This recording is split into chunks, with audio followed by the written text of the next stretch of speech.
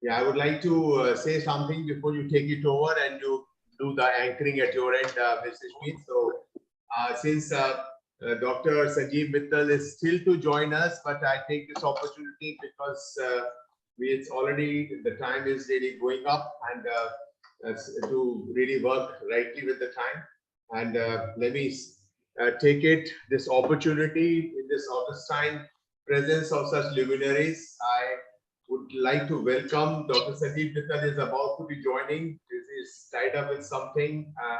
He called up in the morning that he was very much there on time, but due to something at his own end, he's as of now at Odisha Sambalpur University, is the vice chancellor there.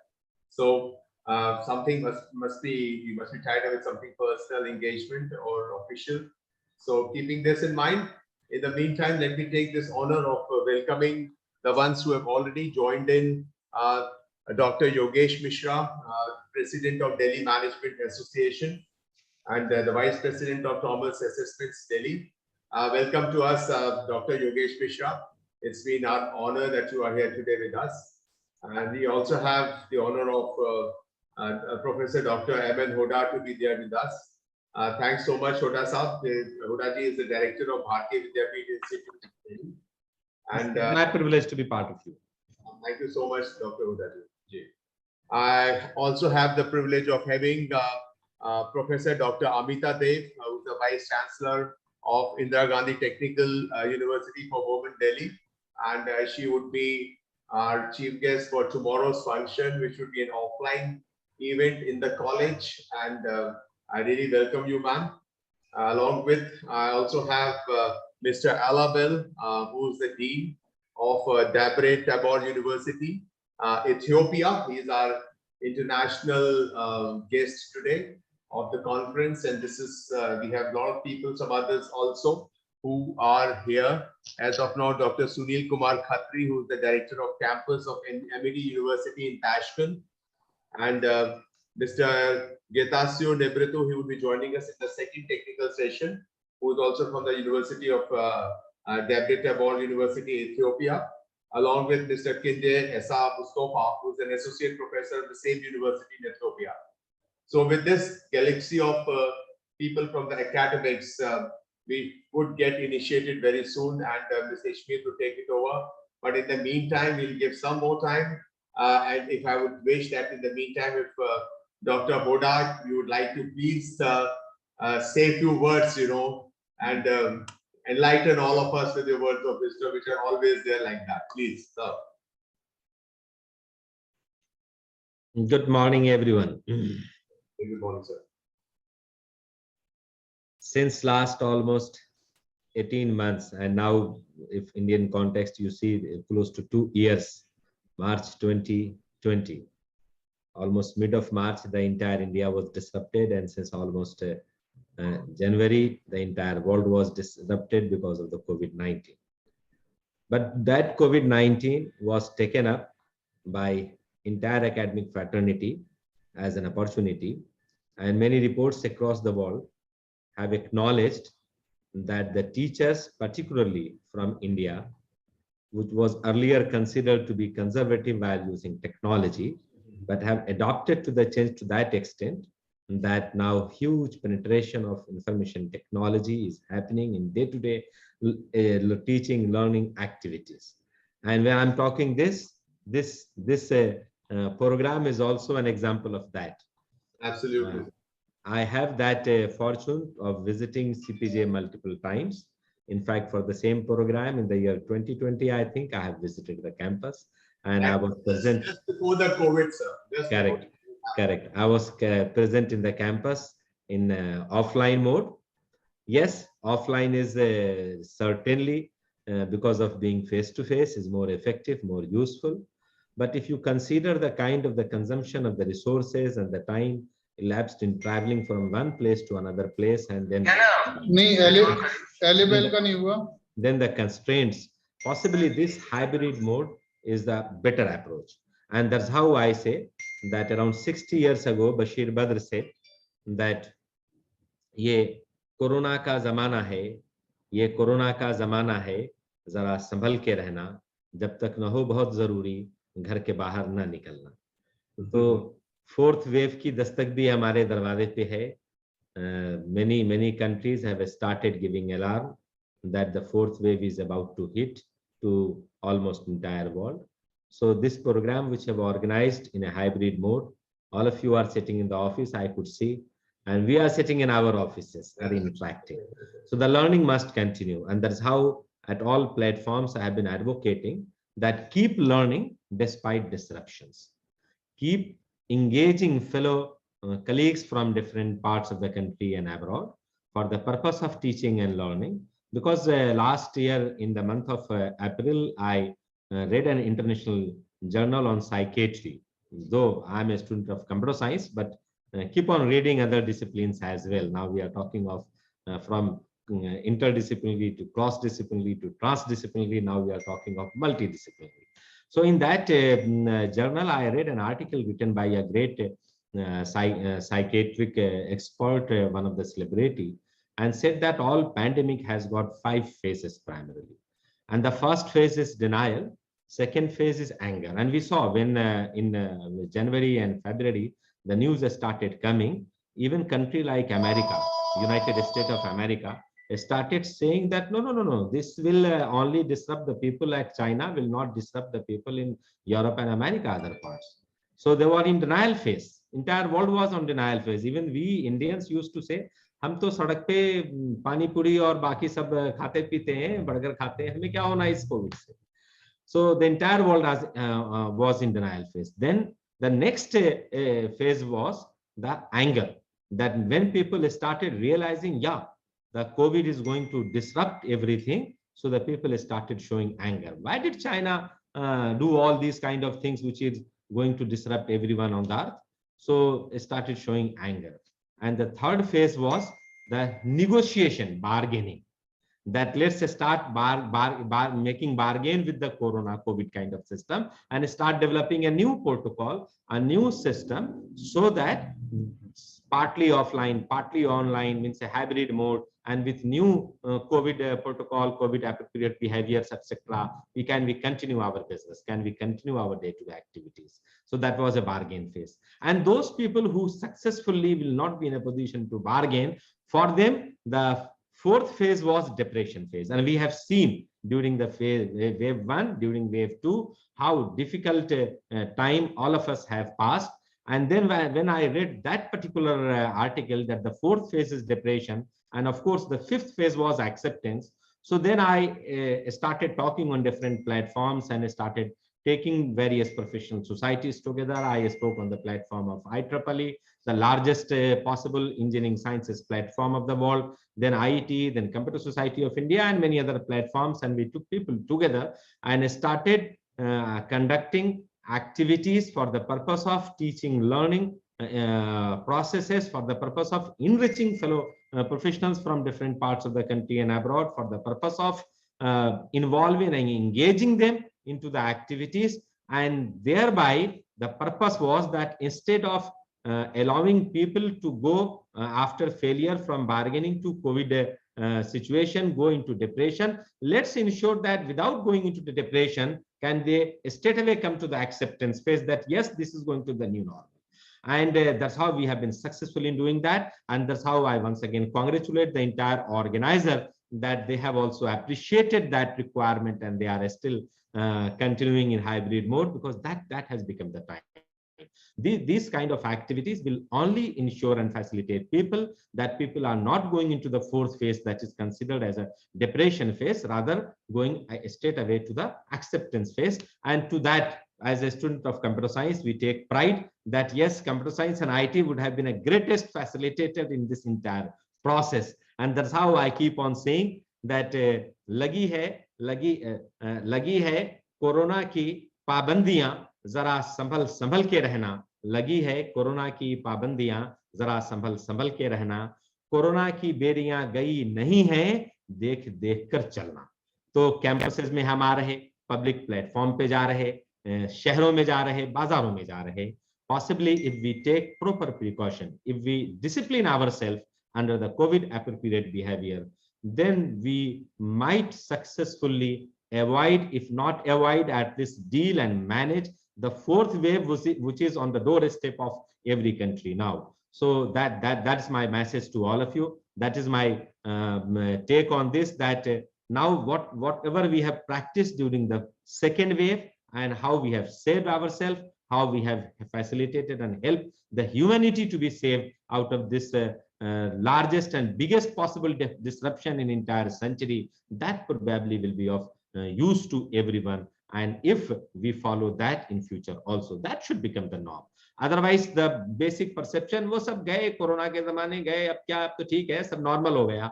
Normal होगा, ये depend करेगा, इसके लिए condition ये है कि हम सारे लोग वो कोविड एप्रोप्रिएट बिहेवियर फॉलो करते हैं या नहीं करते हैं. Second important thing, I could see many students, many teachers, that somewhere or other, because now huge debate is going on whether exams should be conducted in offline mode, exams should be conducted in online mode. I could see few representations in Indraprastha University also last week, that first year students are given that privilege even in this academic year 21-22 of appearing in their first semester examination in online mode, whereas the other semester students are being asked to appear in offline mode. My response to all of them is that whether online, whether offline, it hardly matters. What matters that what learning is occurring and to which extent in the entire assessment process you are in a position as a student to showcase your learning. You are in a position to make the assessor to know that how much you understand. So that is very important, whether it's happening online, whether it is happening offline, that's not important.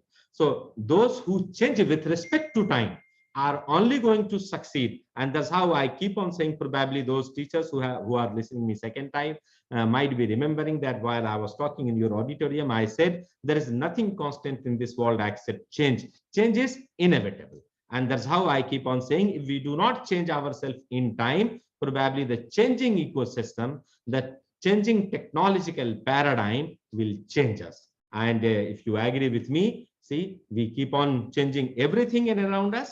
इंसान घर बदलता है, लिबास बदलता है, रिश्ते बदलता है, दोस्त बदलता है. इंसान घर बदलता है, लिबास बदलता है, रिश्ते बदलता है, दोस्त बदलता है, राइट और रॉन्ग, बट स्टिल परेशान क्यों रहता है? क्योंकि हम अपने आप को नहीं बदलते. इस कोरोना के 2 साल ने हमें फोर्स किया है कि जो बदलना नहीं चाहते थे वो भी बदलें. और इसी वजह से हमारी इसी जमीन दिल्ली से ग्रेट पोएट गालिब ने कहा कि उम्र भर गालिब यही भूल करता रहा, उम्र भर गालिब यही भूल करता रहा, धूल चेहरे पे थी और मैं आईना साफ करता रहा. मेरा मैसेज इस 2 पंक्तियों के हेल्प से चेंज पे ये है कि हम टेक्नोलॉजी को ब्लेम करते हैं कि ऑनलाइन एग्जाम तो सब बच्चे नकल करेंगे जी. अगर हम सारे लोग सेल्फ डिसिप्लिन बना लें तो कौन नकल करेगा? कैसे नकल करेगा? बच्चों में भी वैल्यू सिस्टम और सेल्फ डिसिप्लिन लाने की जरूरत है. और ये चेंज इनएविटेबल है, जो होना ही था. Since last almost 5-6 years, I was talking every time that the changes are going to happen, and we teachers should not be under that misconception that the condition of 75% attendance right sitting into the classroom is going to be ensured in future as well. The condition that students will study only these 5 papers to qualify this semester are not going to be valid in future. And you have seen that now in online mode, students can attend lecture while being in your campus also, while being in my campus also, in online mode, sitting in cafeteria, sitting somewhere in the ground, sitting at some another place, not necessarily in the classrooms. And that moment, the teachers used to respond me, sir, ye too futuristic vision hai, but COVID forced us to adapt that too early. And those people who adapted are successful people. Those people who adapted are leaders. आप देखें, if I ask you, I could see around close to 200 people attending this program. If I ask you of all generations, right? If I ask you that how many of you have Nokia feature phone now? The product, which was so robust, which was so quality oriented, that carrying Nokia feature phone 15 years ago was a matter of pride, was a matter of being happy. So people used to carry that Nokia feature phone 15 years ago. But if I asked you that how many of you have Nokia feature phone, hardly few, less than 1%. So did we realize where Nokia went wrong? The only thing which Nokia could not do, that could not keep the pace with the changing requirement of the time. And because that pace was not kept with the changing requirement of the time, so Nokia was washed off from the market. And you all might be aware that we switched from from feature phone to a smartphone, and now Nokia has got all kind of smartphones in their product profiling. But the kind of the market share which the company had 15 years ago, is it possible to have that market share? Absolutely impossible. And when this, what message it is giving? This clearly is giving one message, that however big you are, however strong you are, however capable you are, however quality oriented you are, however capable yours or my product is, but if we are not keeping pace with the changing requirement of the time, then probably the market will not follow me. That my product or my organization or my processes will be considered as outdated, will be washed off, and the people who will be keeping pace with the changing required of the time will be leaders. So a leader like Nokia is no more is the leader, or cannot become the leader in future. That is the message of the change. But I'm happy that academicians, the teachers, even the students from our country, which was considered as little conservative country while using technology, or skeptical while talking about the advantages of the technology, particularly people from my generation above, that technology has got these many problems, these side effects. So हमारी इस वक्त की need ये है कि हम आईना साफ न करें, अपने चेहरे को साफ करें, अपनी टेक्नोलॉजी को हम कैसे बेटर पर्पस से यूज कर सकते हैं वो सीखें। और इसलिए आपने आज जो प्रोग्राम ऑर्गेनाइज किया है कि क्या रिसेंट ट्रेंड्स मैनेजमेंट और आईटी में है। अच्छा, मैनेजमेंट और आईटी का तो बहुत क्लोज संगम है। मैं हमेशा कहता हूं कि बिना मैनेजमेंट के आईटी पॉसिबल नहीं है, और बिना आईटी के मैनेजमेंट पॉसिबल नहीं है। और इस वजह से कहता हूं कि you need to understand how to manage people, and that too technically. Management की डेफिनेशन अगर बहुत एक क्रूड डेफिनेशन देखें तो मैनेजमेंट टेक्निकली, एंड जब हम टेक्निकली करेंगे तो बिना आईटी के आज हम मैनेज नहीं कर सकते। और इस वजह से मैं हमारे honourable prime minister Modi ji का वो भाषण हमेशा याद रखता हूं, जो उन्होंने डिजिटल इंडिया के स्लोगन, डिजिटल इंडिया के इनॉग्रेशन पे स्लोगन दिया था कि IT plus IT is equal to IT. And he gave that first IT is information technology, second IT is India today. So India today with information technology will be equal to IT, means India's tomorrow. So जो कल आने वाला दिन है वो IT based ही होगा। और इस पिछले 2 साल ने हमें ये रियलाइज करने पे मजबूर किया है। तो हम इसी मिशन के साथ चलते रहें। चंद प्रभु जैन के साथ हमारा इस कॉलेज के साथ बड़ा एसोसिएशन है, काफी दिनों से एसोसिएशन है, बहुत क्लोज एसोसिएशन है। और मैं हमेशा कहता हूं जो मिशन चला रहे हैं उस मिशन को शायर की 2 पंक्तियों में यूं एक्सप्रेस किया गया है कि यही है जुनून मेरा, यही है शौक मेरा, चिराग वहां जला दें जहां है अंधेरा। सारे कॉलेजेस यही काम कर रहे हैं, सारे यूनिवर्सिटी यही काम कर रही। जहां हमें रियलाइज होता है कुछ इनपुट देना है बच्चों को, जहां हमें रियलाइज होता है कुछ समाज में ट्रांसफॉर्मेशन के काम करने हैं, जहां हमें रियलाइज होता है कि कुछ ऐसा काम किया जाए जो समाज देर तक उसे याद रखे, उस काम में एकेडमिया को एक्टिवली आना चाहिए। आप अच्छा काम कर रहे हैं और एक्टिविटीज करके आप सब लोगों को एक साथ कनेक्ट कर रहे हैं, ये भी बड़ी बात है। और इस स्पिरिट को इसके साथ कंटिन्यू रखना चाहिए, क्योंकि अगर आप कंटिन्यू रखेंगे तब बहुत सारे लोग इससे मोटिवेट होंगे, बहुत सारे लोग मोटिवेट होंगे, बहुत सारे इंस्टीट्यूशन, बहुत सारे टीचर्स, बहुत सारे other fellow practitioners, they will also get involved in such kind of activities because of the temptation which they will get out of this activity. And that temptation which will make them, or which will somewhere or other inspire them to do some activity, will again be facilitator, will again be helpful to transform and change the society. That's my message. आगे sir, आगे मैं कुछ और कहना चाहता था, अगर आप टाइम है तो कुछ और। Please continue. I could see that Mittal sir has joined in. जैसे ज्वाइन करते हैं सर तो मुझे आप इमीडिएट अलर्ट कर दीजिएगा। Sir has already joined in. Huda sir. अच्छा, मित्तल साहब आ गए? Yes sir, he has joined. Oh great, great. हमने बहुत दिन इंद्रप्रस्थ यूनिवर्सिटी में साथ काम किया है। मित्तल साहब Good afternoon.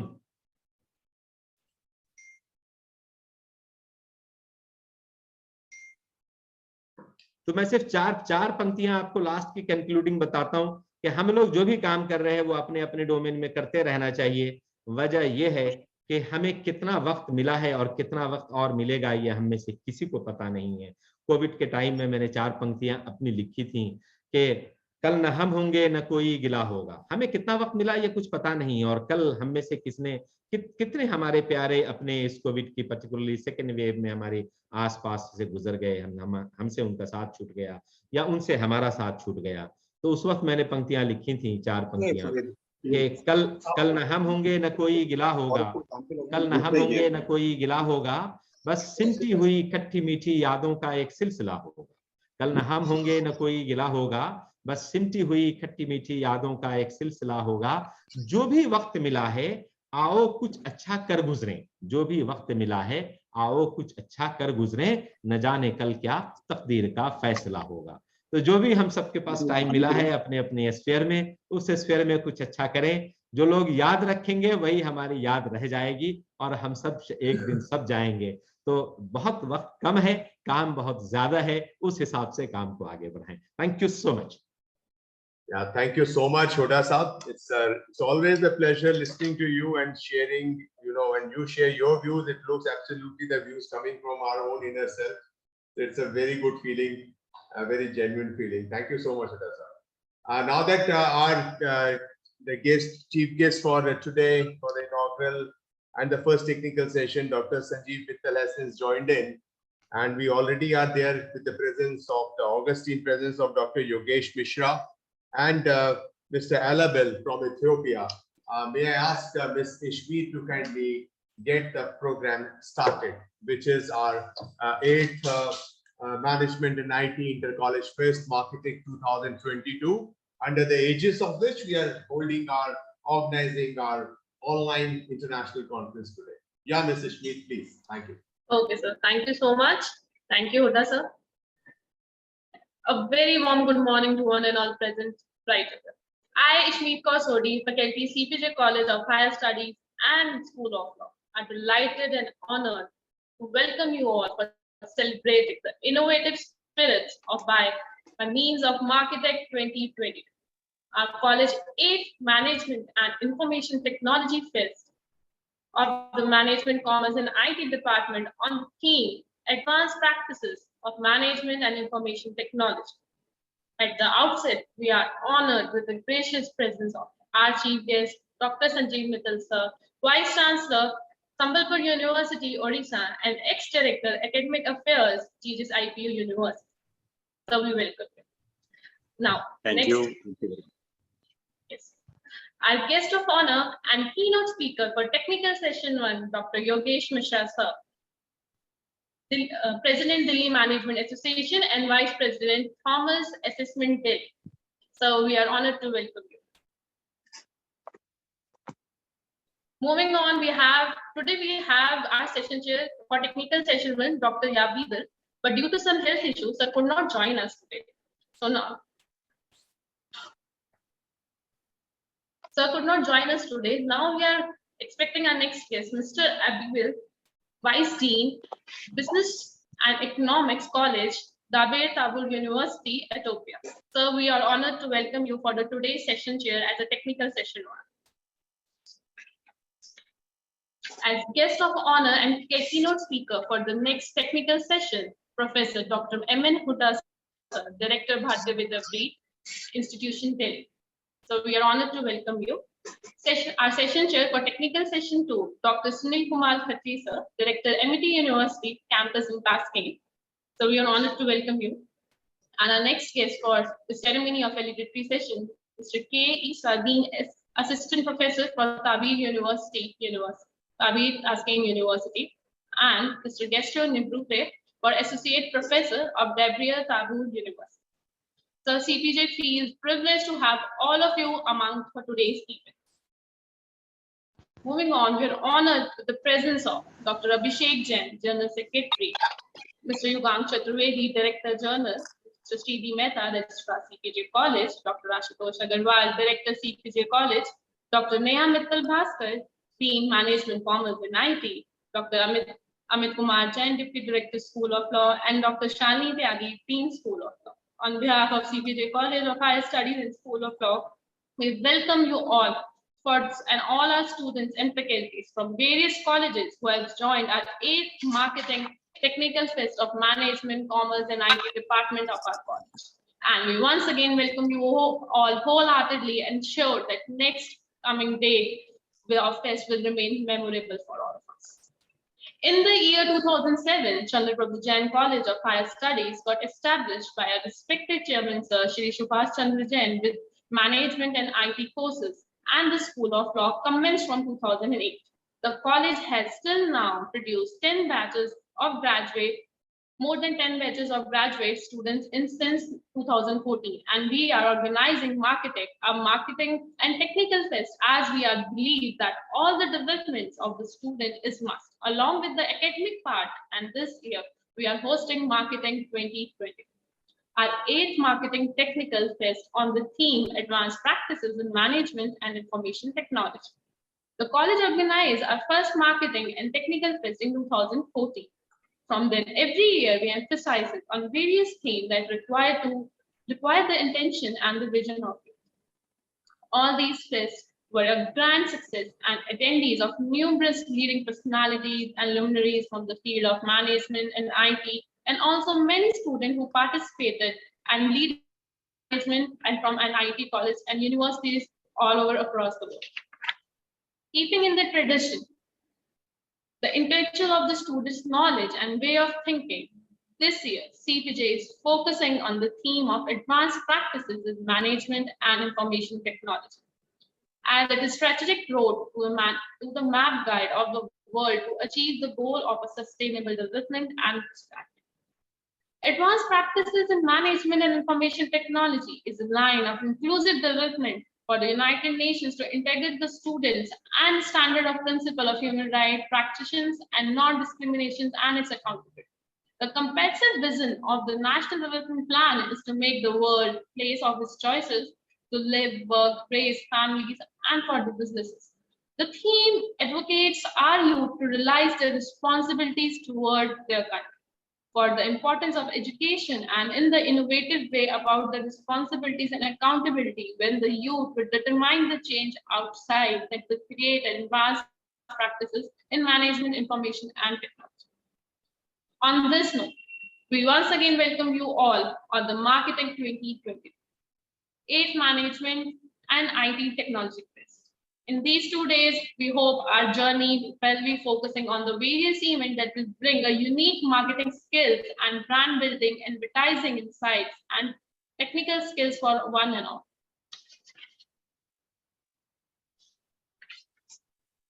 Almost every Hindu ritual begins with the lamp lighting ceremony. As we are on the hybrid mode today, we will be starting with our relationship with the things of God. On this occasion, the light brings the brightness. In doing so, the dispel of the darkness, and we'll begin to sing clearly. Now I will request Ms. Bhumika to kindly play the video of Saraswati Vandana prepared by a student, Ms. Paro from BBA LLB 6th semester.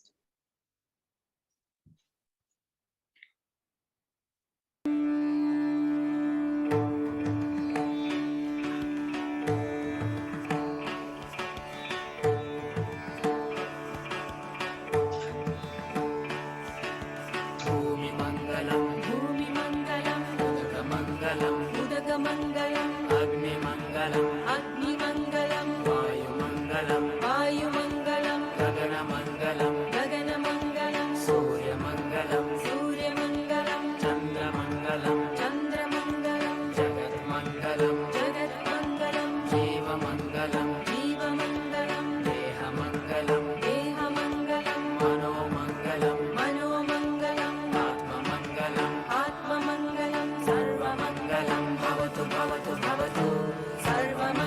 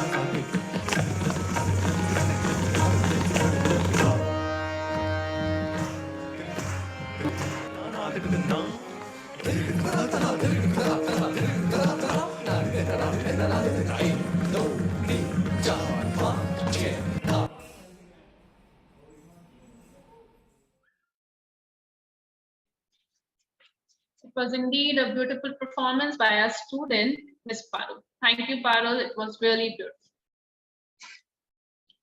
Marketing is delivery of experience and excellence. And this comes from the excellence vision, excellence leadership, and excellence strategies. With this word of experience and excellence that comes in our mind is the figure of a vision and a dynamic leadership has helped us each and everyone to blow and full blows. On this note, on the deeper insight from Marketech 2022, we would like to invite the epitome and the backbone of CPJ College of Higher Studies and School of Law, who has played a vital role in the growth of the college. A graduate from Hindu College and a postgraduate from Delhi School of Economics, we would like to invite our respected Director General, Mr. Yugank Chaturvedi, to bless all of us from his experience, knowledge, and expertise, and enlighten the gathering with the introduction of the event.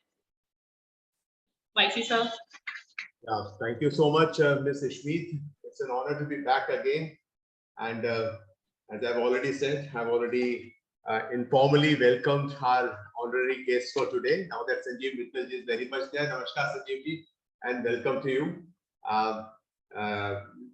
We have others today, the honorary guest, which is Professor Dr. M.N. Hoda, to whom we had the pleasure of listening to his views today. And we also have Dr. Yogesh Mishra. Welcome, sir. And thank you so much for taking time out of your busy schedules, all of you. We have Mr. Alabil from Ethiopia, who's also here with us, and he's our international guest for today. And of course, the others who would be following us in the second technical session would be Dr. Sunil Kumar Khatri, Director Campus of MIT University Tashkent, and Mr. Kindu Esa Mustafa, who is Associate Professor of Dabret Tabor University, Ethiopia. And from the same university, we'll have Mr. Getasiu Libretu, who is the Associate Professor in the same university. Welcome, sir, all of you. It's always a grand pleasure to welcome such luminaries on behalf of CPJ College and School of Law.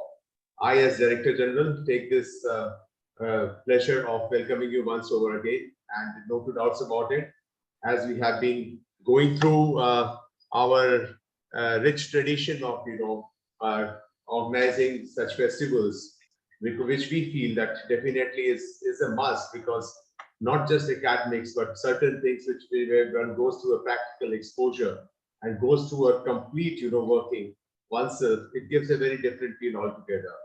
Looking at a pool, standing next to it and looking at the swirling waters on the surface of it is very different than jumping into it. So I believe that such webinars, such seminars, such conferences for participants, for audiences and all, it gives a kind of a feel of like jumping into a pool where you experience, one-time experience of yourself, experience of understanding things, and not just understanding it, but injecting it into your thought process and evolving as a result of it. As Dr. Huda did apprise little time back, that management is definitely managing men and technology. Very nicely said. As no two doubts, I always have considered management and technology to be the two sides of a coin, and they go absolutely simultaneously. And no two doubts, whether you talk to a government where management can be put as a word in the name of governance, along with technology, or it's a corporate, or it's an institution like that of ours, the CPJ College of Higher Studies and School of Law, wherein management and technology, definitely has to go side by side. Men, I always believe, Huda Sahab also was reflecting on that. I always have believed in that men is a creature, something created by God, which definitely excels anybody else being created by God, any other mammal, any other bird, any other living being. Because it is men only who has survived. It is a human race only which has survived from the Homo sapiens to what we are today. We have gone through what not vagaries, if you talk about since the evolved, since when Earth would have evolved and when the ancient apes would have started. Absolutely, from that time till date, there's no dinosaurs today. There's no all such creatures which definitely existed centuries back, but humans still are. Maybe with little different features, maybe with different absolute anatomies, because what suits as per the climatic things today, this is what is the need of now. So we have one who have always learned from things and have evolved out of it with some learning, which I would say we have also learned with the COVID, the 2 years that have passed by. In fact, after 2020, same Marketech which we had happened on the 10th and 11th of, or 9th and 10th of February 2020. From 13th February, the colleges were closed because of COVID, and we went through the lockdown phase, etc. So I definitely believe these 2 years have taught us a lot, and they're not good times. Those times are not to be remembered, but no two doubts about it. We have come out of it with some learnings and some lessons. And one learning out of it is a byproduct of, I would say, the COVID days is what we are doing today, a kind of an online conference, which have become possibilities. Hybrid modes have become possibilities. And this is what is the scenario. So I won't take much time. We are already a little delayed. So with this feel, I welcome everybody today to the international conference held by Chaturvedi College of Higher Studies. And I'm sure all participants also, welcome to you all, please. And everybody who's an audience here, the students, the faculties of our college, of other colleges, welcome to you all. And I'm very sure that out of the papers that are going to be read by people, by different participants today, I can see there are 6 and there are around 13 to 15 participants during the course of the day, divided into 2 technical sessions. I'm very sure it would be a period of learning and a period of definitely, coming out for some very strong thought processing and, involving ourselves into some mixing of, what all that has been brought out by all these intellect and the pieces of intellect of theirs. So thank you so much. Welcome once again. And Miss Ishmi, kindly take it over back. Thank you so much. Yeah. Thank you, sir, for always guiding us and giving us the platform for growth and learn more. Thank you so much for sharing your valuable words with us. Moving on, the secret of getting ahead is to getting it started by Mark Taiwan. On this quote, now I would love to invite our chief guest, Professor Dr. Sanjeev Mittal. Sir has 40 years of teaching experience in research, administrative experience. He has been teaching to the postgraduate students of business management. He started his career in 1980 with the Department of Business Management at MD University, Rohtak. Sir has published more than 120 articles in his credit publishing in national and international papers. On this note, CPJ welcomes you, sir, wholeheartedly. May I request Sanjeev Mittal, sir, to say a few words. Okay, thank you very much. I'm really thankful to the Director General, the Director, and all staff members of the CPJ College, all the faculty members who have invited me out over here to your international conference, which you are organizing in a hybrid mode. First of all, I would like to congratulate the Director General as well as the Director of your college to take pains to organize moment we are out of COVID. I was just trying to listen to Professor M.N. Buddha also, and he, I think, is too much uh, basically disturbed because of Corona. Now, whether it is any type of a pandemic, whether it is Corona or non-Corona, I think we have not to basically take it as something to be feared. It is a challenge, and I think in this VUCA world, these types of challenges will keep on coming. Only thing is that we really have to be prepared in this VUCA world. I think this word which is uttered by me, VUCA, now is the buzzword in the world. V stands for vulnerability, right? U stands for uncertainty. C stands for complexity, and A stands for ambiguity. So when we have so much of complexity, vulnerability, uncertainty, I think we really have to learn how to basically manage ourselves, manage our institution, manage basically the time that we are trying to have, so that we are in a position to always be on our toes to do whatever task has been assigned to you. Friends, being a professor of management, I am a firm believer that wherever there is a will, there is always a way. And I also believe that when you talk in terms of anything which basically stops you from doing anything, then I think necessity becomes the mother of invention. And for that particular reason, I think we have started using a lot of technology, and we have already looked in for that disruptive technologies trying to basically be there in this type of world, which is trying to help us to understand what are things which are good for us and what are the things which are bad for us. And for that particular reason, as a professor of marketing, I am a firm believer that now the way we used to teach marketing, the way we used to practice marketing,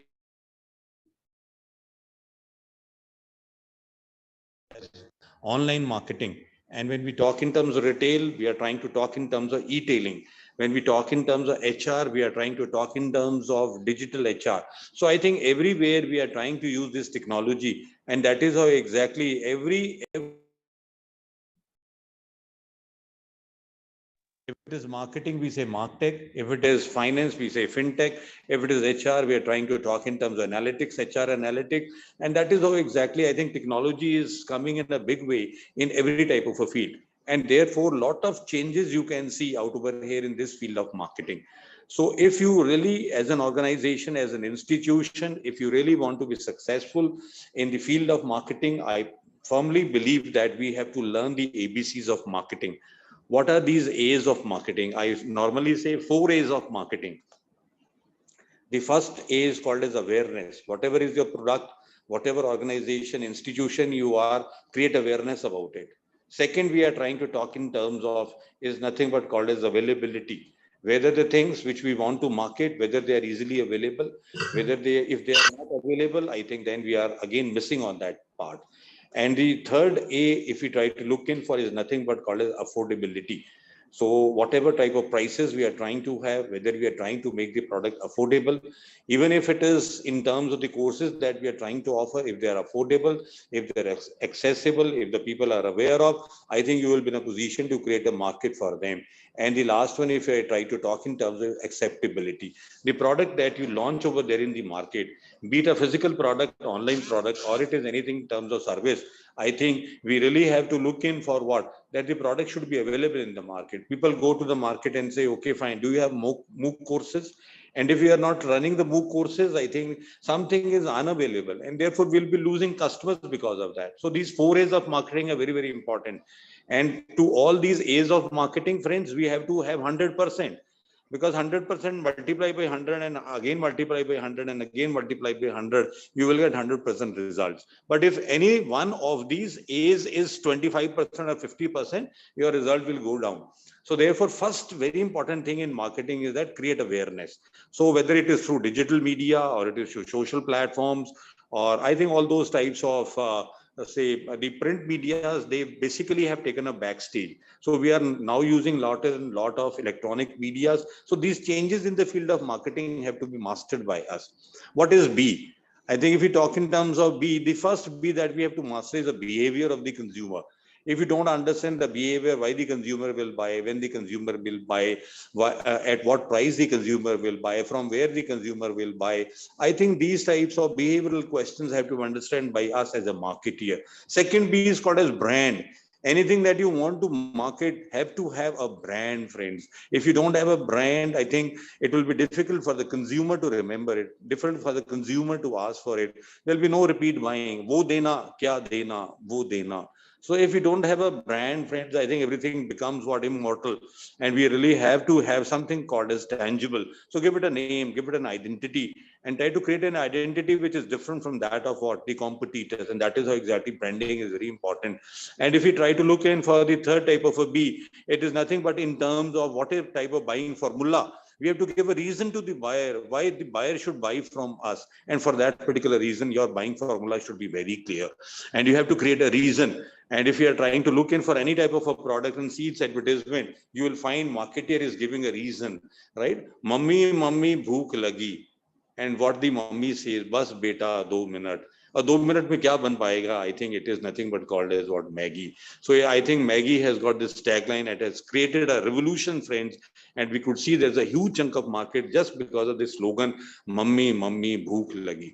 I think everybody has certain type of problems. Understand their problems, provide a solution, and provide that solution in the form of what some type of a pressing statement, which is called as USP.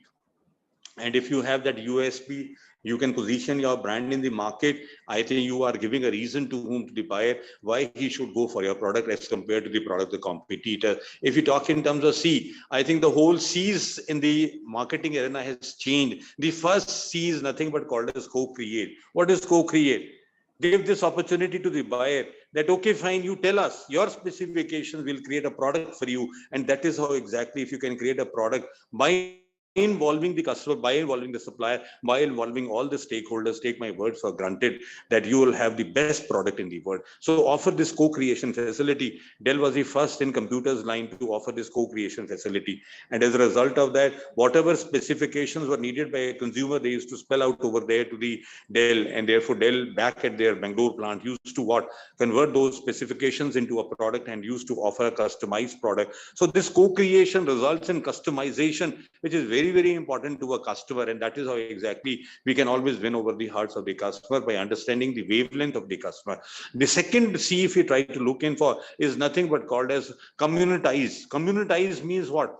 Every consumer at the time of buying any type of a product wants to have the reviews of the product from the consumers who have already bought it. And for that particular reason, all brands have to create community of what? Satisfied customers for them. I go over there to Jaipur, I want to check it over there in a hotel, I will like to see the reviews. If the reviews of the hotel are better, I want to buy any product online, I will like to see the reviews. If the reviews are positive, if the community says everything is good, I will not mind to buy the product. And that is what you have to have, communitize. And for that, you create communities for you who can vouch for you, who can basically say that you are one of the best organizations. Your ratings are what? Out of 5, 4.5, 4.9, 4.8. And I think it will be excellent if it can be 5 out of 5. And that is how exactly from co-creation leading to customization, move towards what?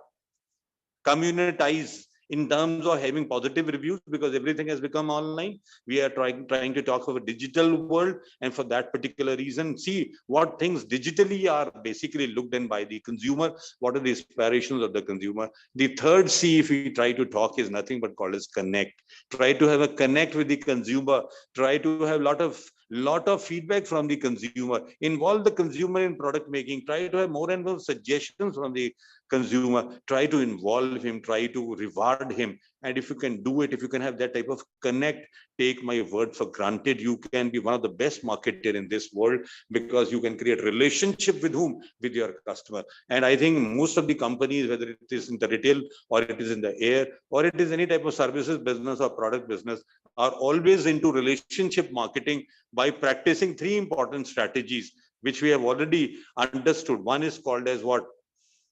Frequency marketing programs.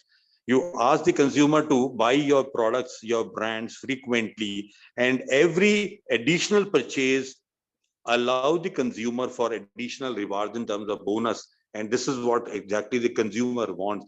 बातों से पेट नहीं भरता consumer का friends, आपको उसको कुछ tangible देना होगा, और वो टेंजिबल क्या है, एक रिवार्ड्स हैं जो आप उनको दे सकते हैं, whether it is airlines, whether it is malls, whether it is any type of a hotel or any type of say service, or it is a product friend. I think we are trying to maximize the benefits of the consumer. More and more they buy from us, and that is therefore called as frequency marketing program. The second very important strategy of relationship which we have started practicing is called as club marketing program. Try to enroll these customers as the members of your organizations, and if they can become members, give them lot of financial benefits being a member. I think we have looked in for Mahindra Resorts, we have looked in for many other type of companies who are trying to enroll customers as their member. I even understand the scheme of HP Club, so Hindustan Petroleum Club. And moment you go to fill your say petrol in your vehicle, I think you are getting a lot of rewards because you are a member of the HP. And this is how exactly we really have to improve our relationship with the customer. The third very important thing is that socialize with the customer, understand the customer by name, call the customer by name, give him more and more what societal benefits in terms of sending some type of greetings on his birthday, some greetings on his anniversary, and all these types of social small social steps from your side will always keep your customer attached to you. And this is how exactly I think, so these 3 C's are very, very important. Co-create, leading to customization. Second is nothing but called as what? Communitize, by creating communities for your brand. And third, what I have said is that try to have a connect with the consumer. And if you practice these 3 things, I think you will be in a position to understand the 3 I's also. And the first I is nothing but create what? Your brand identity. And once a brand identity has been established, then create what we are trying to talk in terms of brand image. Image is always in the minds of the consumer. Identity is a deliberate attempt on the part of the marketeers to create positioning about their brand in the market. And brand image is always in the minds of the consumer, that what image the consumer has a form about the brand. And if I think you are in a position to create these 2 things, I think you will be in a position to develop what is called as brand integrity in the minds of the consumer. And if the consumers can consider that this brand is having a lot of integrity, lot of character, I think that is how exactly we will be in a position to basically understand it. So I think many more things have to be said in the field of marketing, but since time is less, I will just like to say that from marketing 1.0, we have moved to marketing 2.0 to marketing 3.0. And now we are moving on to what is called as marketing 4.0, where we are trying to talk in terms of digital world and trying to use more and more of technology into what we are trying to talk of the marketing.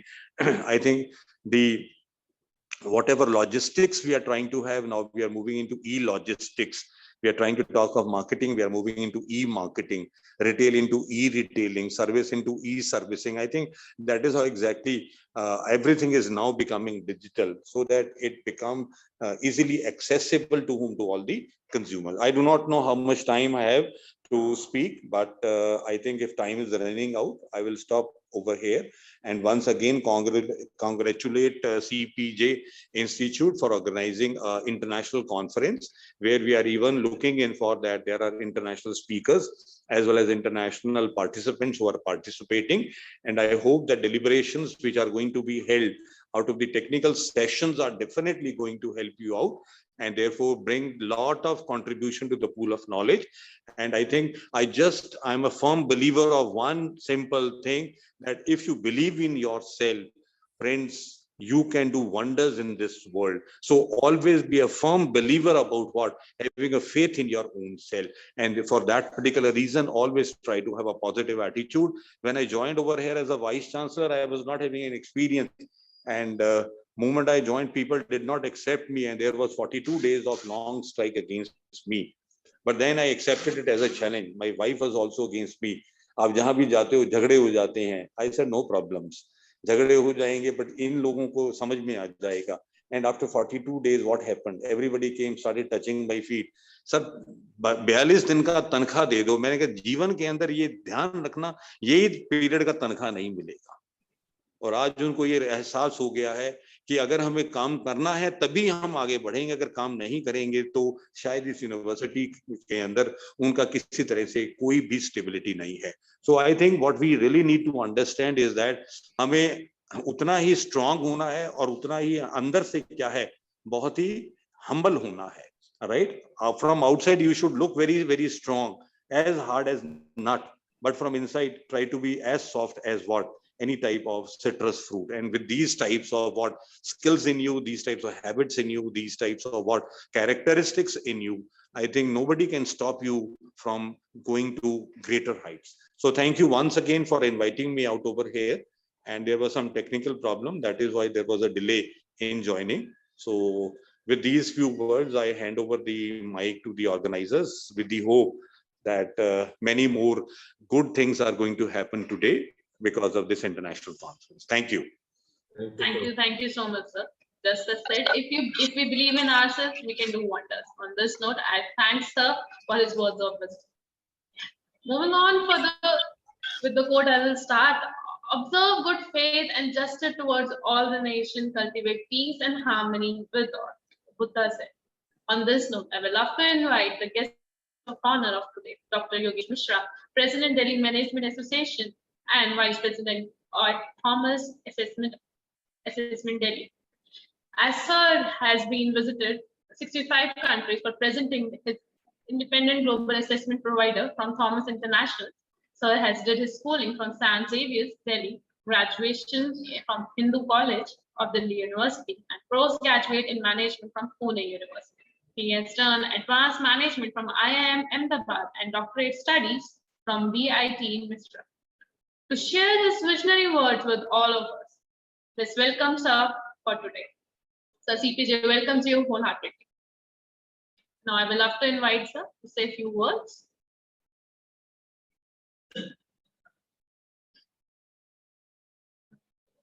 Sir, you answer. Sir is audible to you. Dr. Mishra, you are not audible, please. No, sir, you are not audible. Still not audible, sir. No, sir, you are not audible. No. No, sir. Sir, please once check your microphone.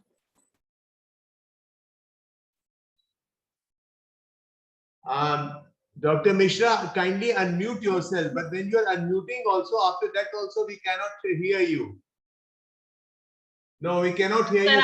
Sir, I think it's a problem from your end. You have to connect it once again because your voice is not audible. Anyone of us can't hear. Okay, sir, we take up it later. Okay. So everyone, with a little bit of a problem from Sir's side, we'll be taking up Sir next right away. Now I will love to welcome our session chair for technical session 1, Mr. Arabel, is a vice dean of the Business and Economics College in Dabri Tabor University, Ethiopia. He has done his master's degree in management from Edinburgh University from Ethiopia only. He has around 10 years of experience in the field of teaching research in many projects in United Nations. He has heard from United Nations, and he has executed many community projects in Ethiopia. So CPJ welcomes you wholeheartedly. So I will now request you to share your few words with us.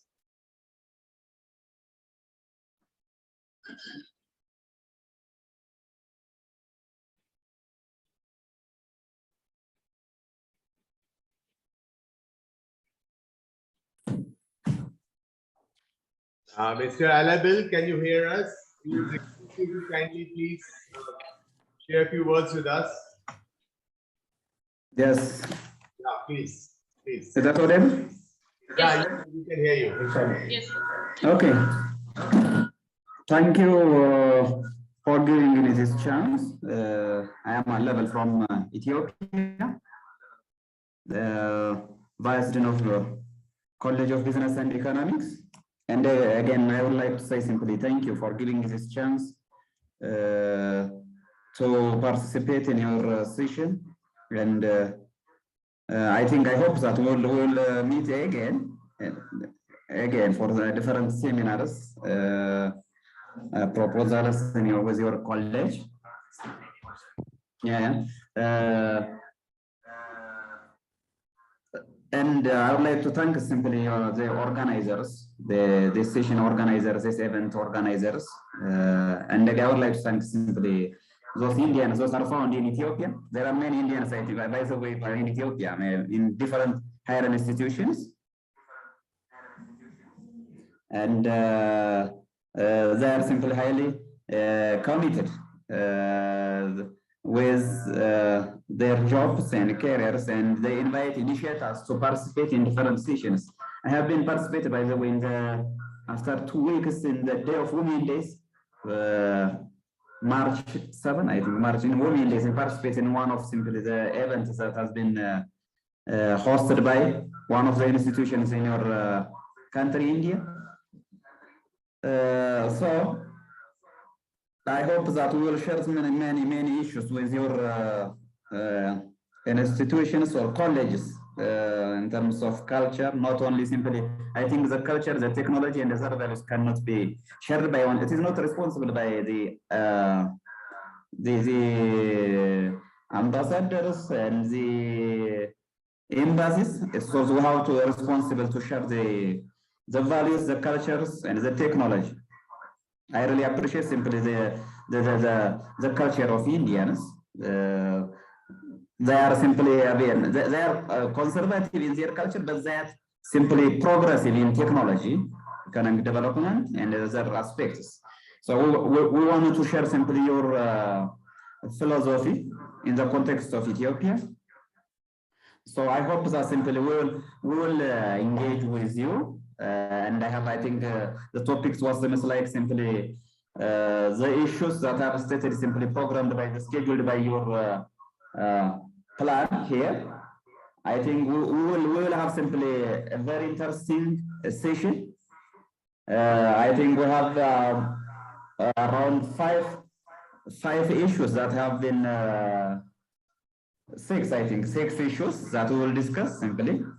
I hope that we will have we will get many informations, knowledges through this presentation from those fellows. Again, I would like to say so for initiating me to participate in this session, for my colleagues in Ethiopia and my colleagues to India, those are found in India now for the time being, and Indians in our institution, Dawlat Tabor University. I think this is what I have, and we will. I hope that we will meet you again, and we will have simply other meetings with related to technology, culture, and other related issues.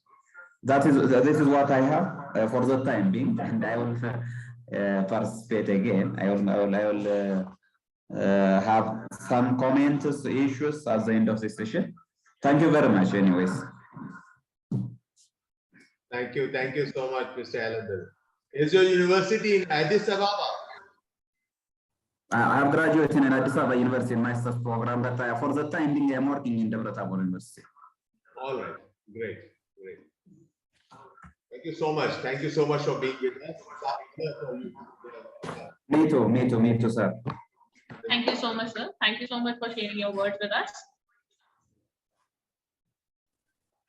Yugank sir, as Yogesh sir is joining us in like 5 minutes.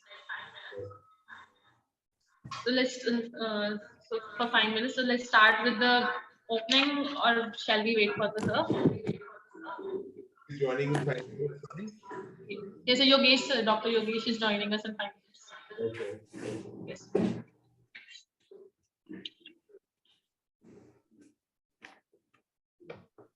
Meanwhile, I request Ms. Bhumika. That's fine. You can continue, please. Okay.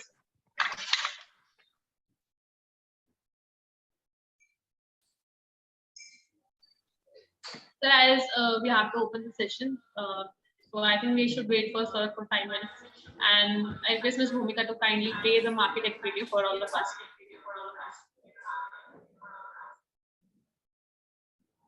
Okay.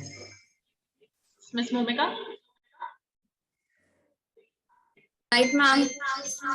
Yes, ma'am. Kindly play the marketing video for all of us.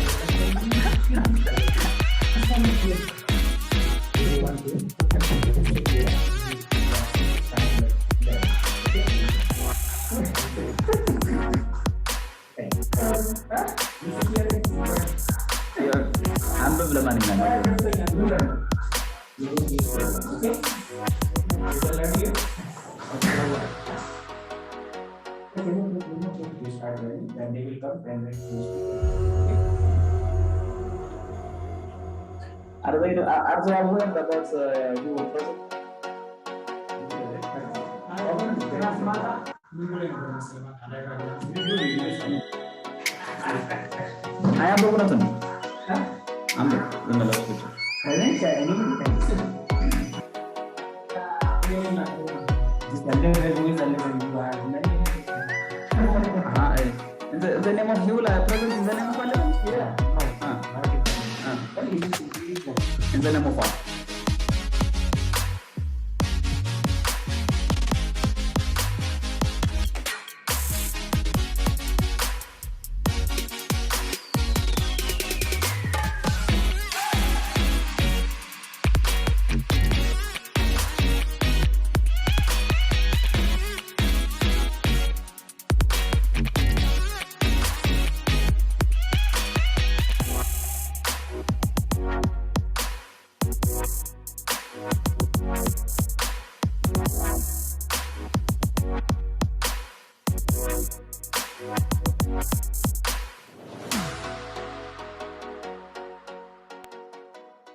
Thank you, Ms. Bhumika, for playing the video with us. Thank you, Bhumika ma'am.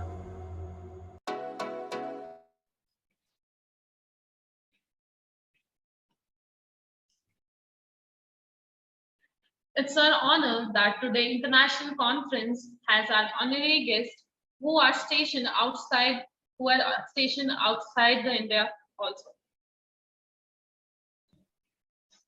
As such as the hard copy of the proceeding could not be sent to them and shall be done so.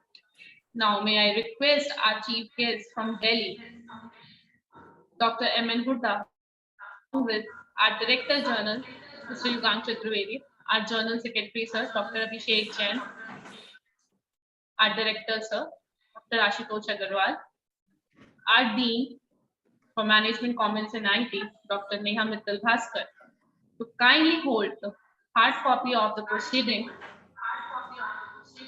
and declare the 8th Marketing and IT Fest Marketech 2022 open.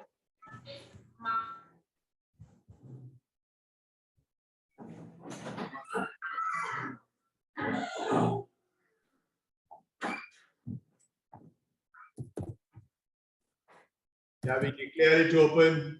Mr. Steve Kosori. Thank you, sir. Thank you so much, everyone.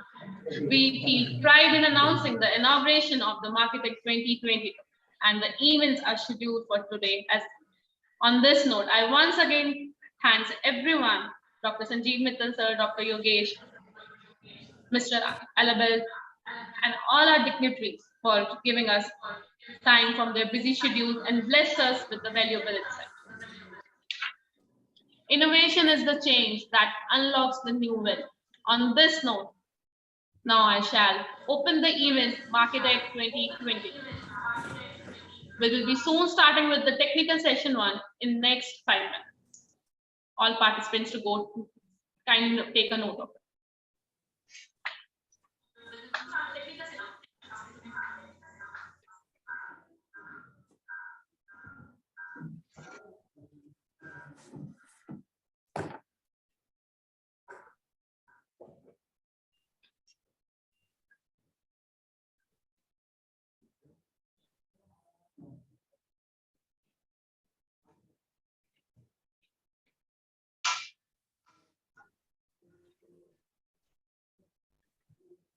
I request all the participants and all the presenters to get ready for the technical session 1.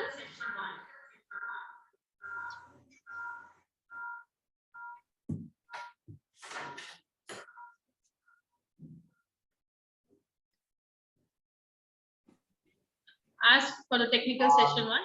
This week we have Dr. Yogesh back. I Okay, hope sir. Yogesh has got connected. So if he wishes to say something, please. Dr. Yogesh, please. Dr. Yogesh Mishra, sir. Sir has joined, sir. He means from 2 devices. Let me unmute. Are you able to unmute yourself, Dr. Yogesh, sir? Yes, am I audible now? Yeah, Yes, so very- you're audible. Your video is not on. No video. Actually, No, no, there are 2 devices. So what I have done is, so there would be, very much visible. One, I think one. yeah. They're very much visible with a very nice voice of yours too. Yeah. So thank you, Chaturvedi ji. So it's a honor and a privilege to be here. Like the way people were talking about VUCA word, and then there is an old law, Murphy's law. Things go wrong when you least expect them. So that's what happened with me. So, but you know, all of us have to be adaptable, agile. Those are the key words. So what I've done is that I've now logged on from 2 devices. So that's what now.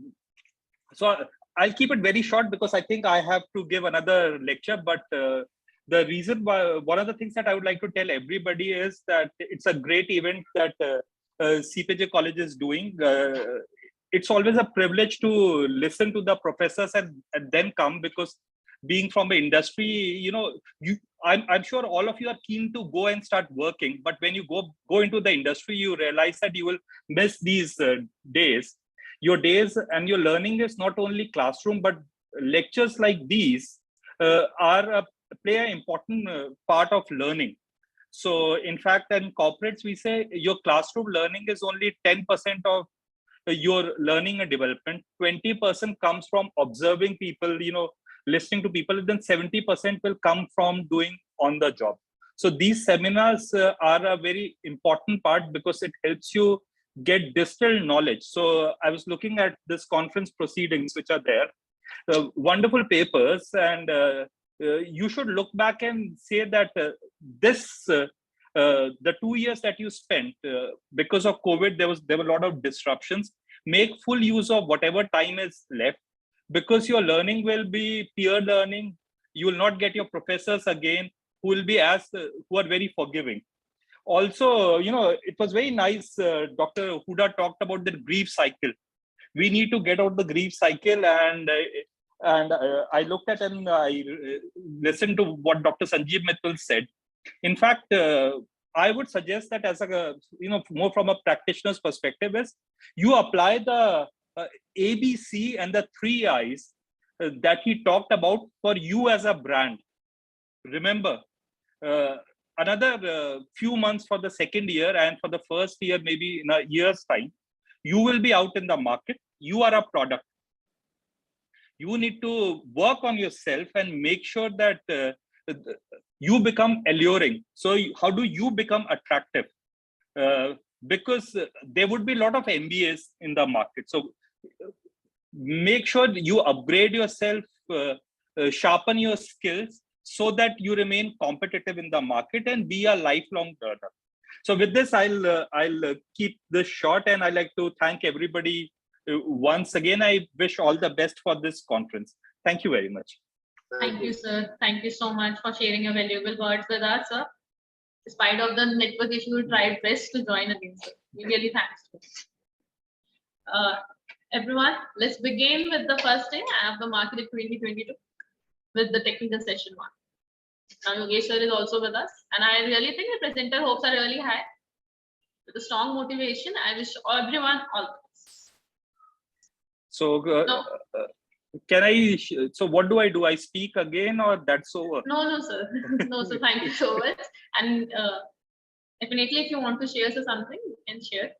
Okay, because I thought this was for the previous session, but if it is because I'm supposed to speak twice, so I wasn't sure.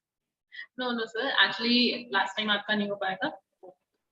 नहीं तो मेरे पास एक PPT थी. So what do? Do I share the PPT or that PPT gets shared? That in the technical session 1, how do we do it? Sorry, it means I'm just asking this. Ishmi, the moment you start with your technical session, Dr. Yogesh let him share his PPT, which is just a minute or two from now. And this is how you can introduce the part, and then the technical session 1 starts.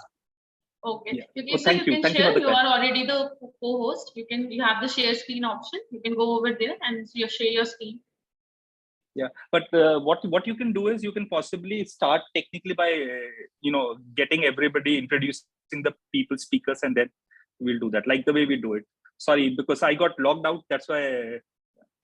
Okay, sir. So we have Dr. Sanjeev Mittal, sir, and Dr. M.N. Huda, sir, on the platform, and Mr. Ambit.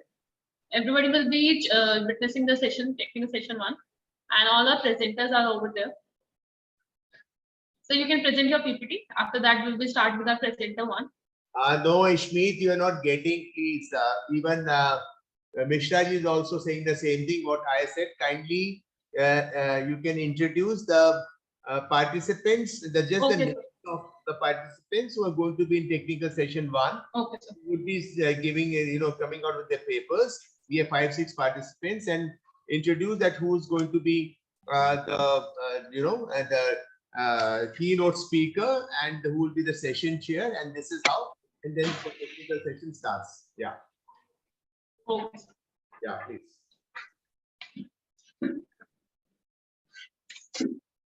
Everyone, the keynote speaker 1, for the technical session 1 is Dr. Yogesh Mishra, sir. Mr. Alabel. And our chief guest is Dr. Sanjeev Mittal, sir, who will be here for the event. And in our technical sessions, session chair will be Dr. Ashutosh Agarwal, Director, CPJ College. And our first participant, the presenter, Ms. Kajal Panwar, is a research scholar from MIT University. The title of her paper is Predicting Energy Marketing Voluntary, the Post-COVID Outbreak in India and United States. Presenter second, Mr. Albert, Assistant Professor, Gabriel Tabor University, Ethiopia. Mr. Neeraj Saxena, Associate Professor, Gabriel Tabor University, Ethiopia.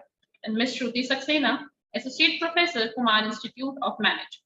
Their title is Insurance Policies and its Effects on Retirement Life and Private Organization Employees in Ethiopia. Our third presenter is Ms. Neha Gulia, Research Scholars, BPSMV, Kanpur, Khalan, and Ms. Meenakshi Katyal, Assistant Professor, BPSMP, Kanpur, Khalan. And the title of the paper is Bibliometric Analysis, Global Online Marketing Research and Trends. The fourth presenter, Ms. Sumit Kumar, Research Scholar, Hindu College, MPJ, Rohilkhand University, and Dr. A.K. Agarwal, ex-principal of Hindu College and MPJ, Rohilkhand University. The title of their paper is A Study Depression and Anxiety of Bank Employees in Banking Sector. Our fifth presenter, Ms. Swati Tyagi, is a research scholar from IFTM University, Muradabad, and Dr. Nisha Agarwal. Their research title, A Study on Human Resource Management Practices in Hospital and its Impact on Employee Satisfaction.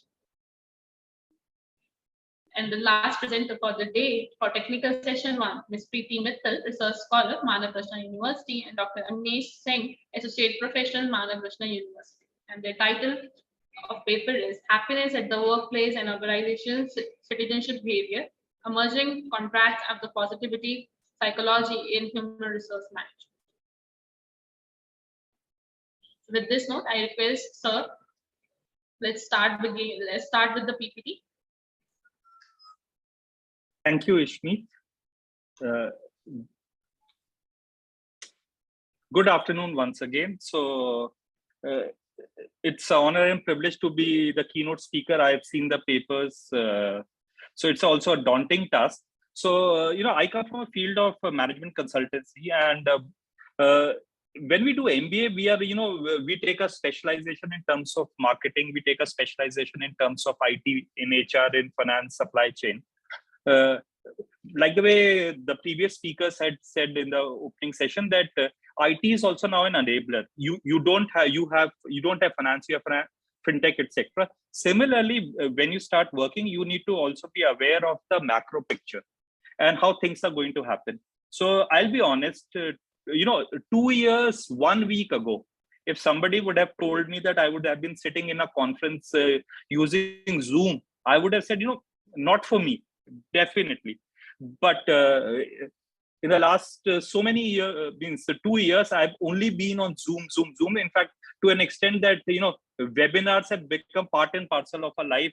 And it comes in so naturally. You get in, put on your suit, sit in front of a camera, and, technology wise, this didn't work. Let me log on to other device, use something else and see it works.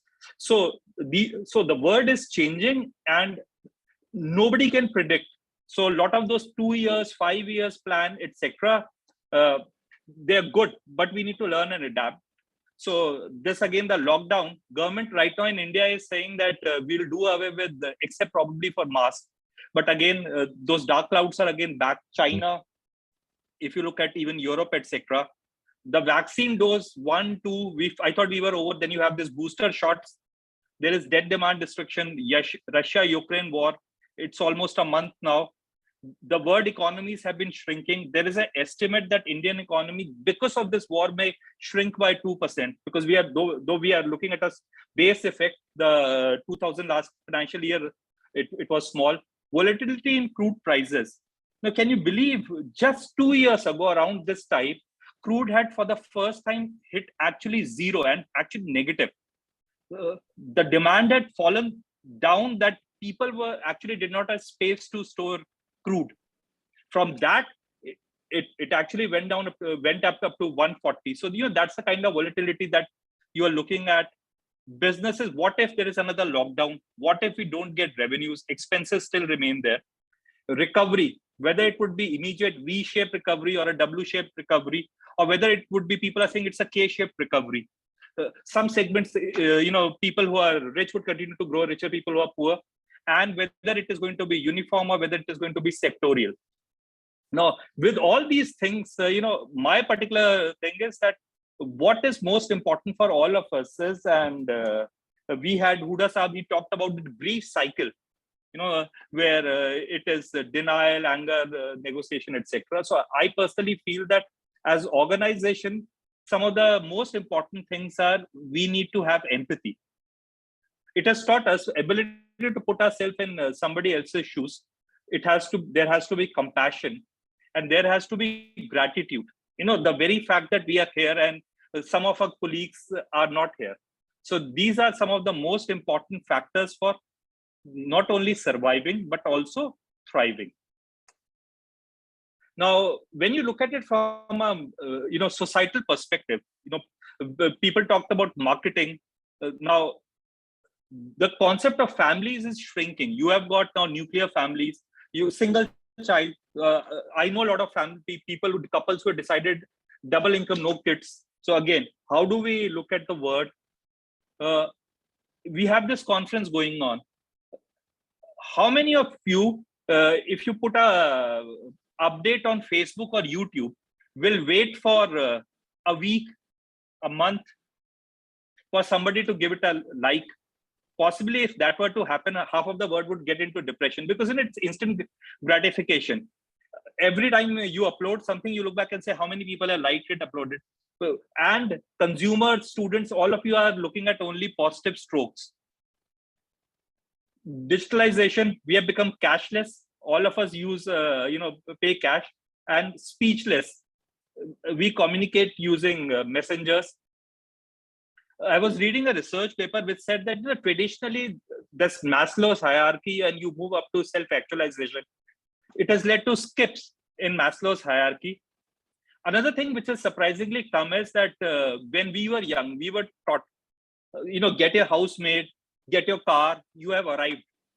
Now, research says that younger consumers no longer want to own a car.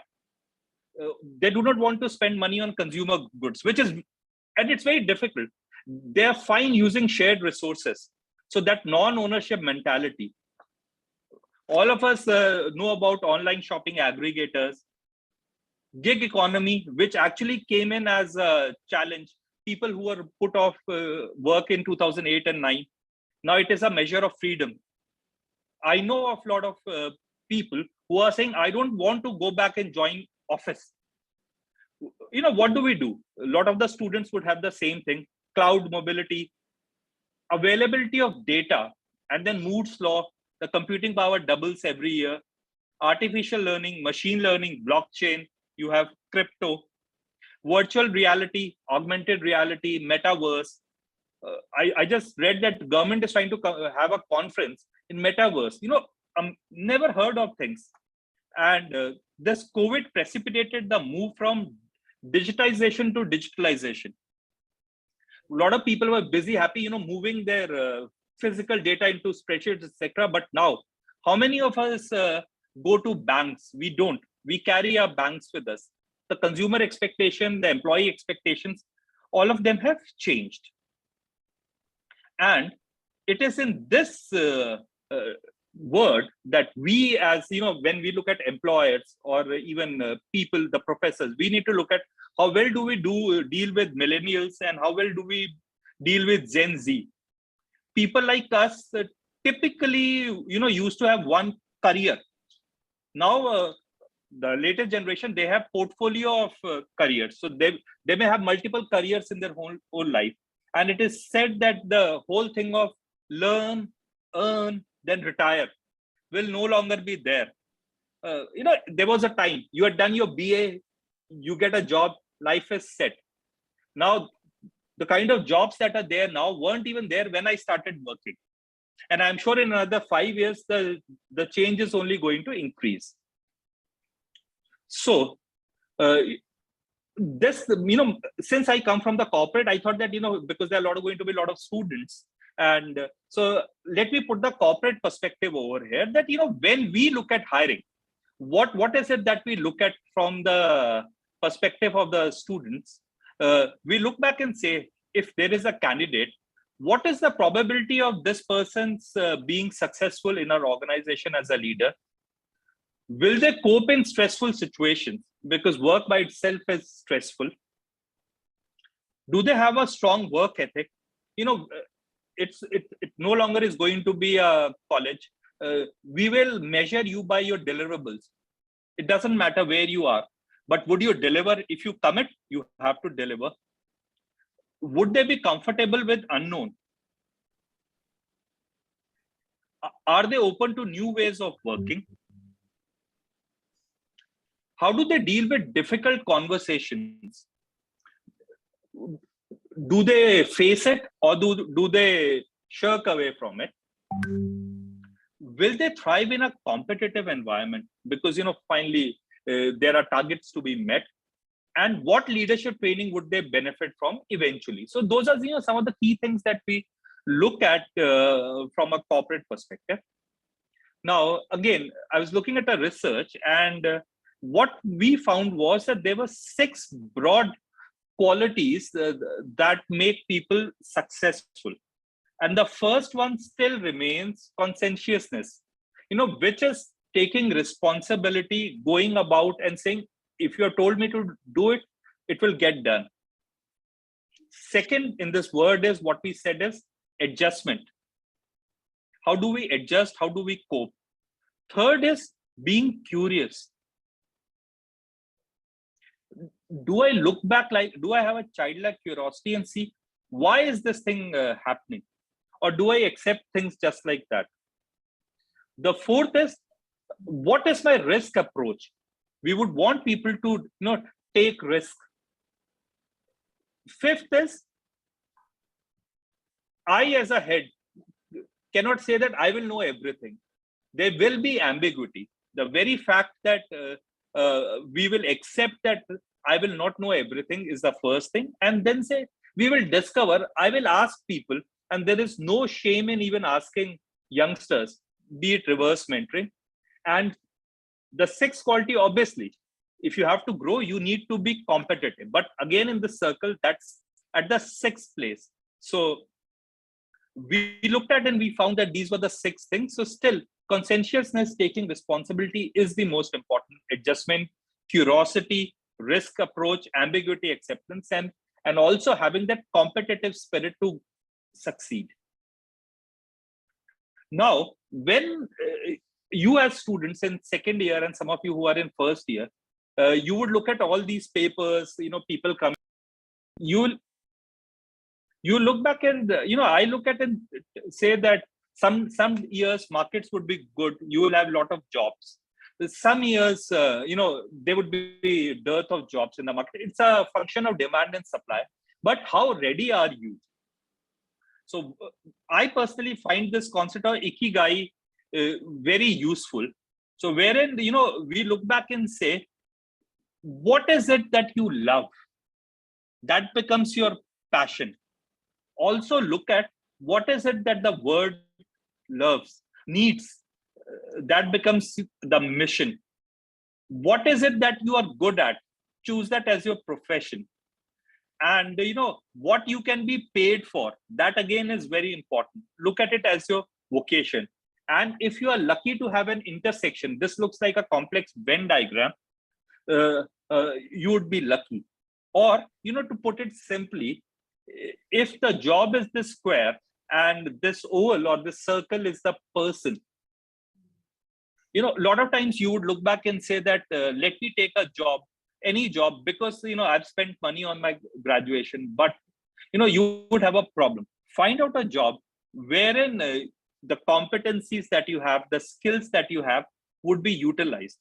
Because if you get into a job wherein you don't meet the job requirements, then the efficiency will not be there. Similarly, if you get into a job which only uses part of your competencies, then it will lead to poor job satisfaction. So greater the fit between job and the person, better is the efficiency from the point of view of you as a potential employee and also from an employer perspective. So remember this thing.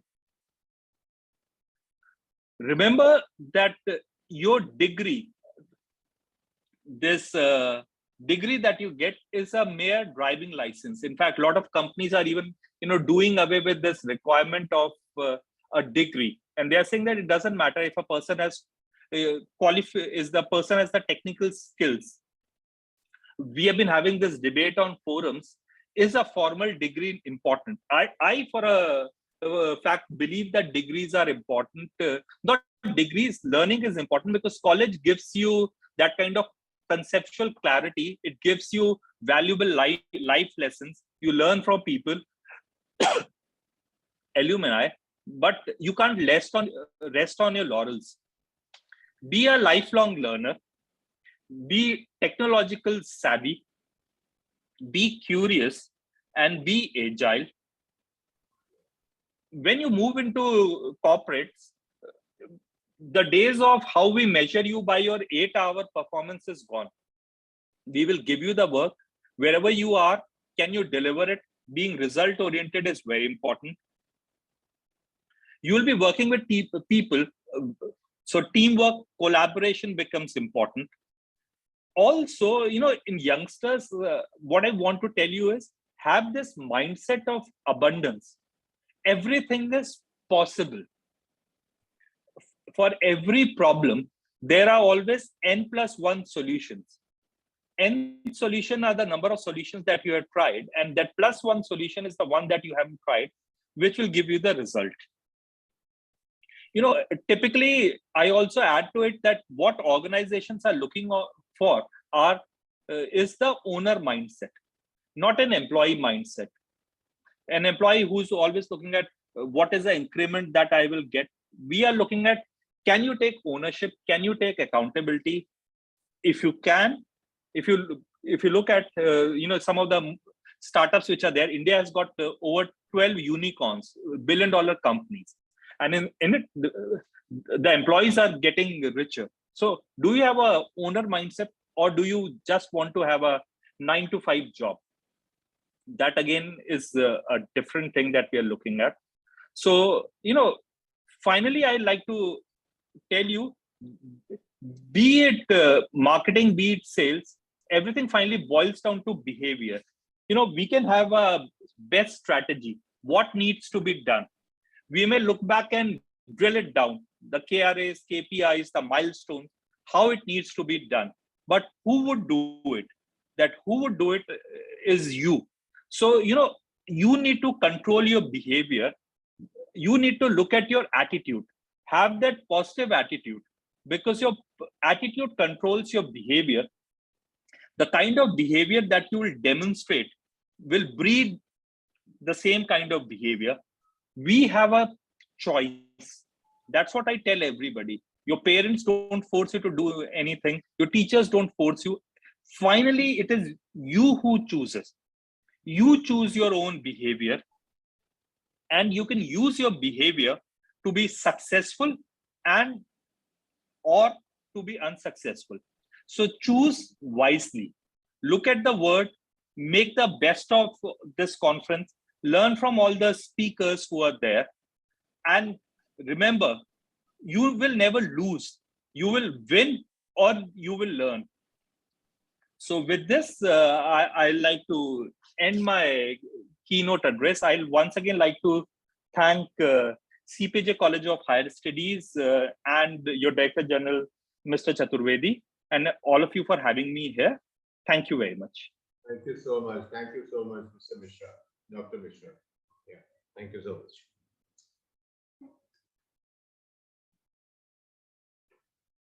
Thank you, sir. Thank you for sharing such a beautiful PPT for us. I hope your experience and expertise will definitely. It really touched a lot of things which are very, very relevant today. It's very informative in very short span. I must congratulate Dr. Mishra for having shared this with us. Thank you so much. Yeah. Thank you. Thank you. Thank you, sir. Now to begin with the technical session one. Now, all the presenters, I request you all to be ready. Already rules are mentioned in the brochure, as you all are well versed. Still, I will be reading for you all. For the rules for the presentation are: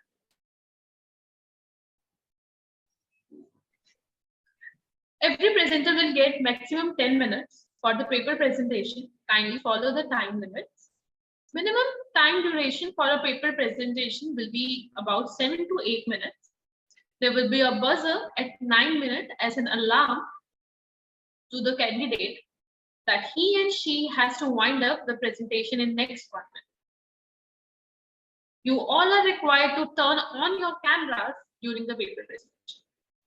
Please ensure the good connectivity of the internet and during your paper presentation at your end, please. I really hope all the presenters are ready. With due permission of our guests, Dr. Yogesh, Dr. Sanjeev Mittal, sir, and Mr. Abel. Let's start with the technical session one of Marketech 2020. Now I would love to invite our first presenter, Ms. Kajal Panwa, research scholar from MIT University. The title of the research paper is Predicting Energy Market Volatility, the Post-COVID Outbreak in India and United States. Now I request Ms. Bhumika to allow Ms. Kajal Panwa as a co-host.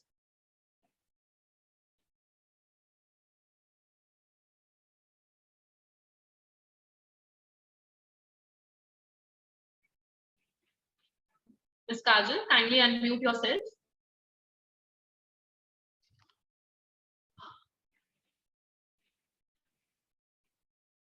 Ma'am. Good morning. Good morning, everyone. Good morning, ma'am. You're Morning. perfectly audible. Yes, ma'am. Okay, ma'am. I think rules are clear to you.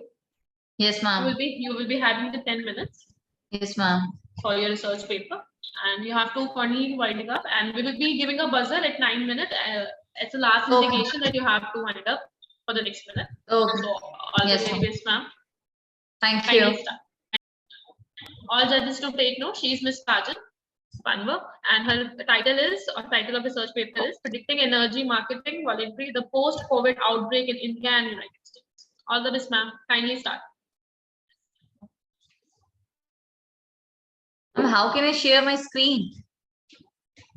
1 minute, ma'am. Bhumika, ma'am, kindly make her the co-host. Hanji, ma'am. Ji, ma'am. Kindly make Kajal, ma'am, co-host. She has to share the screen, the research paper. 1 minute, ma'am. Ji. Ma'am, we are making you the co-host. There is an option on the screen, share screen. From there, you Yes, can ma'am. share your research paper. Yes, ma'am. Ji. Now, ma'am, your co-host, you can share your screen. You have the option of share screen. Kindly check.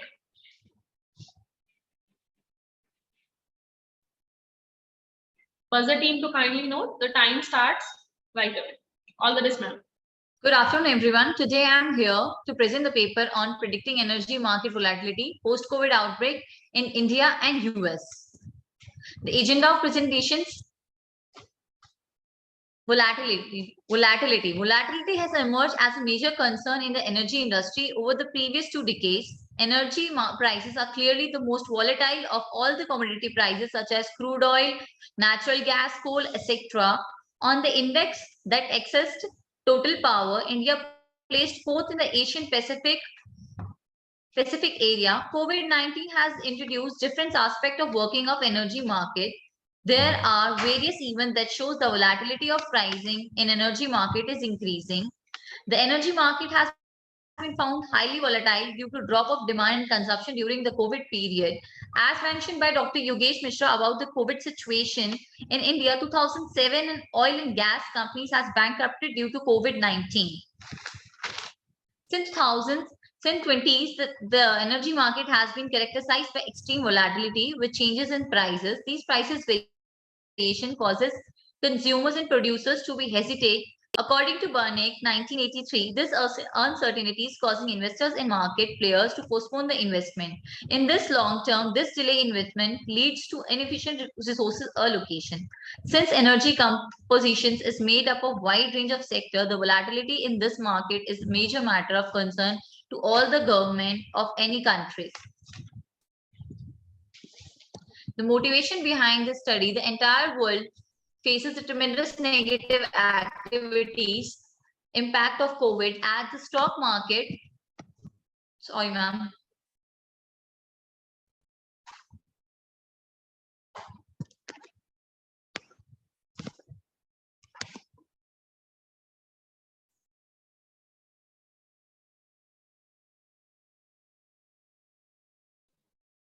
Kajal, ma'am, kindly do it F5. The slideshow is not on the full screen.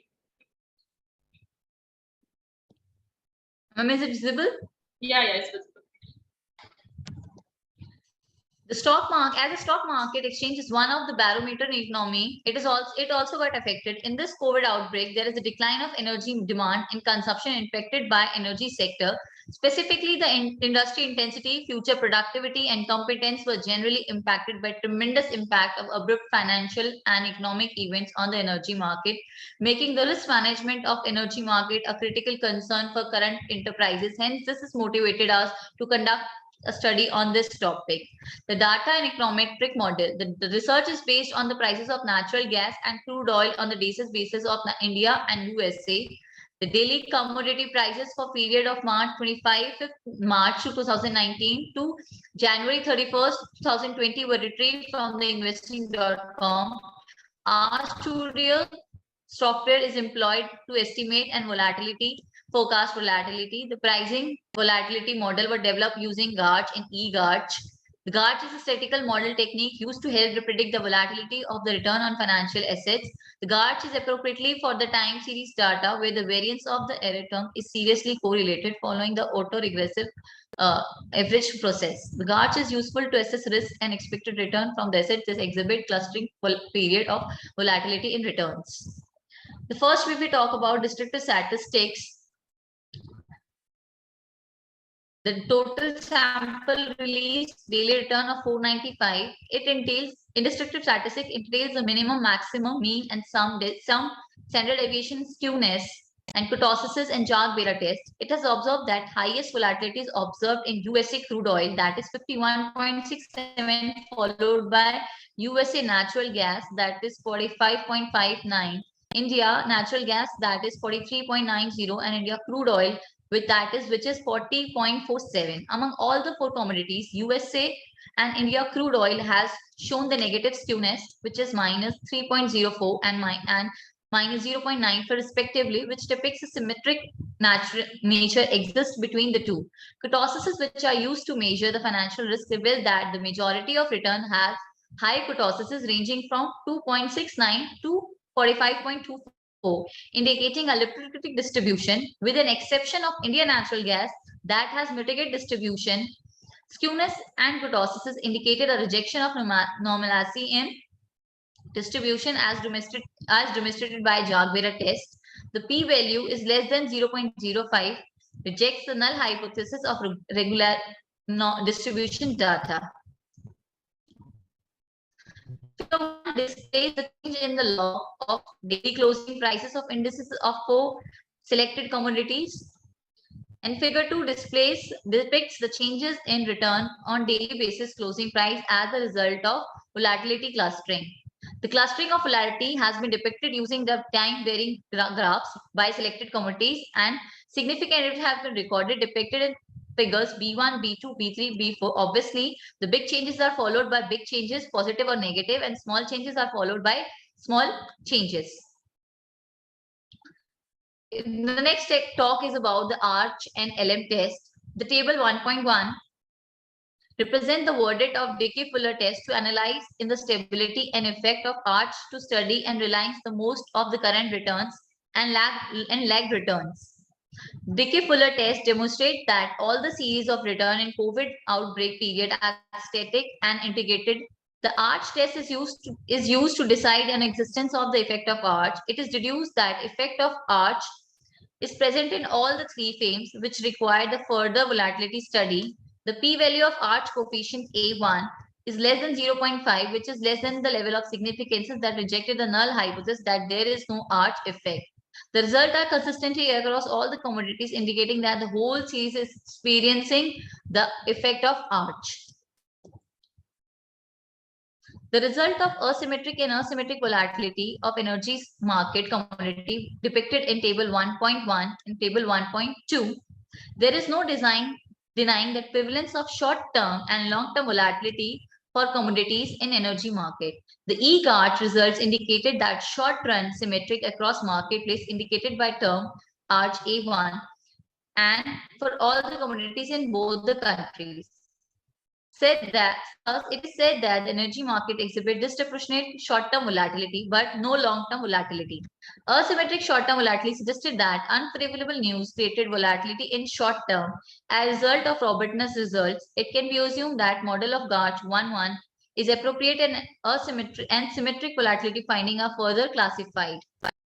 Table 1.3 illustrated that GARCH 1.1 finding emphasizes that term ARCH coefficient, the A1, and the term GARCH coefficient at B1 during the COVID outbreak. The coefficient of ARCH A1 and the GARCH term are substantial and non-negative. Skim and Lee in 2013 interpreted this as both the short-term and long-term volatility persists throughout the time frame. Aside from the total, ARCH and GARCH terms are less than 1. It demonstrated that GARCH 1.1 means reversion model applicability in the data set. However, choosing commodity volatility in both nations throughout the pandemic period differ per country. The total of the short-term and the long-term coefficient of India crude oil, India natural gas, and USA crude oil and USA natural gas are as shown, which are 0.98, 0.99 and 0.99 and 0.99 respectively. During the COVID pandemic era, it has been fairly determined that US crude oil and natural gas are the most volatile commodities among other commodities. India crude oil, on the other hand, is less volatile among the oil. Inclusion part. The crude oil from the USA is by far the most volatile in the energy market, provided the least return compared to other commodities. Indian natural gas on other sides are rather volatile and offered significant returns. As a result, the Indian natural gas has been identified as a viable hedge against the country-specific. Investing in India allows investors to diversify their portfolios.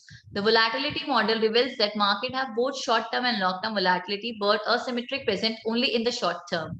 This research contributes to the body of knowledge that appropriate the Gart family model for anticipating the market volatility. Further, the results can be assist investors in improving the international diversification of their portfolio and identifying the best suitable hedging opportunities. There are some limitations of the studies. This study has restricted to a specific time period, but it has more scope in the future by taking time into consideration. They should extend previous studies by determining the factor causing the connectedness between the energy market and different class of assets under the different investment horizon. This will help investors to properly judge the viability of the investment across the different time series. Another unexplored research focus would be to connect the energy market with implied volatility, also called the market fear gauges of different financial and commodity markets. Thank you. Thank you, ma'am. Thank you so much for presenting and sharing us valuable Thank you, ma'am. research. Thank you, ma'am. And now I request our keynote speaker and session chair, if any question from ma'am. Yogesh sir. Mr. Rapp.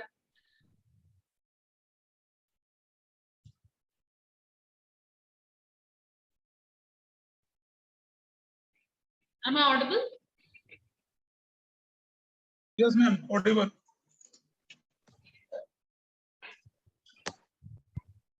Sir, kindly. Yes, sir, kindly. Yes, sir, you're raising hand. Kindly unmute yourself. Mr. Elivel, kindly unmute. Yes. Yes. Yes. Please ask.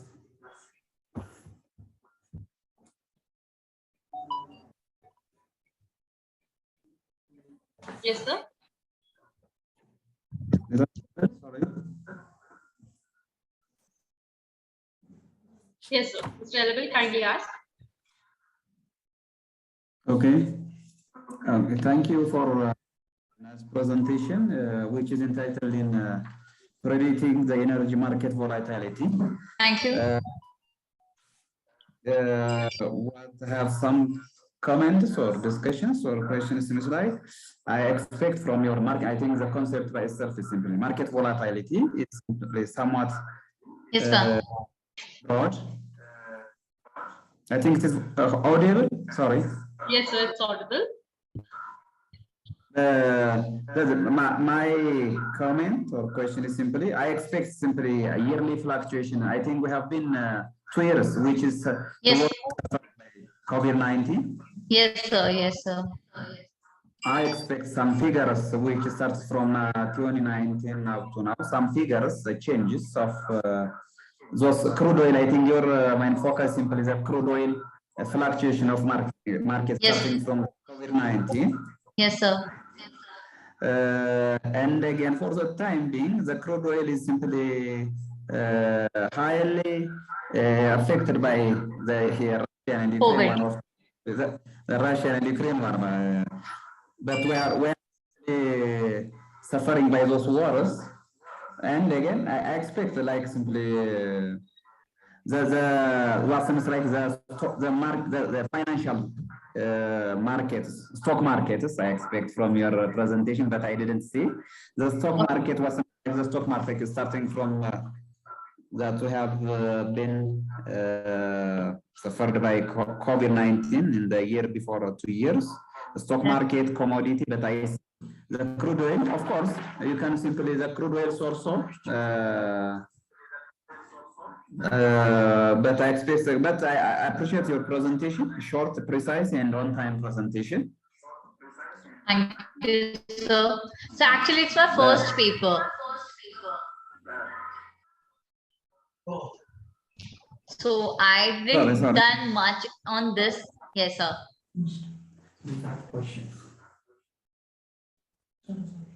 Sorry, is that audible? Yes, sir, it's audible. Yeah, but simply what I expect, if you have simply the data, I think it may be secondary or primary data. If you have simply some yearly percentage or fluctuation of data, I need some such kinds of data. If you can simply inform us simply, so I think if you can. That's my questions. Thank you. Thank you, sir. Okay, thank you, sir. Yogesh, sir, are you there, sir? If you want to ask, I think sir is facing some technical issue. Last time when he has also written in the chat box, I have facing some microphone issue. So moving on, thank you, Kajal. Thank you for presenting. Thank you, ma'am. Thank you, ma'am. Now we'll move on for our next presenter. As this paper is in association with Ms. Alabel and Mr. Alabel and Mr. Neeraj and Ms. Shruti Saxena. I would love to request the presenters to kindly unmute themselves.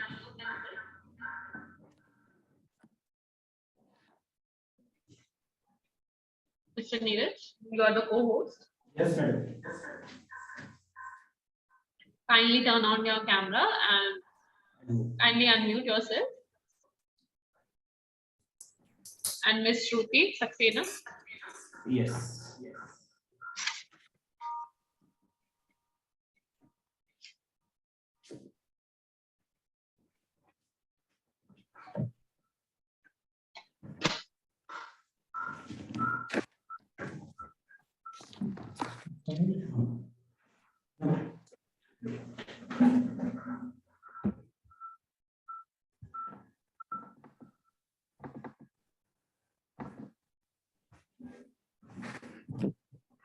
Neeraj sir, kindly share the screen F5 and rules are for you. You have 10 minutes to present your paper. Okay, madam. Okay, sir. All the very best. Thank you. Okay, thank you. Thank you again. Now I will present insurance policies and its effect on retirement life of private organizations employees in Ethiopia. According to the proclamation, an Ethiopian of private organization must retire at the age of 60 years old based on the date of birth recording when he was hired for the first time. The retirement pension invalidity. Kindly click F5 or share your screen. F5. Kindly click F5, but it's not the full screen. Okay. Kindly click F5 or go to the slideshow and share full screen. Yeah. Hired after the first time, the retirement pension, invalidity pension, incapacity pension or survivor's pension, and grade 2 are the benefits offered under the proclamation in general. Under the program, every private firm deducts employee payments from their salary and pays the amount the pension fund monthly, together with its own contributions. Within 30 days of the final layoff, the month in which the salary is paid, the contribution is made to pension fund. A private organization that fails to deduct employee contributions from their salaries is liable for payment of the same. When a private organization fails to make contributions for more than 3 months, the agency or an authorized body has the authority to take the contributions and additional payments from the money deposited in the organization's bank account. When the agency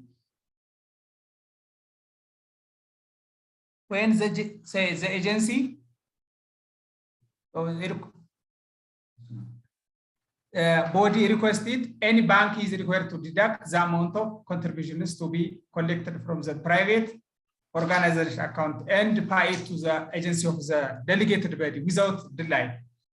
Private organization that pays salary to employees covered by a pension scheme is required to notify the agency in writing of the branch of the bank and the account number in which it has deposited money, as well as any changing in the bank's or bank account's address within 15 days of the change. Deducting from pension payment for the payment of service charges, money transfer charges, debt, or any other reason is banned. Contribution payment will take precedence over any debts. Research objective is one, to study the effect of retirement pension policies on employees of private organization, and two, to study the effect of retirement pension policies on the financial security of employees of private organization. Here is a hypothesis, some hypothesis 1 up to 4. Hypothesis, there was one hypothesis, the retirement pension policies help after retirement of employees of private organization. Retirement of pension policies help after retirement of employees of private organization. Retirement pension policies gives financial security after retirement of employees of private organization. Retirement pension policies gives financial security after retirement of employees of private organization. The research methodology researchers have used primary data for this research. Data was collected within the help of questionnaire with 117 respondents and spaces 23 used to analyze the data. In a statistical tool, chi-score test is used to test the hypothesis. Data analysis and hypothesis testing. The retirement pension policies help after retirement of employees of private organization, and retirement pension policies help after retirement of employees of private organization. Table which is shown helps of pension policy. The categories with under cities in Ethiopia: Bahar Dar, Gondar, Dabra Tawar, and the not aware, partiality aware, average, aware somewhat, and fully aware. The figures already listed in the table. The suitable test is chi-square test, and the following are the test results. The present chi-square, which is calculated 0.02, the result is less than 5% level of significance. So we conclude that the alternative hypothesis is selected. The result is less than 5% of level of significance, as I mentioned before. The hypothesis selected. Retirement pension policy gives financial security after retirement of employees of private organization, and retirement pension policies gives financial security after retirement of employees of private organization. Here is another table which cities Bahar Dar city, Gondar, and Dabra Tawar, and financial security pension policies: not aware, partiality aware, average aware, fully aware, and total. Bahar Dar, which is 40, Gondar 36, Dabra Tawar 41, and total 117. The suitable test for this is chi-square test, and the following are the test result.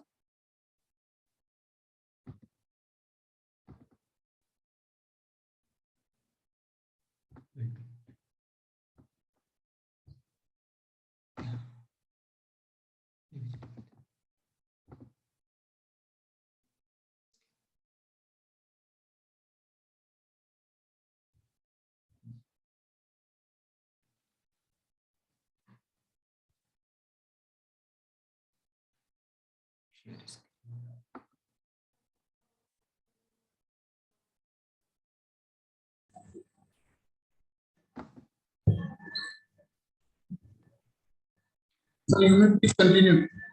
Okay, I will continue. The suitable test, and the following are the best results. Test results: the Pearson chi-score, which is 0.02, and the result is less than 5% level of significance. which shows the alternative hypothesis selected. Retirement pension policy gives financial security after retirement of employees of private organization. Retirement pension policies gives financial security after retirement of employees of private organization.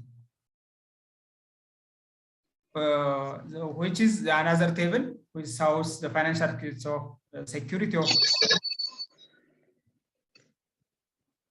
with selected three cities.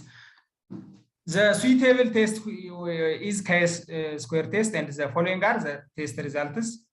The Pearson chi-square is 0.021. The result is less than 5% level of significance. So alternative hypothesis can be selected. The conclusion, this research shows that pension policy is required to help the retired person for the financial security. Thank you very much. Thank you, sir. Thank you so much. Now I request Annabelle, sir, if he wants to ask anything.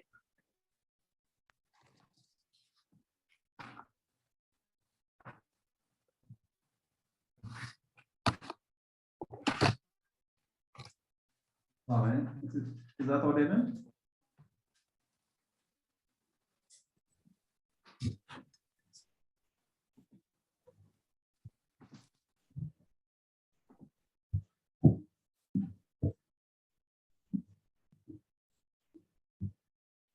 Is that audible?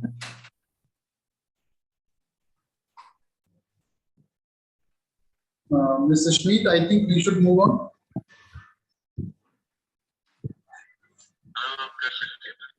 Yes, sir. Huda, sir, you are with us, and you have very well listened the research paper of Dr. Neeraj. So you want to ask anything? Papers which were presented were certainly good.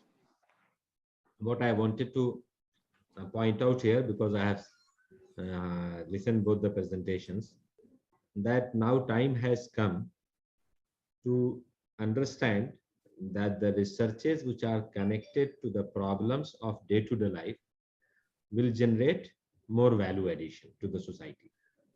And understanding that, what I always say, that writing paper, whether it is for conference or maybe it is for journal, the era is going now. And under the changing technological paradigm, what the era is coming, that which of your research has generated some societal impact, which of your research are being used by few people as part of their product or service.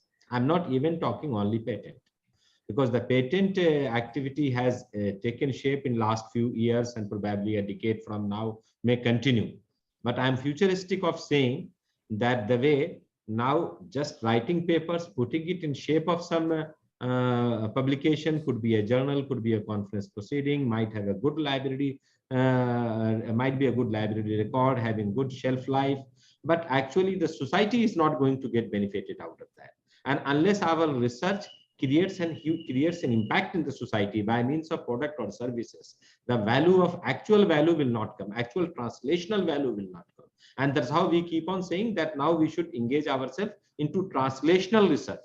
Might be translational research may be less on mathematical model, translational research may be less on kind of pure academic value, but its value is very higher when you consider in terms of its impact in the society. And when I'm talking of its impact in the society, I mean how can that research improvises the quality of human life on this planet. If that we can consider into account, and probably last year, when in March 2020 the lockdown was announced on account of COVID, we have seen that problem, that because of the technological obsolescence, or maybe because of not having a right infrastructure in the small towns and villages, people migrate to big cities. And when lockdown was announced, the huge number of population were roaming on the roads, moving from one place to another place, absolutely no way, no understanding how they will be passing on their life. So actually, the final message is that how can we ensure to go for a translational research that is more valuable? That I wanted to give you. Thank you so much. Thank you, Huda sir. Thank you for your valuable insight. Thank you so much, Neeraj sir, for presenting your paper, for sharing Thank you, your ma'am. research with us. Thank you so much. Thank you. Thank Now, you. let's move on to the next presenter.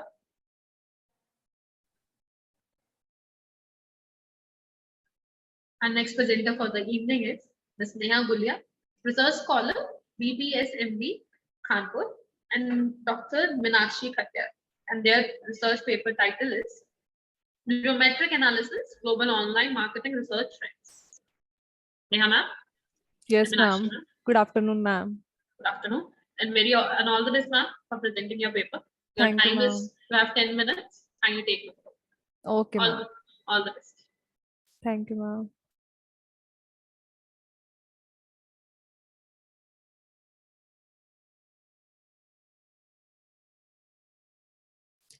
Good afternoon, everyone. I am Neha, resource scholar, BPSMV, Kanpur, Kalam. Ma'am, kindly do it full screen. Kindly share the screen or do F5. Okay, ma'am. Good afternoon, everyone. I am Neha, research scholar from BPSMV Kanpur, going to present my research paper in this conference organized by CPJCHS and SOL. Today, my topic for the presentation is Bibliometric Analysis, Global Online Marketing Research Trends. And my co-author is Dr. Meenakshi Khatyar, Assistant Professor, BPSMV Kanpur, Kalam. Introduction. The revolution of the internet technology has increased the demand for the online marketing. It also enhances the global and commerce growth to an unprecedented level, as the online marketing naturally involves a lower cost than the traditional marketing platforms like face-to-face salespersons and intermediaries and distributors.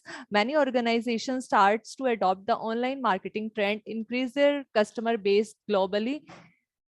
Next is my research gap. While there has been a growing interest in the online marketing platforms, very few studies were found to evaluate and analyze the scientific publications from a global perspective. Studies on the online marketing research trend, especially with the consideration of the bibliometric analysis, are missing in the literature, which is a unique contribution in this paper. This paper shows an overall view of the online market research trend to explore the development of the research trend and the time distribution pattern in the online research trends.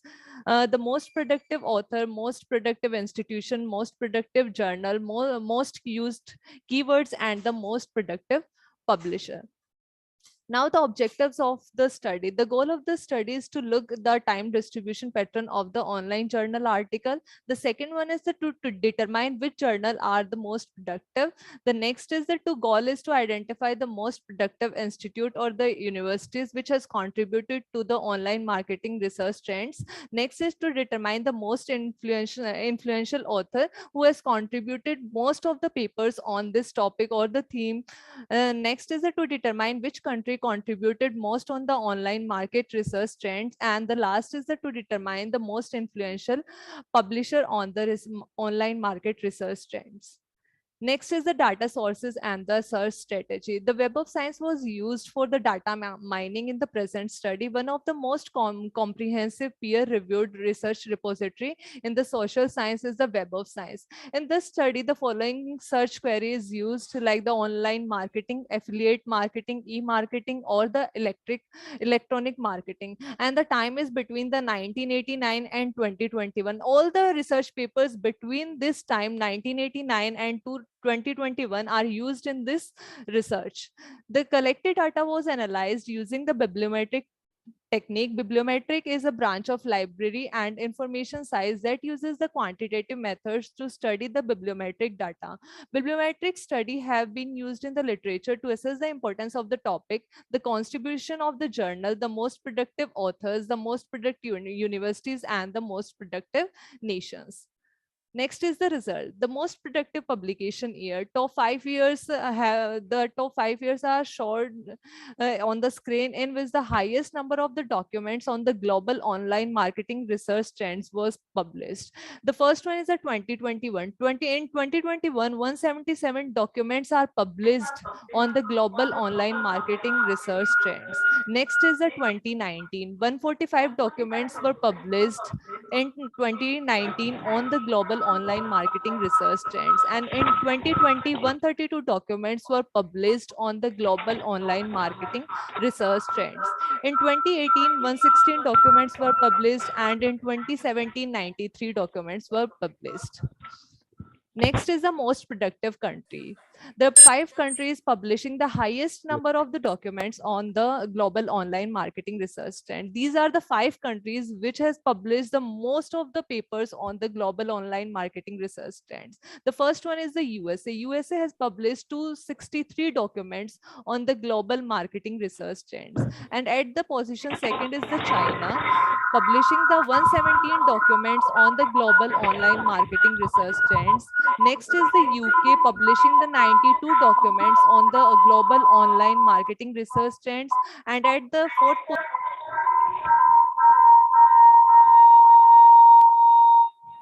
And at position 4 is India, publishing the 79 documents on the global online marketing research trends. And at the 5th is the Taiwan, publishing the, yes, sorry to interrupt in between. Actually, आपके background से थोड़ा noise ज़्यादा है.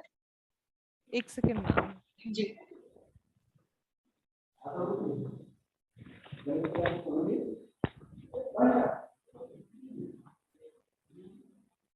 ये question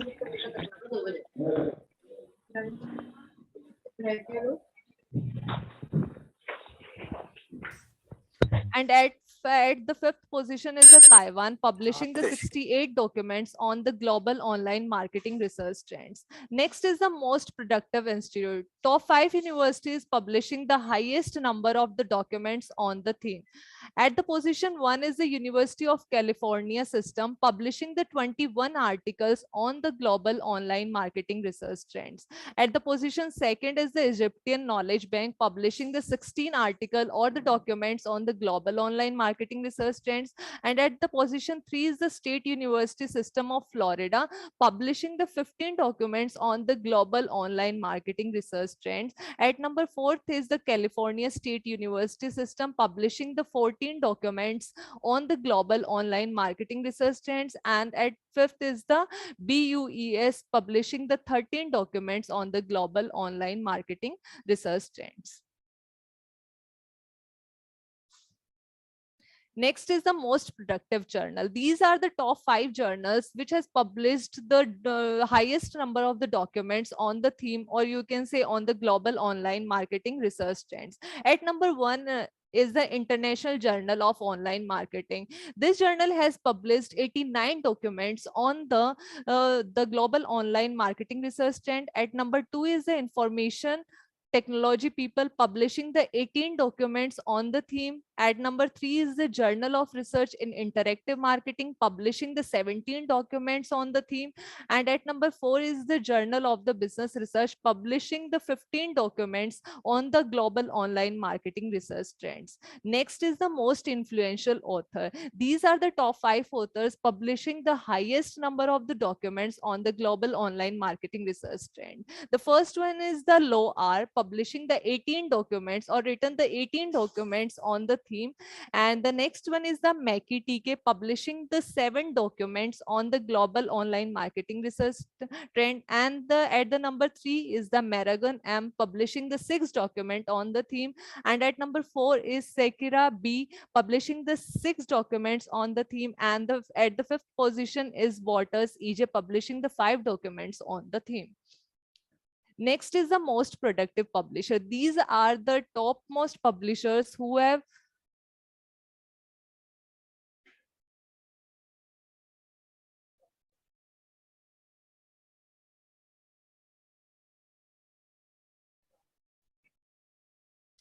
These are the top 5 publishers publishing the highest number of documents on the global online marketing research trend. The first one is the Elsevier, publishing the 162 documents on the theme. The next one is the Emerald Group, publishing the 148 documents on the theme. The third one is the IGI Global, publishing the 101 documents on the theme. And at number 4th is the Taylor and Francis, publishing the 92 documents on the theme. The conclusion is the data is collected the time between the 1989 to the 2001, and the technique is the database collected from the Web of Science. And after the collecting the data from the Web of Science, an analysis is done, and the findings of the study is the most productive year under which the highest number of the documents published, and the most productive journal, most productive author, most productive country, most productive university, and the most productive publisher. Thank you. Thank you so much, ma'am, for presenting your paper. Any question by judges?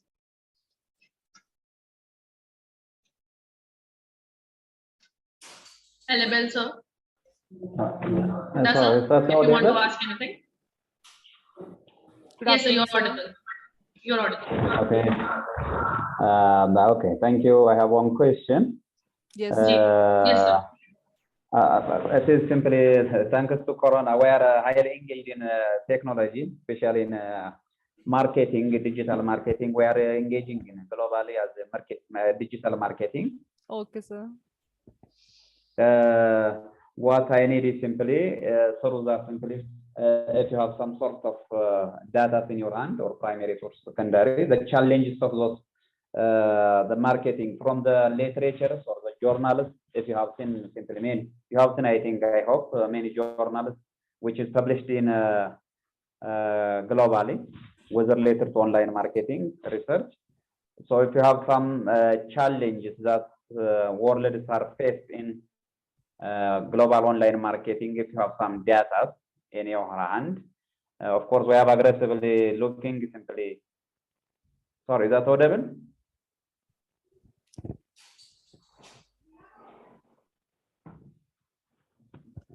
Yes, sir, you're audible. Yeah. Sorry, there is some sort of, in our country, Ethiopia, is simply some sort of the technology infrastructure problems are there. So there are many challenges in order to run the businesses or service rendering organizations with related to the infrastructure and the like issues. If you have in your hand the challenge, now world is aggressively engaged in I think in digital marketing and other e-learning, e-commerce issues. So if you have some data that you have summarized in the literature reviews, journals that you have seen, many journals that you have stated and presented. So it's the main challenges, the critical challenges that we have faced. Especially we have aggressively looking. Nobody can looking in some specific area for the purpose of exchange with the same service in the world in the previous, especially 2 years due to Corona. So if you have some data challenges that we have faced in implementing the digital marketing, as you have seen many journals and publications, articles. This is the question what we have. Thank you for your nice presentation. Thank you, sir. Thank you, sir.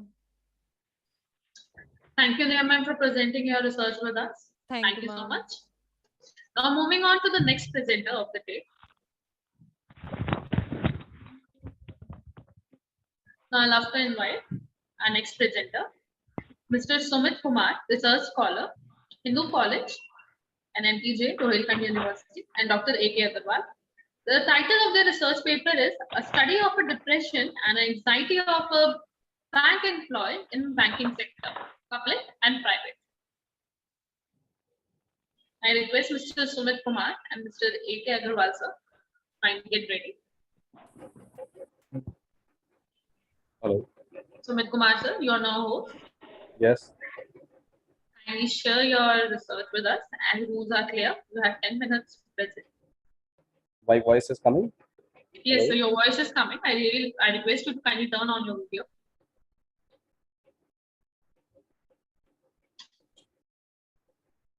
Okay.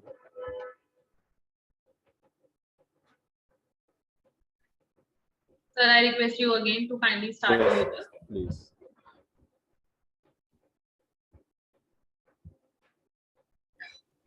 Kindly do from slideshow, you can share it from full screen, or kindly press F5.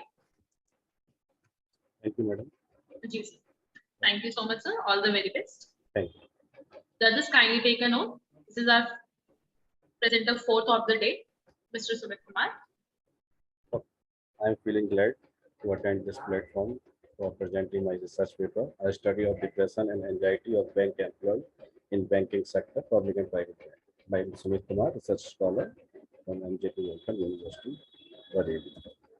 In fact, the banks are informally involved in the global economics. The banks are particularly organizers and the employees are in its living beings who gives living form to the bank through this activity. Therefore, many types of psychological symptoms are seen in these the employees like a depression, anxieties, etc. Sometimes banks employees worry whether they are able to provide the service to customer or not, whether the customer and management are satisfied with their service or not.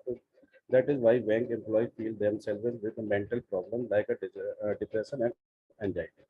Bank employees suffer from depression or anxiety due to bank-related work, inability to serve the consumer, difficulty in using new technology.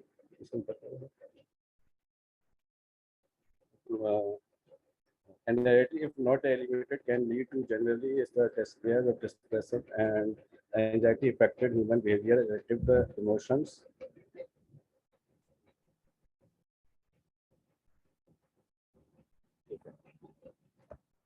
Introduction. Bank employees do the work as the bank's eyes, nose, and ears when they spend most of their life of the service of bank, and when the physical and mental activity of the employee starts showing that his thinking power becomes disorganized. He starts worrying about his future, but he keeps thinking only about his past memories. He becomes antisocial and starts considering himself inferior. He stops associating with anyone.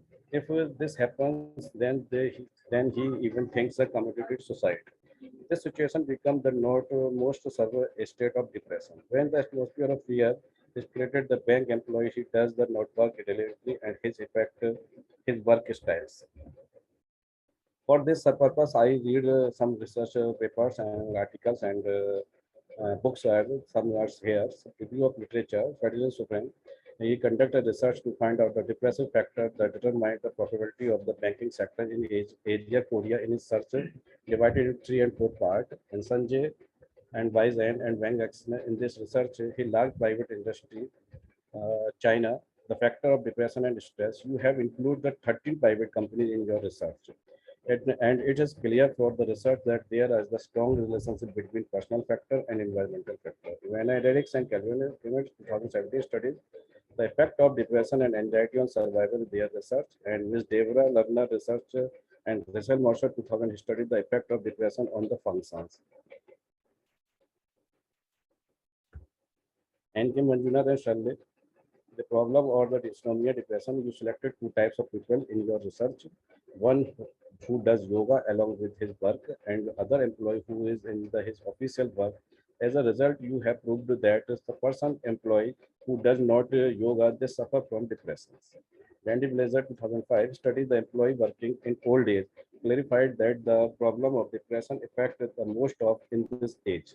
Stockstein SC 2005 conducted his study in the employee of different organizations, clarified that 26% of the employee had served depression and 26% of the employee had mid depression and 48% of employee had no depression. The employee who did not have depression at all were young family members. Eliza and Miller and Henry Chu, 2009, studied depression and its treatment in college students. From your research, you have made it clear that due to excessive expectation and mental level of the student was adversely affected, due to which the students are forced to commit suicide. There has been a lot of depression in research. You suggest that students should not be given mental pressure and should not be forced for marks.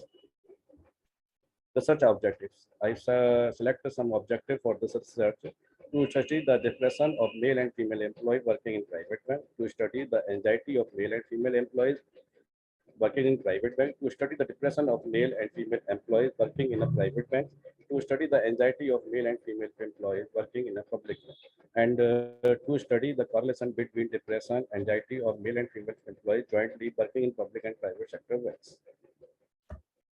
Research hypothesis, I made it in a 5 null hypothesis. There is no significant difference between the depression of male and female employee working in a private bank. There is no significant difference in the anxiety of male and female employee working the next. There is no significant difference in depression of male and female employee working in public bank, and there is no significant difference in the anxiety of male and female employee working in public and private banks. Next and last, there is no correlation between depression and anxiety of male and female employees jointly working in public and private banks. Methodology and research design, I divided in 4 parts. One of area of study. Muradabad district was selected for this research, which is the famous metropolis of Uttar Pradesh. It has a population of more than 13 lakh, and most of public and private banks have many branches here. Timing of study. The study of this research was done between April 2021 and September 2021. Tools. In this research, a questionnaire prepared. Dr. O.P. Mishra and Santosh Kumar was selected for depression, and for anxiety created Dr. A.K. Sinha and Dr. M.K. Sinha. Data collection. In this research, sample size 80, which is selected from one public bank SBI and one private bank ICICI. 40 banks and 40 bank employees, 20 male and 20 female are selected from SBI. 40 bank employees, 20 male and 20 female were selected from ICICI. Finding, analysis, and conclusion. The researcher has created 5 null hypotheses in this research and presented his analysis on the basis of same hypothesis. First, comparative description of depression of male and female employees working in private banks. It is clear from the above table that the mean and value of depression level of male bank employees 62 and standard deviation is 16.67, and that of the female bank employees in mean 67 and standard deviation of depression is 11.84. And the value of t-test is 1.02, which is the less than significance level of 0.5, and table value of t-test is 2.02 and free range 38. This result accepts the null hypothesis. Second, comparative description of the concern of male and female employee working in a private bank. It is clear from the above table that mean value of anxiety level of the male employee of private bank is 22 and the standard deviation is 15.05, whereas the mean of anxiety level of female employee is 24. And the standard deviation is 25.02. And the t-test of value of both groups is just 0.78, which is the less the significant level at 0.05 and free range 38, 2.02, and becomes non-significant. Thus, our null hypothesis is accepted that there is no significant difference in the anxiety of male and female employee of the private bank is accepted. Comparative description of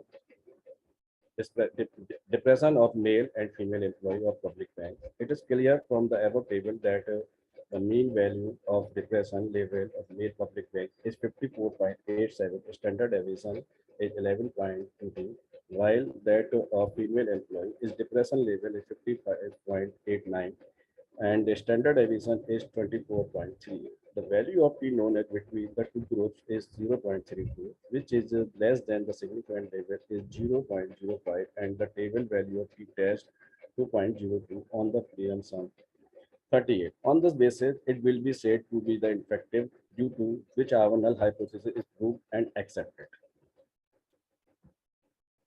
Comparative description of anxiety of male and female employees of public banks. It is clear from the above table that means level of anxiety level. It may employee of public bank is 28 and the standard deviation is 17.19, while that the female employee has mean of anxiety level is 20.09 and the standard deviation is 13.49.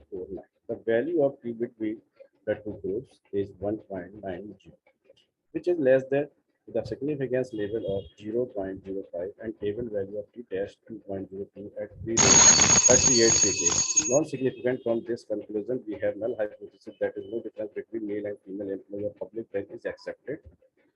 And last, it is clear from the above table of the correlation of depression, anxiety, male and female employee of both banks are combined has been found to be 0.61, which is called the average correlation. That is, there an average positive correlation between their depression and anxiety. So that our null hypothesis that there is no correlation between depression and anxiety proved wrong. Hence, it is rejected. Implementation of this problem. Research limited is one district only. Only 80 employees are involved in the research. The research involves only 2 banks employees. some references are given here. These are the learners, guidance and the instructor. So it's given. And thank you very much. Thank you. Thank you, sir. Thank you so much. And I request judges to ask any question. If there are any.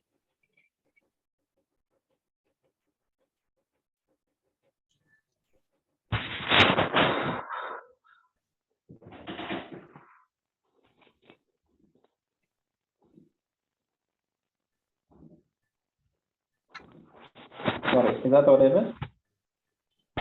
Yes, sir. Are you hearing me? Yes, sir. You are audible.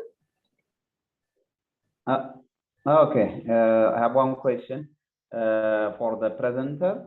Thank you for your nice presentation. I think we know there is some sort of difference in private and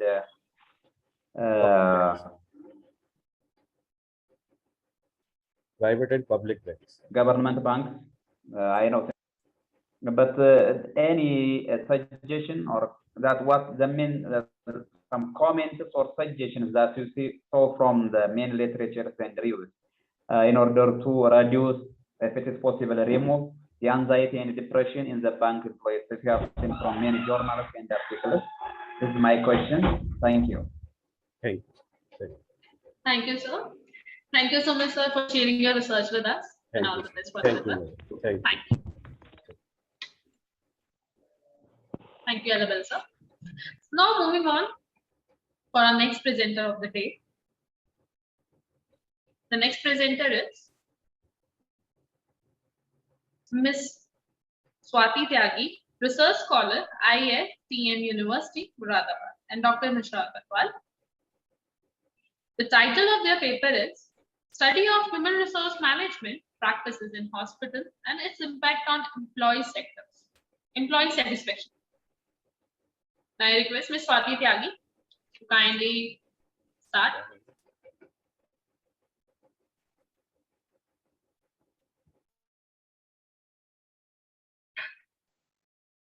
Swati ma'am, your co-host. Sumit sir, kindly stop sharing your screen. Sumit sir. Am I audible, ma'am? Yes, ma'am, you are audible. You are very well audible. Sumit sir, kindly stop sharing your screen.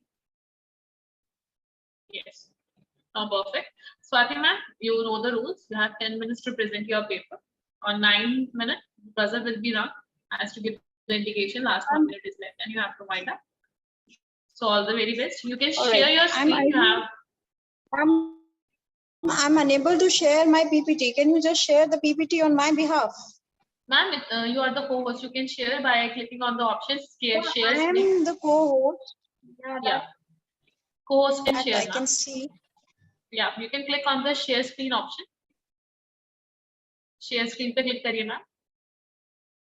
That is there. Actually, I was supposed to take up my PPT from mail, but I'm not getting any option to open my mail here. Okay, ma'am. You are accessing it from mobile phone, right?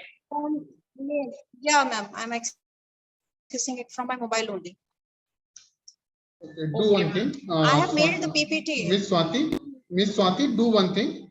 Kindly share your PPT through WhatsApp, please. Sir, I have already shared. Okay, ma'am. 1 minute, ma'am. Okay. Okay, no problem. 1 minute. Swati Tyagi, right? Just give me a minute, ma'am.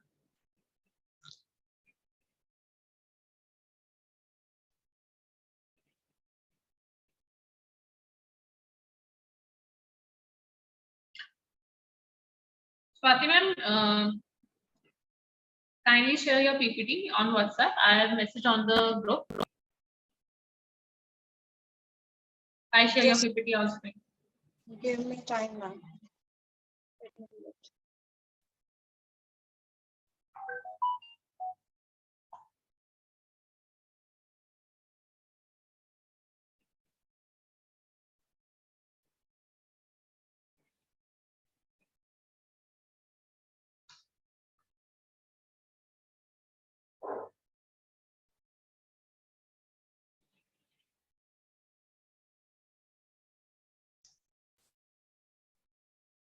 Swati ma'am, till that you are sharing your PPT, we can take our next presenter till that. I hope the next presenter is also ready. So meanwhile, we will retrieve your PPT and we will be sharing. Okay, ma'am. No Yeah. problem. Our next presenter is Ms. Preeti Mittal, a research scholar from Manav Rachna University, and his paper with Dr. Aminesh Singh. He is an associate professor from Manav Rachna University. And the title of their paper is Happiness at the Workplace and Organizational Citizenship Behavior, Emerging Contracts of the Positive and Psychological in Human Resource Management. Now I request Ms. Preeti Mittal to kindly present their paper. Good afternoon. Good afternoon, Ishmeet ma'am. Ma'am, kindly make me the co-host so that I can share my PPT. Yes, ma'am.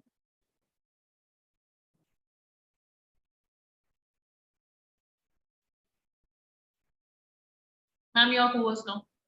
Okay, ma'am. Just give me a second.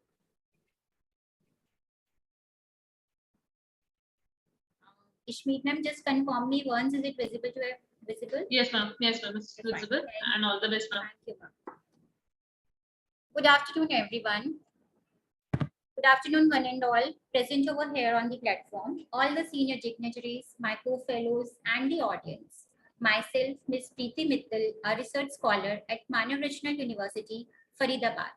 I'm here to deliver my presentation on the research paper titled Happiness at Workplace and Organizational Citizenship Behavior, Emerging Constructs of Positive Psychology in HRM. This study reveals that organizations can establish a win-win situation with the workforce by developing a culture and environment that is conducive with the pursuit of happiness. This presentation includes a brief introduction, research gap, objectives, methodology, conceptual framework, theoretical framework, literature review, findings, limitations, scope of future research, followed by the references. In today's world of increasing globalization, fast-changing business markets, increasing competition, it has become a challenge for the organizations to gain competitive edge, to be more innovative, to be more adaptive. Apart from the traditional job performance, organizations want their employees to be proactive, to be collaborative, and committed to show high performance standards. They expect their employees to exhibit extra role behavior in their work, which is precisely termed as organizational citizenship behavior. And in order to achieve this behavior, it is crucial for an organization that an employee have positive attitude at work, which is termed as happiness at workplace. There is a famous quote by Barbara Corcoran. It says, "Money is not the only thing that motivates employees. It is about making them happy." Based on the literature review and the theoretical framework, this study connects the broad positive attitudinal construct of happiness at workplace with organizational citizenship behavior. Our study offers that by handling the attitudes of the employees, organizations can achieve extra role expectations. This paper connects the emerging constructs of positive psychology in HRM. Now, what is the need of this study? In response to the business needs, there is need to conduct research on employee behavior and to provide the integrated approach towards the antecedents of OCB, as little research has been yet done on it. There is need to explore the different dimensions of happiness at workplace.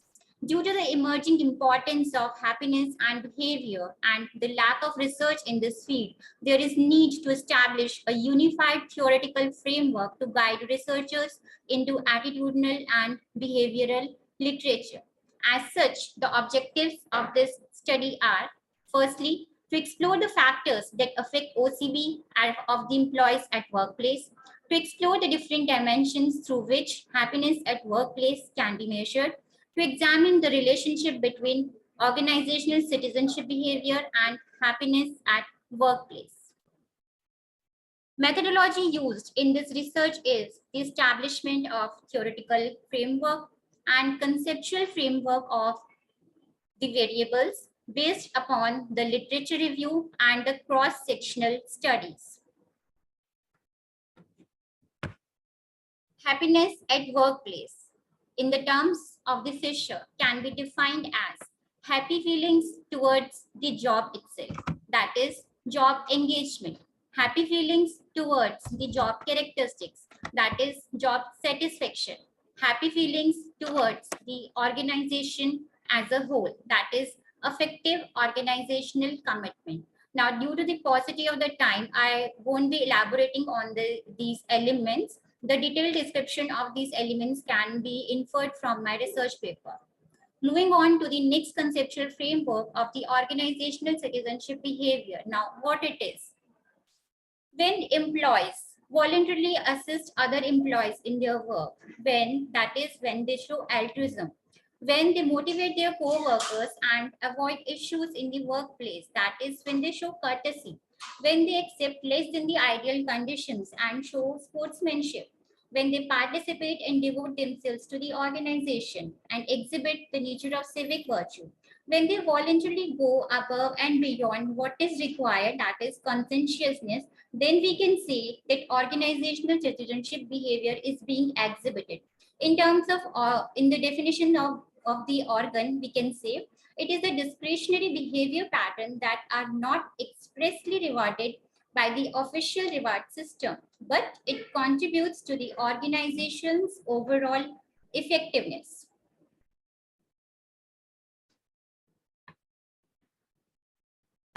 The roots of this conceptual framework and the logics behind it can be found from social exchange theory, attitudinal theory, and JDR theory.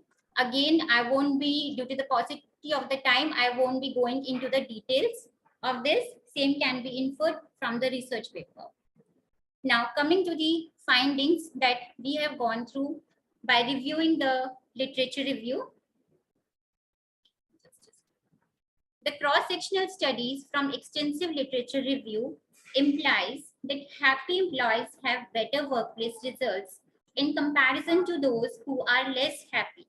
They can better cope and adapt to the organizational changes, and they experience less stress and less burnout. They outperform unhappy people on performance and behavior measures. This study is not without limitations. First limitation of this is that causal relationship has not been established in this study. We cannot say, we have not tested whether happiness leads to citizenship behavior or vice versa. So more research needs to be done in this area. Most of the research that I have found, most of the literature review I have done, I have found it from the developed nations. So there is lack of study in the developing nations. That is another limitation of this study. The variables, happiness and citizenship behavior, we cannot exclude the presence of other factors or variables that might be affecting the citizenship behavior. Apart from these three constructs that I have mentioned, engagement, job satisfaction, and effective organizational commitment, there might be the presence of third variable that we have not brought out in this literature. So another limitation is about the third variable problem. And lastly, there is lack of statistical tools to measure HAW and OCB. That is, we don't know, most of us don't know if we are aiming towards measuring HAW and measuring OCB, then how we will be measuring. What are the statistical tools? From the limitations, we have come to the conclusion that there is further scope, there is scope of the further research. Further research is needed to find out the causality of relationship between these two variables. Further research is needed to study whether the same relationship of HAW and OCB holds true in developing economies like India. Further research is needed to find out the mediating variables that could also be playing the role in the HAW and OCB. Further research is needed to provide statistically verified measures of HAW and OCB in the Indian setting. So, to conclude, in view of the challenges and expectations of an organization, further study of emerging constructs of positive psychology in the field of HRM is the need of the hour. These are the references of my literature review and the findings. Thank you. That's it. That's all for the presentation. Thank you, ma'am. Any of the senior dignitaries or the judges, if any question is there, please feel free to ask.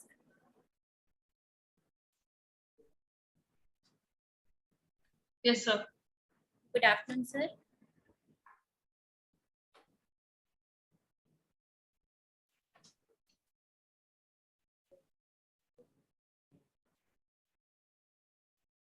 Is that audible? Yes, sir, you're audible. Okay, thank you. I have one question. What are your suggestions for increasing the happiness of the workplace in every organization, whether they are engaged in service or manufacturing? Your suggestions about increasing the happiness of the workplace?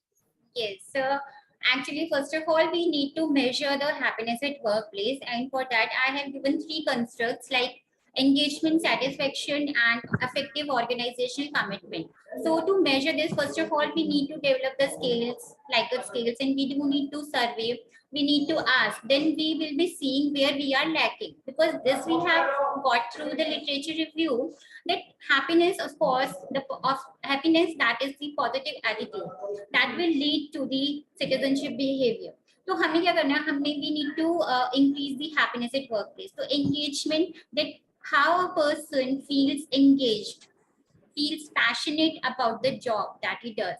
We will then job satisfaction, the characteristics of the job, that what roles and responsibilities are given to him, how he fulfills them, how he feels that they are satisfactory according to his capacity, he is being paid accordingly or not, what are his growth opportunities, then what is his commitment to the organization, how he feels emotionally attached, in the way would he like to remain in this organization for future years, or if he switches to the another organization, would he be that comfortable enough in other organization also. So we need to conduct the survey and find out that where an organization is lacking. Plus, what I have found out, the OCB, the main aim of the organization is to achieve the citizenship behavior, because not just the goal attainment, just the targets को achieve करना, that is not the only aim. Because competitive edge gain करने के लिए we need कि employees खुद से ही voluntarily कुछ contribute करें, खुद से करें, उनमें आपस में they act proactively, they act collaboratively. So there might be presence of some other factors also, like there might be some leadership skills that need to push these factors, ये जो engagement, satisfaction, and the basically the positive attitude, but how we direct them towards the attainment of citizenship behavior. We may give them some opportunities of participation in the organization. We may give them some open communication platform to talk about. We may give them some like environment related risk taking. We should increase participative decision making. So through these elements, of course, we can increase the happiness and then ultimately achieve the OCB.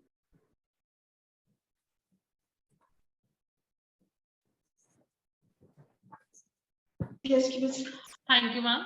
Thank you so much for presenting your valuable insight with us. All the best. Thank you, ma'am.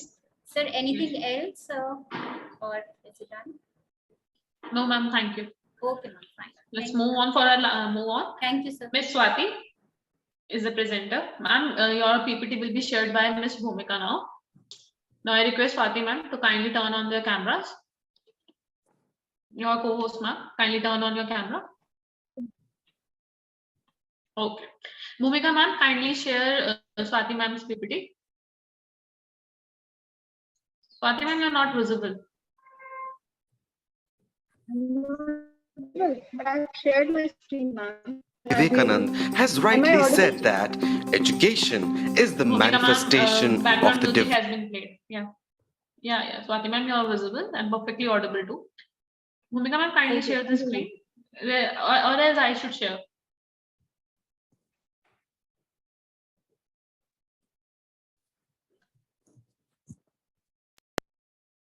Okay. Bhumika ma'am has shared your screen. Swati ma'am, you can start your presentation. You have 10 minutes. Okay, All ma'am. the best. Thank you. Thank you, ma'am. So before starting my presentation, I would just like to say my thanks to the institute and especially to Dr. Ashutosh Agrawal sir for giving me an opportunity to present my paper. Ma'am, am I clearly audible? Can you see me? Yes, ma'am, you're audible. Okay, fine. So the topic of my paper is the study on human resource management practices in hospitals and its impact on employee satisfaction. So before coming on to the topic, first of all, I would just like to give you an introduction of the topic, that what this topic is all about. When we talk about human resource management practices, this is something without which we cannot imagine any organization. If we talk about IT sector, automobile sector, healthcare sector, in any sector we talk about, we require certain practices to be followed in the organization if we really want our employee to work well.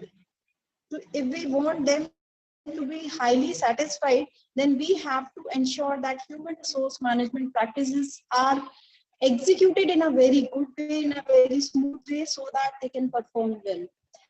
Something for which the organization is really very much concerned about. When we talk about human resource management practices, we are talking about the recruitment process, we are talking about selection process, training and development, performance appraisal, retention, we are talking about talent management. These all things we are talking. So, ma'am, please change the slide. Next slide, please.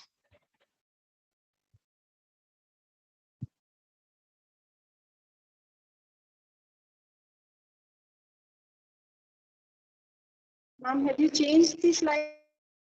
Because I could not see it. I can see only the first slide.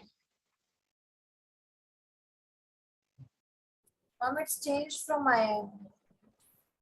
Okay, but I could not see it. So I will just carry on my presentation. Okay, ma'am? Right, ma'am. We have introduction, literature.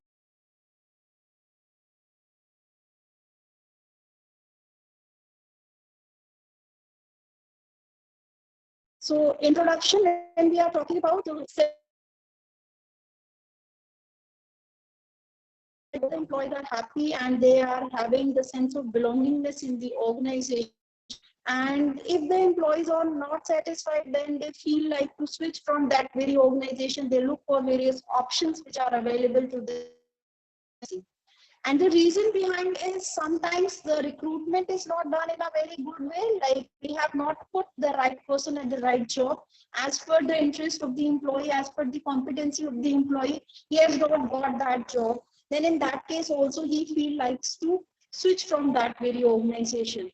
So recruitment and selection process has to be done in a that smart way so that we can just ensure that the competent employee is working at the right job. So we can just fill that gap.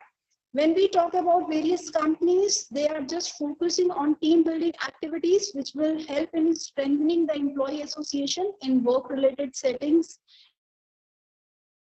National trips, parties, these all things are organized just to make the employees satisfied at the workplace so that we can just reduce their stress level. So as we can see that post-COVID, a lot of economic crisis is happening and the people are facing a lot of problems.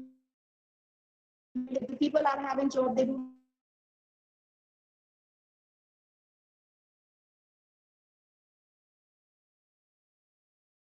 It is also said over here that an employee should discuss all the troubles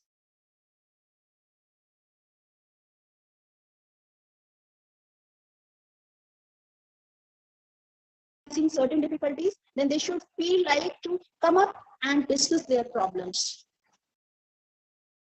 Next slide, please. The core values of employee satisfaction, when we talk about professionalism, we are expecting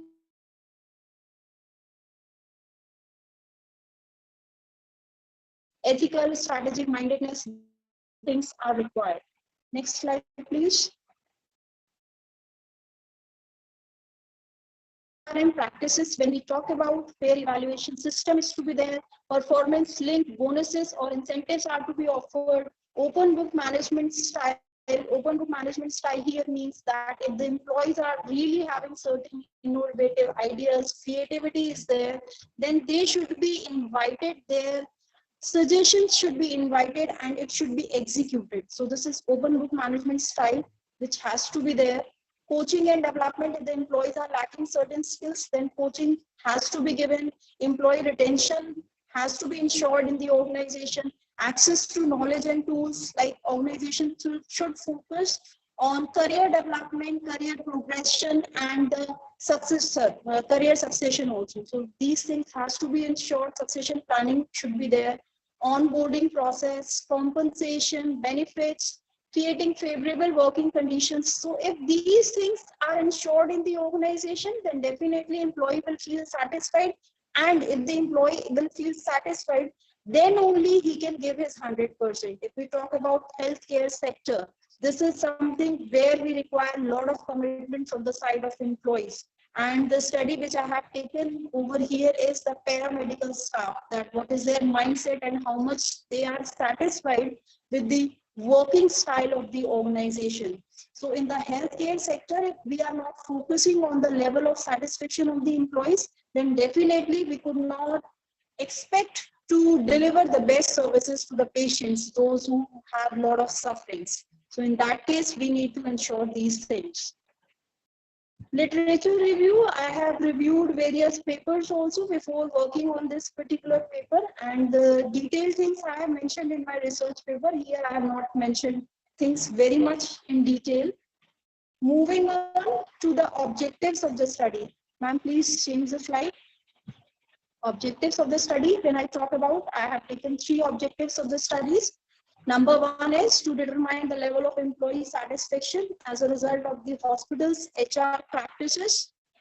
I just wanted to establish a relationship between the HR procedures and the employee satisfaction, employee happiness. And I just wanted to study the perception of paramedical employees. What do they really think about the HRM practices, and how well they are there in the organization. Research methodology. Next slide, please.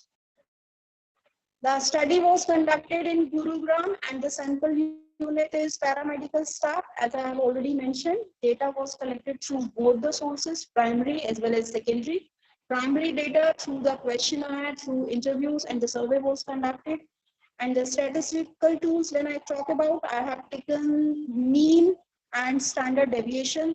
Also, I tried to establish a correlation, or I can say the relationship between various independent and dependent variables. Dependent, if I talk about, I took it employee satisfaction as a dependent variable, and independent variable was recruitment, selection, training, development, compensation. That what is the impact of these things on the employee satisfaction. Statistical part, I have tables and all that is there in my paper, but here in my PPTs, I have not taken findings. Impact on the performance of the employee was calculated, and it was identified that there is a positive correlation between recruitment and selection and employee satisfaction or the job satisfaction.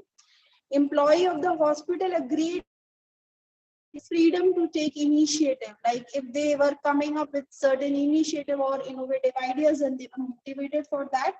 And it was also observed that 55% of the employees have agreed that their compensation for the employees are linked to their performance, which means that their hard work was awarded. Moving on to the next slide, findings, 12th slide, please. Also, the result discovered that relation with co-worker is important for employee satisfaction. If at the workplace they do not share warm relation, then definitely we cannot expect them to perform well. So this plays a very much important role. It also revealed that employee satisfaction is more mature and can acquire certain competencies that lead to outstanding performance at workplace. So the idea is that the employees were appreciating the fair appraisal system as well. That is there is no fair appraisal system, then definitely they do feel dissatisfied. Performance will get affected. They will not give the best service which we are expecting from them to deliver. Moving on to the conclusion, few points I have concluded that the hospital where I did my survey, majority of the staff was female, and they did have educational qualification of graduation. This was in general. And human resource managers, this is a point which I have concluded is that the human resource manager must remember that they work in healthcare companies which provide the highest and noblest type of dedicated and committed services. So that's where they are required to be very much committed. If they are not dedicated, they are not committed, then they could not give their 100%, and they are the ones who are doing a very sensitive job. They are the ones who are treating those people who are not well internally as well as externally. So in that case, their job is really sensitive, so they are supposed to look upon it. And the human resource manager should keep in mind that employees in all industries, including healthcare, are progressive in perspective and effectively organized through their trade unions. And the last reference, these all are the references which I have taken for working upon my paper. That's all from my side. Thank you. Thank you, ma'am. Thank you so much. Judges have any question? Yes, sir. Are you Yes, hearing sir. me? Yeah, you're audible. Kindly ask. Okay, thank you very much for your Yes. presentation. I have one question. Could you tell me any hospital which is following best human resource practice and what are those practices? This is my question. Thank you. Sorry, I could not understand. Actually, I could not understand your accent. If someone He is, can just yes, sir. confirm. Yes, sir. He is asking any hospital. Can you tell? Okay, In your hospital, context. Pushpanjali Hospital, Park Hospital in Gurugram. These hospitals I have taken up. Narayana Super Speciality Hospitals. These hospitals I have taken up. From there, I have just done the survey and just asked certain questions. Okay. Sir, there, she has mentioned 3 hospitals name from where he has taken the research. Okay, Swati ma'am, thank you. Thank you, sir. Now moving on. Okay. Huda sir, you are on the platform. Yeah, madam. Yes, sir. Sir, actually, technical session 2, we are going to start in next 20 minutes around. And there is a one participant, Mr. Hemant. He will be going to perform right away. He will be presenting his paper right away because he have to leave to some emergency. So kindly take a note of it. And now I request Mr. Hemant. Good afternoon. Yeah, good afternoon, Hemant sir. On your urgent request, we have associated your paper right away. And I would like to express my gratitude for that. Thank you, sir. Your co-host now, sir. You know the rules also. 10 minutes you have exactly 10 minutes to present your paper. On 9th minute, we'll be ringing the person. So all the best, sir. Huda sir, kindly take a note of it. Yes. Okay, sir, you can share your screen. All the best.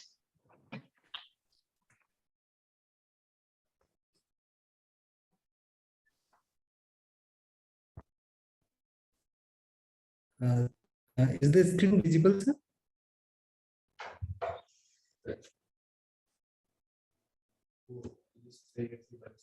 Yes, sir, it's visible. You have to. आप इसको ना थोड़ा phone से zoom कर दीजिए तो आपकी शायद एक slide थोड़ी clear आ जाएगी. You have to tilt the phone.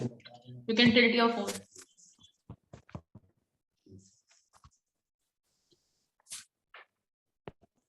Hemant sir, you can tilt your phone. This now in much better data meets challenges with data mining. Is it visible now, ma'am? No, sir, it's not visible. You have to put a cross button. Yes, now it's visible. Okay. So my co-author Dr. Priyanka Gautam, she is research scholar in Mewadi University, and myself Hemant Upadhyay, associate professor in BMIT, some sort of review paper we have worked on. Data meets challenges with data mining, big data towards green applications, opportunities and solutions. So big data concerns for a large volume, complex growing data sets with multiple autonomous sources. It is widely as a powerful driver to productivity, improve efficiency, and support innovations. Big data analytics is the ability of extracting useful information from such huge data set. When I'm using the term use, then it is having the variety, not only the volume, but the variety also. With the fast development of networking, data storage, and data collection capacity, data mining techniques are providing great aid in the area of big data analytics. So big data one aspect of data mining various reports. So recent report has indicated that there will be 50 billion devices by 2020. It was a little 1 year old data it was, so it was mentioned. Now recently some more because of this pandemic in last 2 years. Although the volume of data have already been becoming significantly big in the past decade, and boom of IoT has played this data. So regardless of the statement, it's about variety, not volume. People would fill the shoes with it is a skill or volume, but it is not each and every time. It is not volume. It is sound, text, varieties are.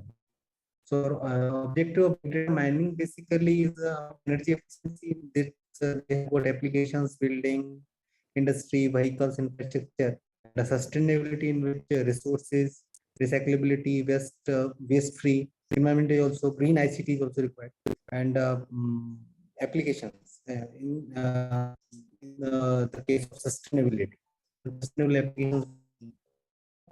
In case of environment, we have got the monitoring and modeling also.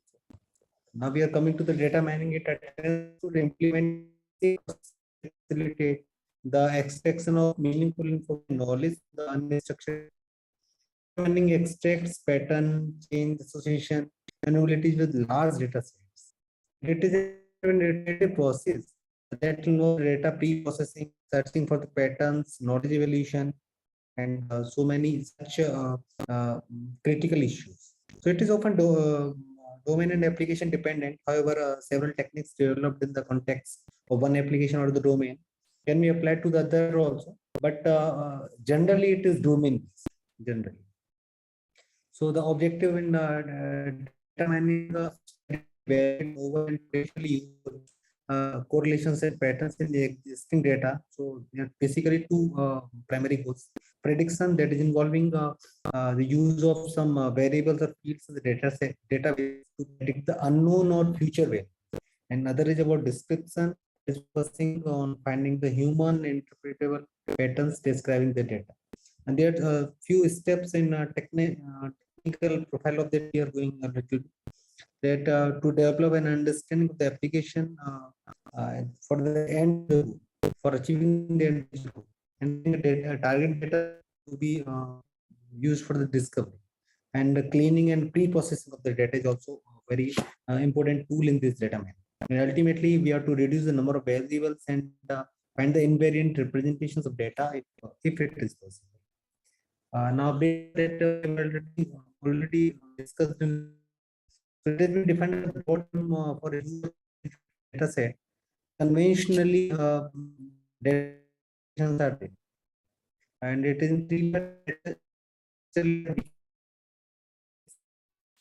there is management software, services, it is big data applications. In we are discussing about storage systems, server data centers. In software components, we are focusing on storing, processing, and analyzing various structured and unstructured or semi-structured data. Service layer, we are basically looking for the business consulting, project services, integration services, data storage services. So from history point of view, this is another third and important from service point of view. these are there in big data.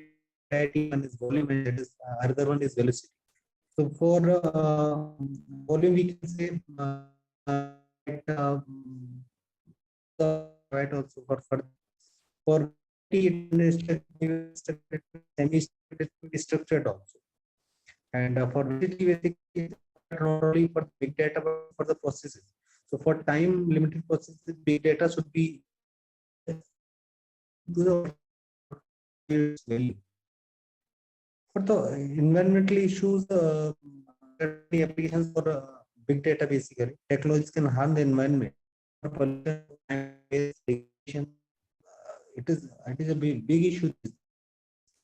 Playing this green computing. So we as a class. So appliances building industry for sustainability, for resources, sustainability.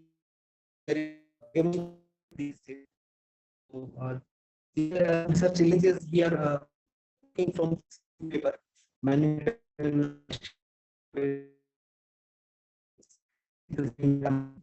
So these factors are. So we are concluding this part that we are living the big data era with big data is rich.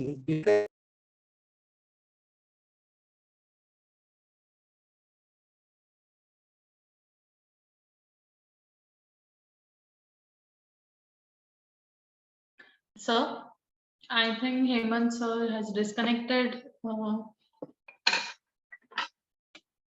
Hemant sir, kindly unmute yourself. Yes, ma'am. Yes, ma'am. I think, Am I ma'am, audible? sir, yeah, you're audible, sir. You can turn on your camera also, but I think your your PPT It has been disconnected. finished. It was a very last slide. Okay, sir. Huda sir, you want to ask anything? Mr. Hemant. Yes, sir. Yeah, Hemant. Yes, Am I sir. audible? Yes, sir. Say yes, sir. Yeah, Mr. Hemant. The work which we have done, what do you think will be its societal implication? How people in the society for any product or services can use it?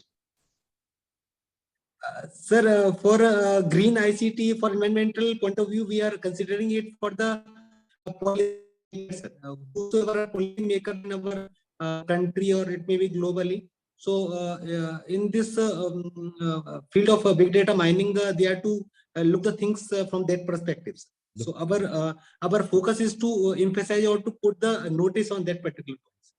So, policy makers are already doing great things, and since almost last 2 decades they are doing, but still they are not in a position to get concrete result of that. So the job of the researchers are to ensure that on ground some visible impacts are being realized. So can we directly come in contact with NGOs, with some organizations, with some universities who can adopt to it, and finally give them complete visualization of its impact, its result. So have you thought anything in that direction? Sir, we will extend this work up to that level that you are indicating for us for making it available for NGO and correct. society. Okay. Yes, yes. Okay. Sure, Thank you. sure. Thank you. Gratitude.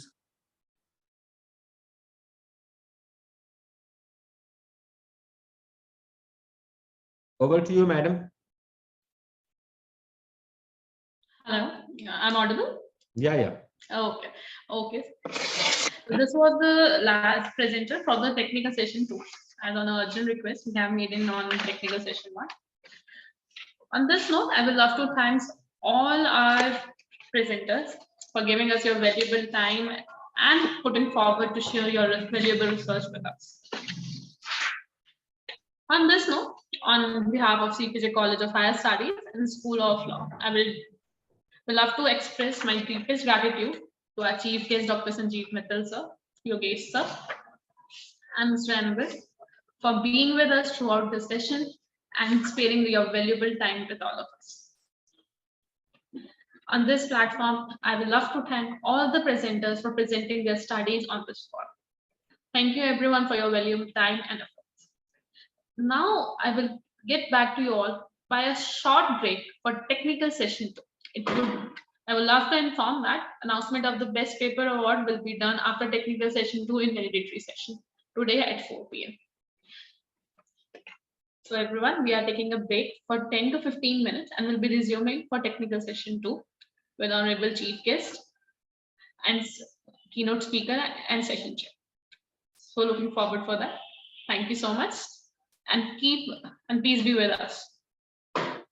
I request Bhumika ma'am to kindly play the video for our audience. Digital age is a pure digital age, which is also known as Industrial Revolution 4.0 or Industry 4.0 or IR 4.0. You have organized a program on such an important theme that management and information technology. You are talking about latest trend, the advancement happening in management and information technology. So let me start from that background itself about the topic that this industry or Industrial Revolution 4.0, when we are talking, we are, if going to the little background of the IR 4.0, so prior to IR 4.0, we were under IR 3.0, Industrial Revolution 3.0. And Industrial Revolution 3.0 was IT enabled world, whereas the Industrial Revolution 4.0, with which all of us are at this moment undergoing, is an IT driven world. And when I'm talking IT driven one, what I mean that IT driven means AI enabled objects, AI enabled devices connected in and around us for the purpose of whatever activity we can think, we can plan in our day-to-day life. That's the kind of IT penetration happening at this moment. And that is why I keep on saying that till Industry 3.0, the technology models used to revolve around the business model. Business model more or less remained same. If you see around 20 or 10 years ago, the business models of most of the organizations remained same, didn't change too much. But if you see the last 10 years, especially, and last 20 years in general, the huge disruptions because of the technological advancement has come up. And that disruption, the software-enabled disruptions, IT-enabled disruptions, have forced people to change their business model. And that is why I say that Industrial Revolution till Industrial Revolution 2.0, technology models used to revolve around the business model. Whereas under the backdrop of the changing technological paradigm, in Industrial Revolution 4.0, business models are revolving around the technological model, and the technological model are more or less in a customized manner are continuing, but we cannot afford to do the business with the same strategy, with the same business models with which probably a decade ago we were successful. So that is where a major shift has come up. My prior speaker since morning has also focused on that, the changes in the business model. I would like to give you only one example which is relevant to all of us, the teaching learning model. The teaching learning model just before COVID-19 was absolutely face-to-face, absolutely offline, but gone are those old good days when you will see that kind of live in the campus with 100% face-to-face kind of environment. Now we have no option but to keep it in a hybrid mode. So this is a major paradigm shift in a business model. And like this, everything around us have changed. If I ask you that 2 years ago, how many of you were doing online shopping? Probably maybe 30%, 40%. But now in metro cities, not only in metro cities, even in smaller cities, almost everyone, almost 70, 80% people are doing online shopping. So that's the kind of change in the business model. We need to understand it, then only you will understand the impact of IT in our day-to-day life and the advancement of the IT-enabled technologies in our day-to-day life. Friends, by now, these disruptive applications have gone to that extent that all and every kind of old and traditional business models are failing and failing hugely, massively on account of the software applications, on account of the advancement in the IT, and there is no exception to any of the domain. All domains are in one or other way are changing and is bound to change. Many examples are before of us. I would not like to name those examples. You may say, see the kind of mobile-enabled payments of bills and utilities, the shopping, the kind of Paytm, Google Pay, Phone Pay, and Ola, Uber. So many examples are already available.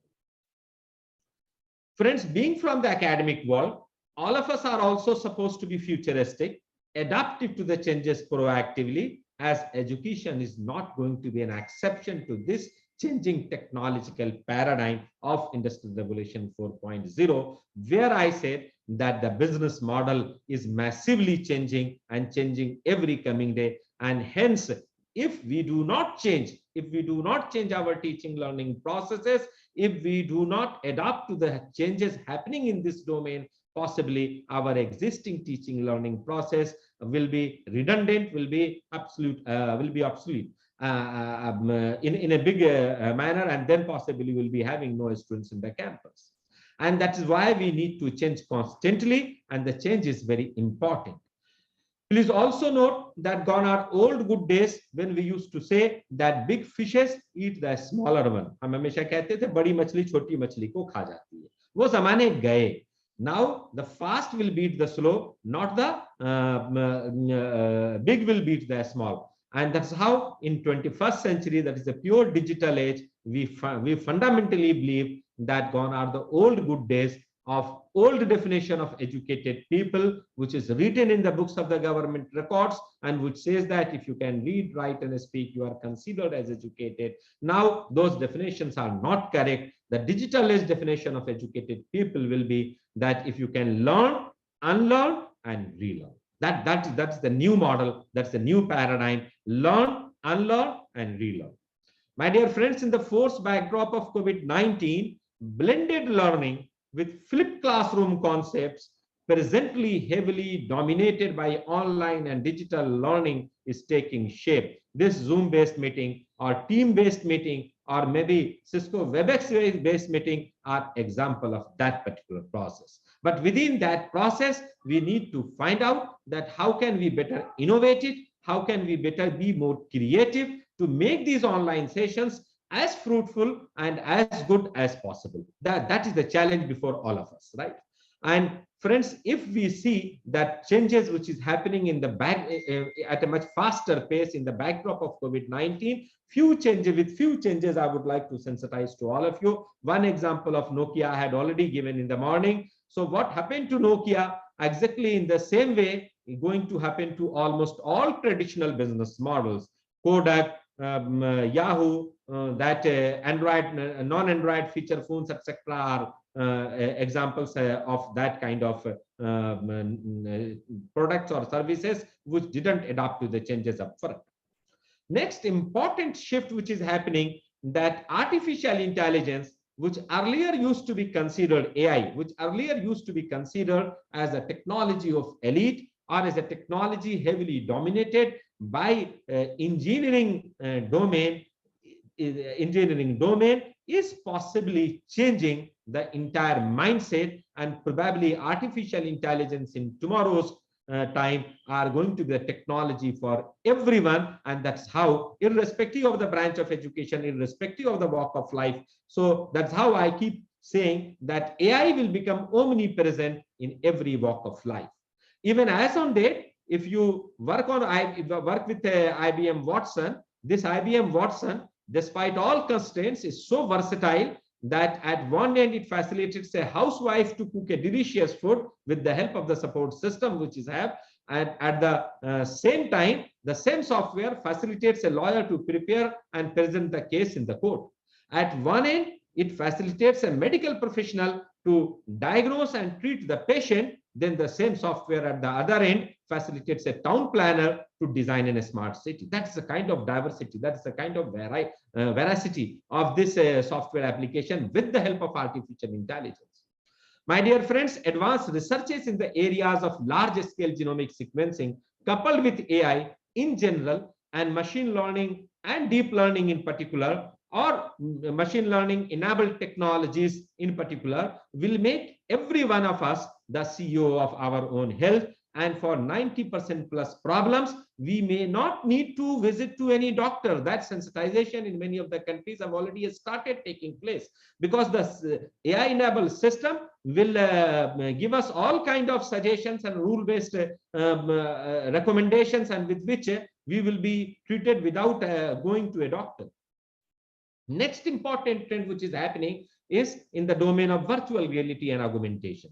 So advancement in the research domain particularly with respect to virtual reality, augmented reality, human-computer interaction through natural language processing are going to absolutely change the face of tomorrow while interacting with the machine, while interacting with the devices. And in coming time, you may not need to carry even a smartphone of today's generation. At this moment, we carry a Samsung phone, we carry an Apple phone, and we are very proud. Tomorrow, you need, all of us may not need to carry any device with us, possibly a small interface on our wearable strip, maybe pen, maybe button, will have much more capability than today's smart iPhones. And that's why I say that the changes on the card in this domain is large scale cognitivity is going to enable the reflexive computing in a bigger possible way, available commercially. And when reflexive computing will be available with the help of cognitivity in a commercial domain, possibly if I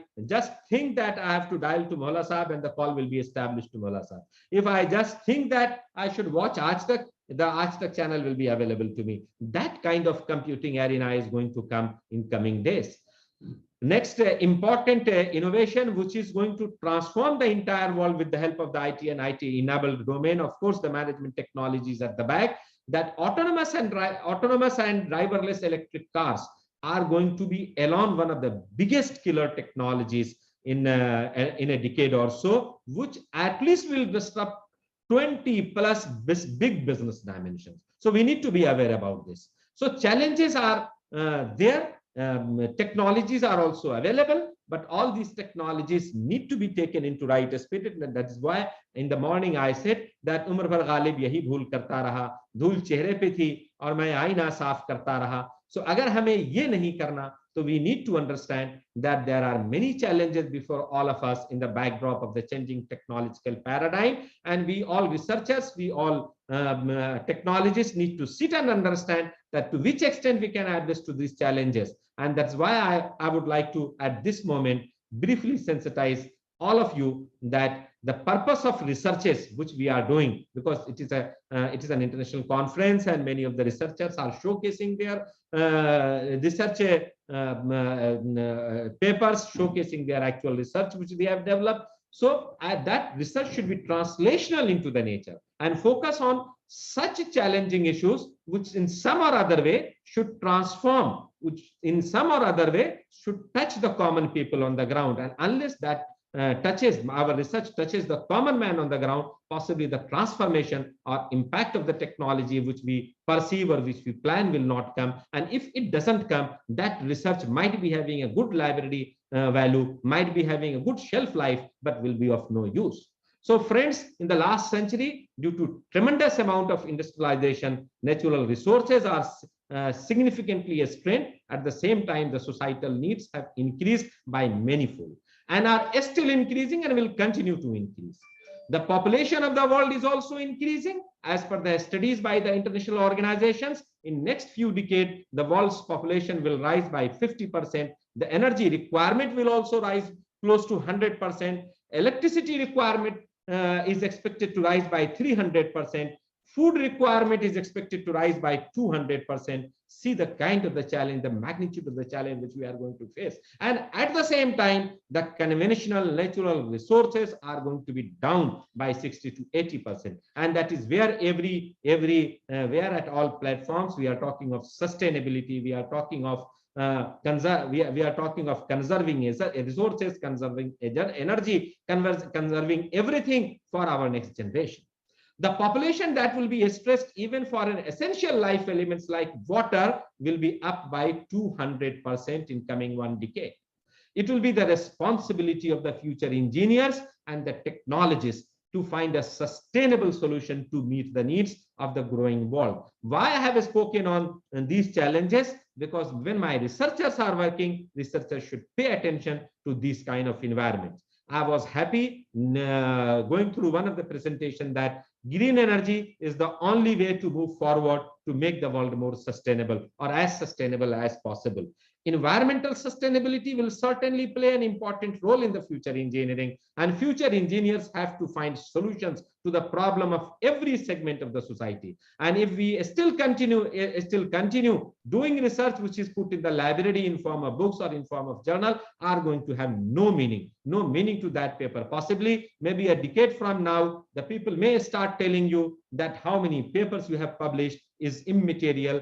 Tell me which of your paper has got an associated product or service in the society, or has changed the life of the people on the ground. If that is happening, then only your contribution will be considered. The future engineers will have to focus on so-called grand challenges defined by National Science Foundation.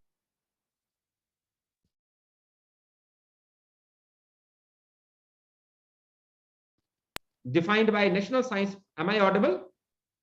Yes, sir, you're audible. Yeah, defined by National Science Foundation, United States of America, and the few of them are making solar energy more economical, providing energy from fusion, manage nitrogen cycle, provide access to clean water, restore and improve urban infrastructure, advance healthcare informatics, engineer better medicines, reverse engineer the brain, and prevent nuclear terror, etc., etc. These are some challenges which the researchers need to focus on this. And if we are not focusing on this, possibly we will be left too behind. I would like to conclude with this note that the time which has, because of the COVID, the changes, the pace with which the changes are happening are putting forward huge challenges. And under this backdrop of huge challenges, in the backdrop of these COVID-19, I say that there are 4 components which must be part of our digital age skill set, that is 21st century skill set. When I'm talking of a digital age skill set, I'm talking of the skill set which will be required in coming decades. And then I say that RISC risk is important, where R stands for resiliency, I stands for inner strength, S stands for strategic thinking, and C stands for collaborative digital mindset. And under this skill set of risk, RISC, your topic, both the side, management side and technology side, is very well within the scope, is very well covered. So this risk is very important. All of us have to take care of this, that how can we ensure to be resilient? How can we ensure to be strong enough to deal with all kinds of problems which are happening on account of the pandemic-like situations? How can to ensure that the thinking which is going behind my mind and coming on the piece of paper and coming in our in shape of our product of services should be as strategic as possible,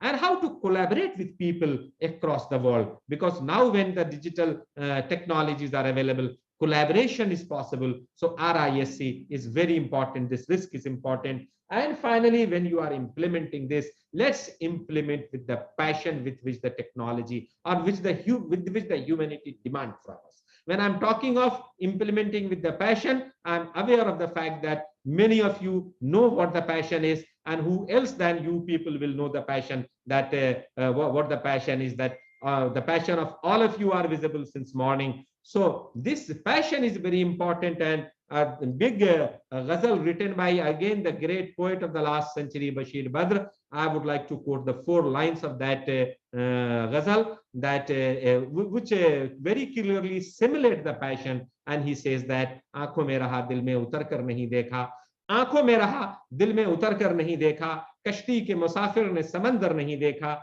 आंखों में रहा दिल में उतर कर नहीं देखा का मतलब ये है कि on the fly you planned everything, you didn't go inside, means अगर आपको पल्स चाहिए तो समंदर की गहराई तक जाना पड़ता है, ऊपर ऊपर तो कुछ मिलेगा नहीं। तो कश्ती में जो लोग चलते हैं उनको समंदर का और समंदर की गहराइयों का और उसके अंदर के अवेलेबल रिसोर्सेस का और फिर उस ब्यूटी का कैसे पता चलेगा।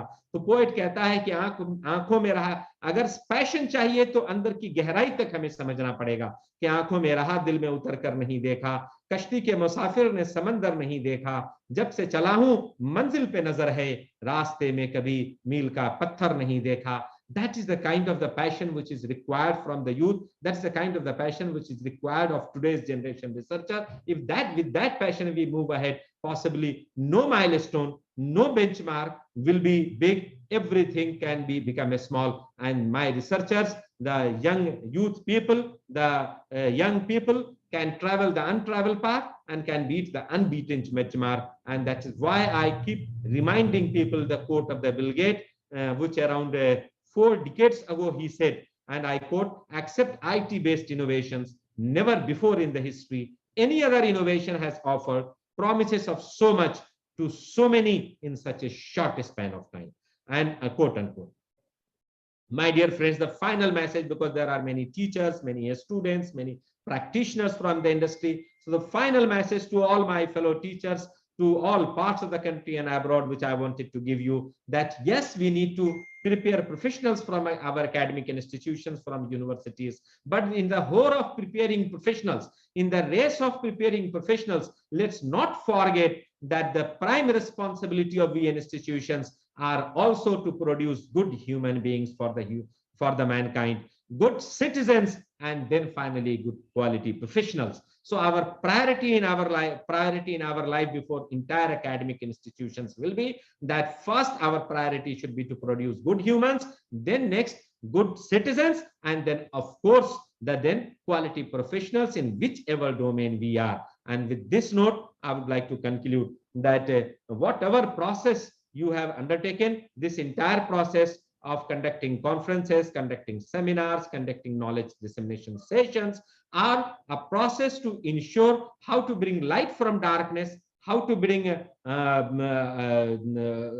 knowledge from ignorance era, and the process of bringing all of us into a knowledge era, into a light era from darkness and from ignorance has best been simulated by a great poet. And he says that ujale apni aankhon mein mahfoozi kar lo, means keep power of knowledge as integral part of our personality. Otherwise, if we do not have the power of knowledge, possibly the kind of the challenges which we'll be facing in our professional and personal life will be very difficult to be handled, very difficult to be managed. So the poet says, "Ujale apni aankhon mein mahfoozi kar lo, badi dur tak raat hogi, musafir ho tum bhi, musafir hai hum bhi, kisi mode pe phir mulaqat hogi." Thank you so much. Phir milenge, zarur milenge. Wish you very happiest day, healthiest day, vibrant day, and safest day.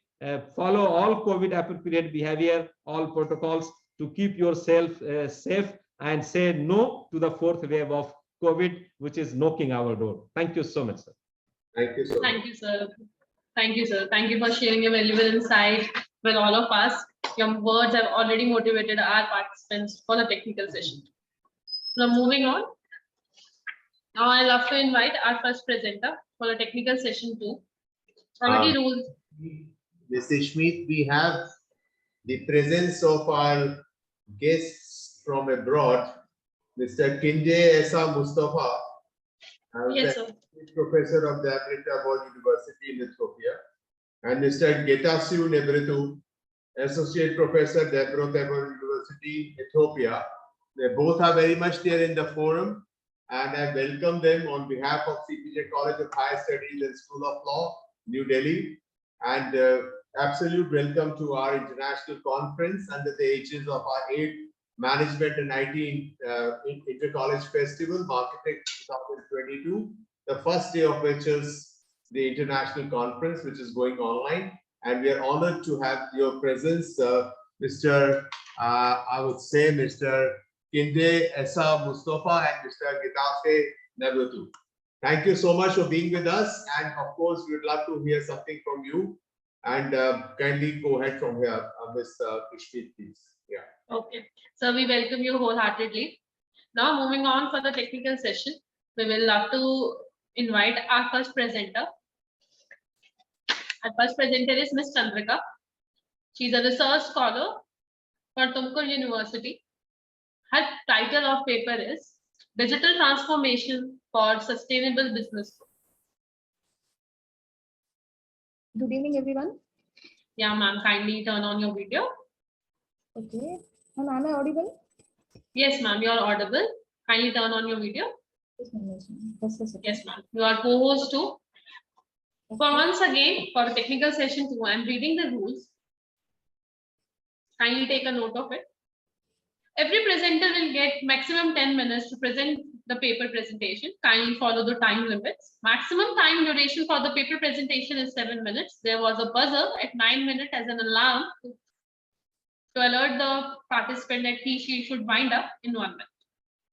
You all are requested to turn on your cameras during the paper presentation, as please ensure a good connectivity of internet at your end. All the very best to all the presenters. Ms. Chandrika, you can start. Huda sir, you kindly note she is our first presenter, Ms. Chandrika. Thank you, ma'am.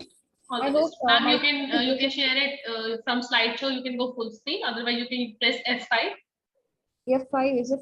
Yes. F5. Okay. Or you can go from slideshow to screen share full screen.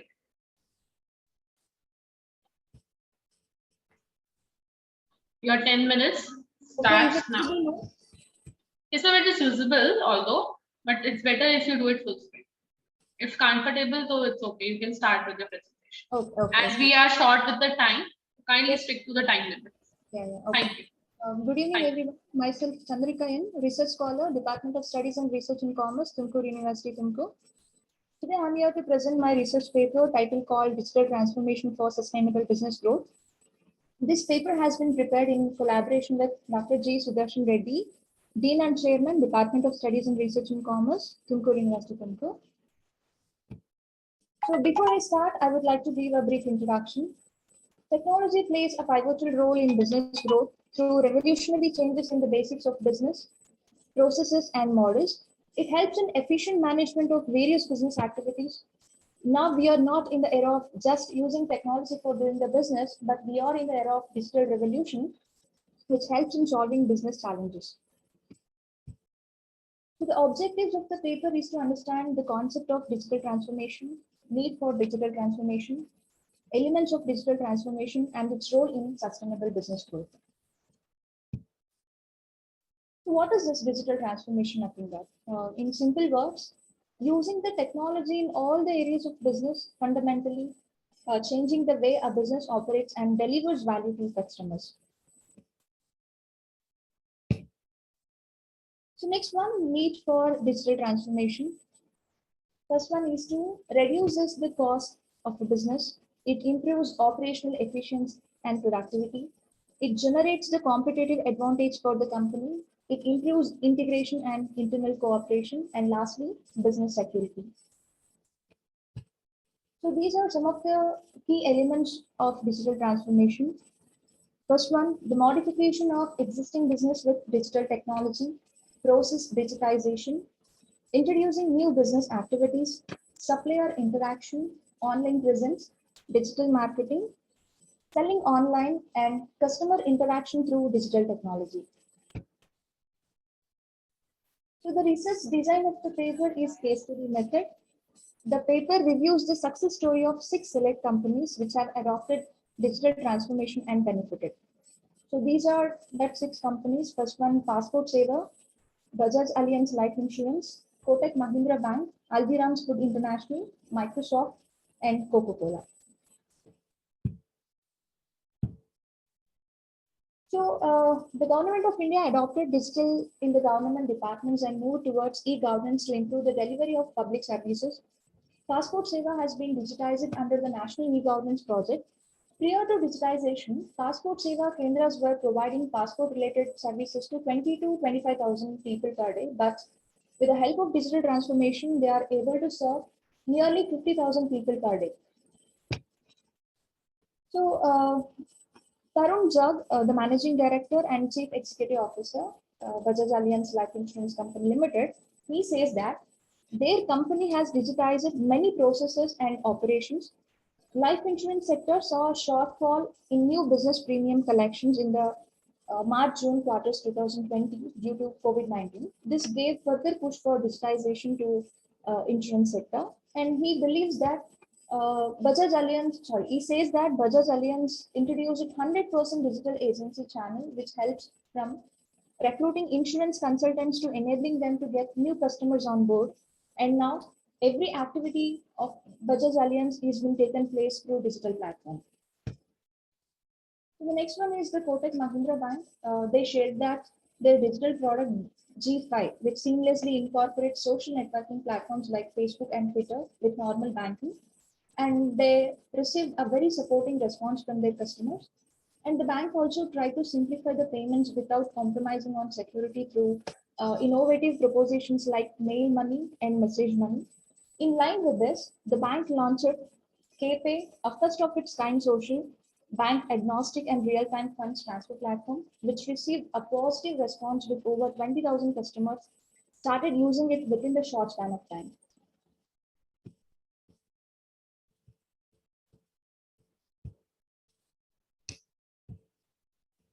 So Haldiram's Food International, their strategy focused on augmenting the brand in every possible way. They invested on digital initiatives such as online store and our outreach on Google, Facebook, and Twitter. Digital strategic initiative helped them to build their brand presence among the tech-savvy younger generation. Microsoft Teams and cloud computing started the transformation process to stay ahead of the game. In the year 2021, there are more than 20 crore Microsoft Teams meetings actively participating in the meetings in one day, and the total meeting times comes to more than 4.1 billion meeting minutes. The daily active user base of Microsoft Teams has increased from 2 million in 2017 to more than 75 million by the end of April 2020. And it further increased to 95 million by the end of 2020 due to the COVID-19 pandemic. From March to June 2020, Microsoft Teams recorded 894% growth than June. And last company, Coca-Cola, document processing and scanning. According to a report on Coca-Cola's transformation journey, 96% of the world's population recognizes the Coca-Cola logo. Approximately 10,000 of the brand's products are consumed every second. It indicates that the speed of digitization at Coca-Cola. The company transformed its traditional brick and mortar business into a digital-first business in 2018. So with the above, I would like to conclude that to grow and thrive, every business needs to come out from the traditional way of doing business, and they must adopt digitization in their business operation. Business houses cannot survive without the support of the technology, because technology makes things happen which are not otherwise. So that is all about my presentation. Thank you very much.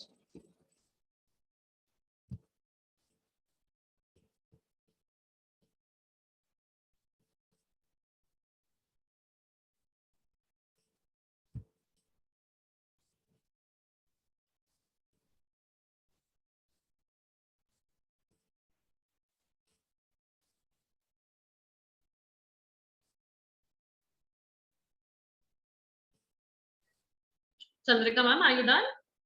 Yes, ma'am. Okay. Huda sir, you need to ask anything? Or we can move on to the next presenter as we are running short of the time. Huda sir? Let's take next presenter. Yes, please. Okay. Okay. Our next presenter for the evening is, thank you, Chandrika ma'am. Thank you, ma'am. Thank you. Thank you, ma'am. Thank you for sharing your valuable research with all of us. Our next presenter for the evening is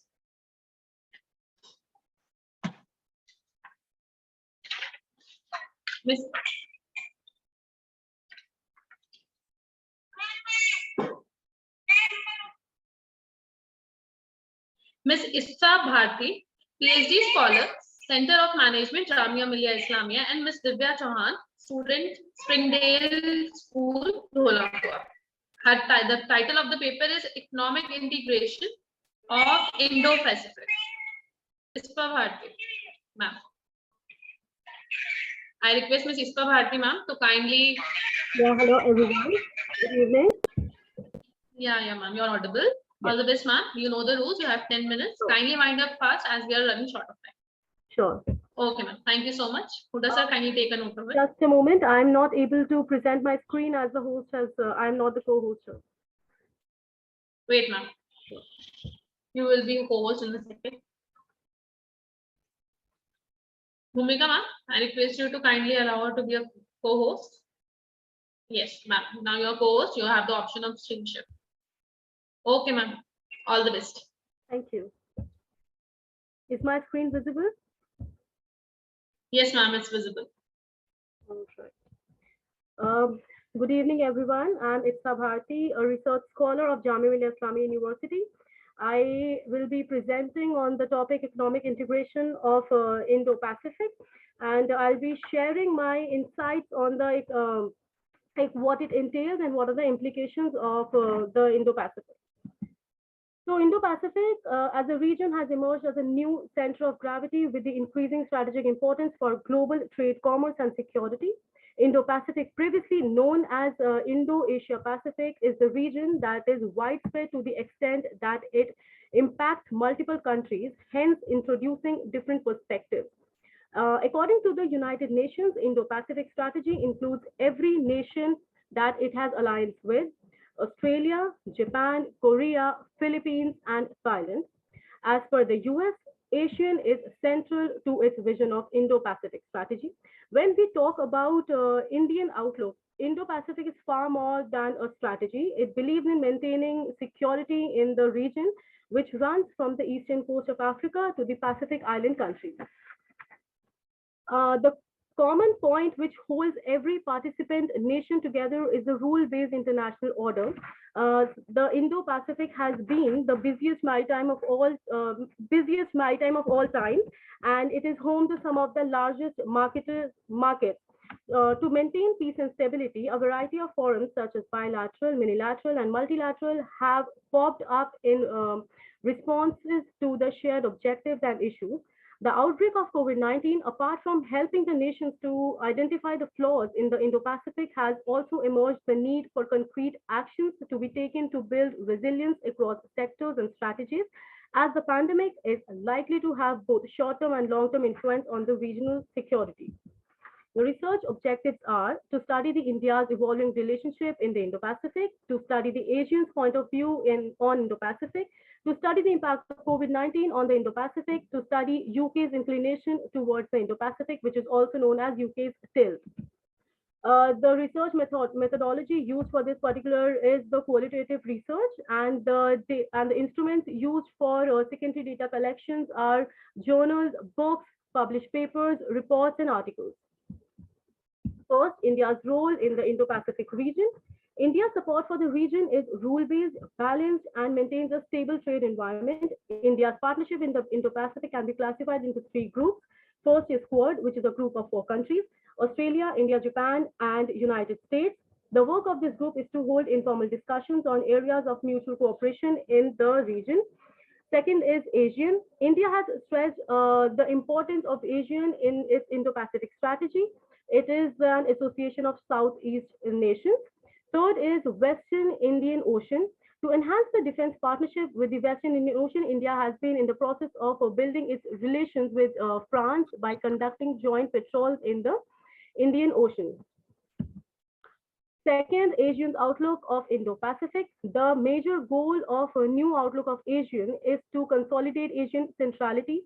The emphasis of this particular outlook is on 2 points. First is effective economic cooperation, and second is the significance of marine area. Asia is the only link between the Indian Ocean and the Pacific Ocean, which cannot be bypassed. So in order to promote the collaboration, ASEAN is promoting cooperation in this particular region. It has an opportunity for the countries that have location advantage like Indonesia and Singapore to strengthen their strategic positions. Japan is an essential part of the development and promotion of the India-Pacific Initiative. Australia is also on the path to enhance its presence and scope of interest in the South Asia. It is actively taking part in the promotion of the Indo-Pacific strategy. Third, UK's inclination towards the Indo-Pacific. With the US and Russia as its most important strategic ally and its acute threat, respectively, the UK's new foreign and security policy tilts towards the Indo-Pacific region remains grounded. India, China, and Japan are 3 most powerful countries in the Indo-Pacific with distinct characteristics and interactions with the UK. The UK recognizes China as an authoritarian state and cautions that its growing power and international aggression will likely to be in the world's most important geopolitical factor. China poses the biggest state-based threat to the UK's economic security. And the United Kingdom wants to deepen its Indo-Pacific engagement by joining the Comprehensive and Progressive Agreement for the Trans-Pacific Partnership and becoming an Asian dialogue partner. The UK's declared goal is to change bilateral collaboration throughout the whole range of bilateral common interests over the next 10 years. The UK and India have jointly decided to address global issues such as climate change, sustainable energy, and global health. Moving on forward, recent development in the Indo-Pacific. The first trilateral dialogue between India, France, and Australia focused on increasing collaboration and promoting SAGAR, which is security and growth for all in the region. The forum covered important breakthroughs in the supply chain management of the countries in the region to establish a resilient and reliable logistical network in the wake of the recent pandemic. New Delhi expressed interest in working together on sustainable fishing in the Indian Ocean, development of deep ocean resources, harvesting technology, and ocean thermal energy conversations. The conclusion of the Basic Exchange and Cooperation Agreement was highlighted at the third India-US 2+2 dialogue, putting a definitive mark on the India-US military and logistical collaboration. The pandemic has revealed that China's over-reliance on global supply chain as well as its geopolitical intention in the Indo-Pacific. Due to its huge reservoir of skilled and semi-skilled labor, now India is emerging as an important player in the terms of strategy. The economics of the Indo-Pacific, there are three key areas around which the economics of the Indo-Pacific strategy revolves. They are energy, digital economy, and infrastructure. The common factor among the three is finance. Digital economy is today the living standards of people around the world has been impacted positively by the internet. Due to the advancement in the technology, like the Indo-Pacific has become home to many technologically sophisticated economies. One of the biggest challenges that the digital economy poses is to protect the cross-border data flow from cybersecurity threat while maintaining the privacy at the same time. Infrastructure. This is one area which needs our attention. There is a significant demand for roads and highways. Healthcare and aviation are expected to generate opportunities in the Indo-Pacific region. And the investment stability is one of the challenges that needs to be considered while studying this particular area. Third is energy. The International Energy Agency projects that Indo-Pacific region will account for approximately 60% of global growth in energy demand by 2040, requiring more than $1 trillion in annual energy infrastructure investment. To meet the financial requirement of all the three areas, private sector need to cooperate on the US Blue Dot Initiative lines. It is a multi-stakeholder network initiative led by agencies including OPIC. Following COVID-19, the global economy may open up as an opportunity to grow the Indo-Pacific tourism industry. Apart from this, COVID-19 also has had a negative side, which is like China's significance in trade and defense growing in the Indo-Pacific area. I'd like to conclude by saying that COVID-19 has encouraged governments and international forums to develop strategies to deal with and economic challenges. It can be anticipated that the world will witness setbacks caused due to the economic problems. This pandemic has forced us to take concrete actions to mitigate the losses that are likely to occur in the future. China's expanding presence in the region is being continuously challenged by the India's active engagement. And as a result of all these changes, India will have a stronger position as a strategic player in the Indo-Pacific. By this, I come to an end of my presentation. I would like to thank all of you for being such a patient audience. Thank you.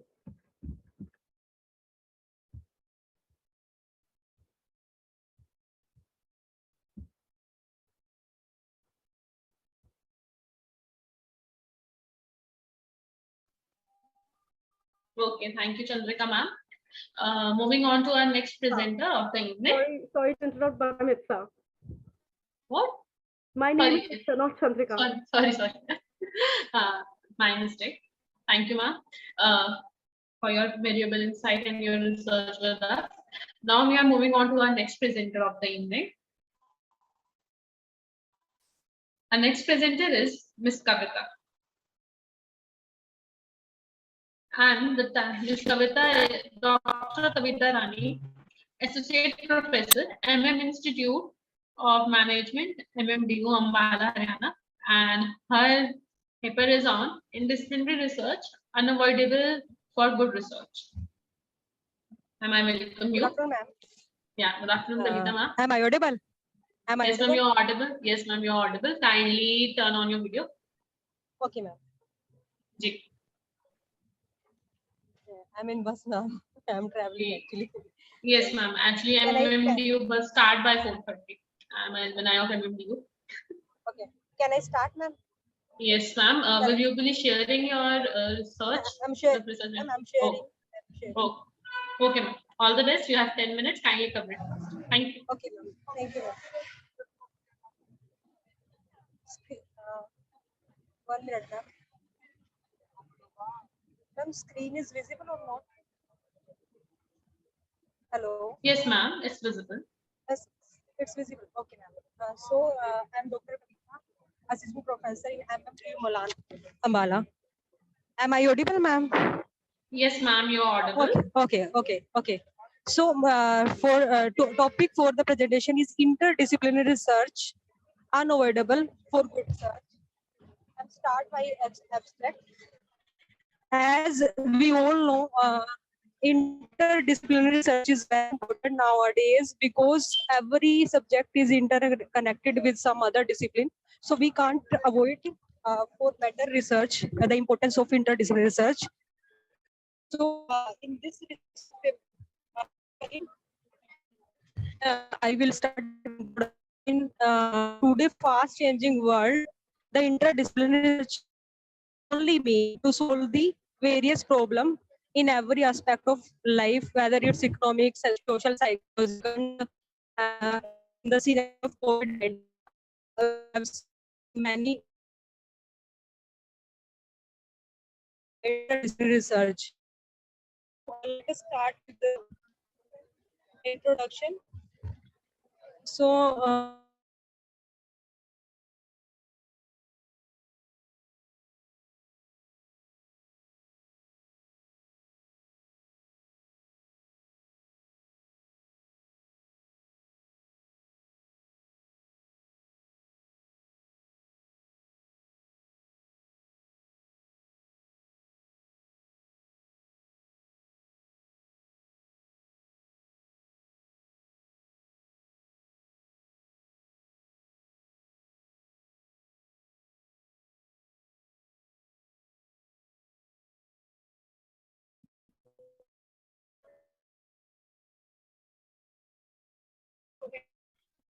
audible.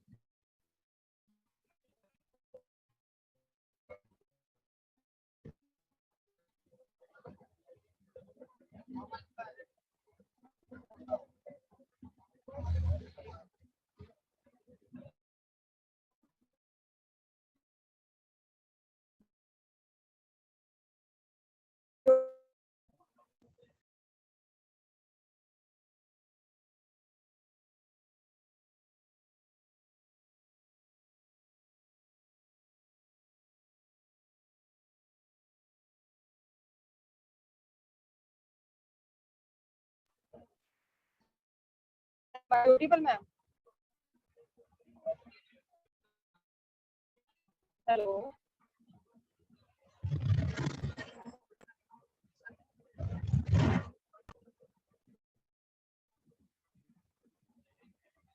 Hello. Yes, ma'am, you're audible. Hello. Okay, ma'am. Ma'am, please turn on going to your share video, the screen please. again. Okay, ma'am. Okay, 1 minute, ma'am. Actually, Yes. there is some net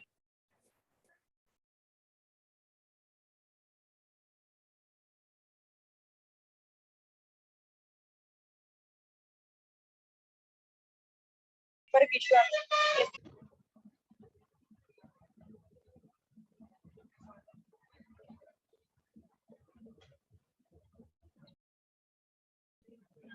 Hello.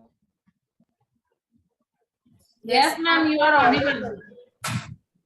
Ma'am, I'm not able to share my screen. I don't know why.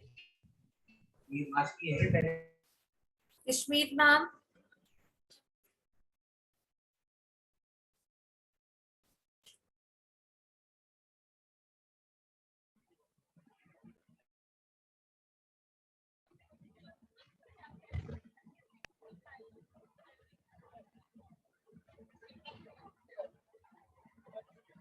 Hello. Bhumika ma'am, the video is running. Just 1 Ma'am, minute. I'm not able to Yes, see yes, ma'am. Yes, ma'am. Yes, options. ma'am. Yes, ma'am. There's a technical issue. Kindly wait. Okay, ma'am. Now, ma'am, you can on your video, and you can share your screen again, ma'am. Kavita ma'am. Yes. Now it's fine. You can share your screen again, ma'am, and you can start. Okay.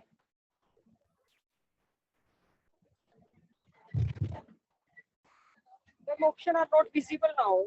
There was option. Can I Yes, rejoin ma'am. the Now, link? no, ma'am. Option is visible. Kindly check again. Okay. Okay. 1 minute.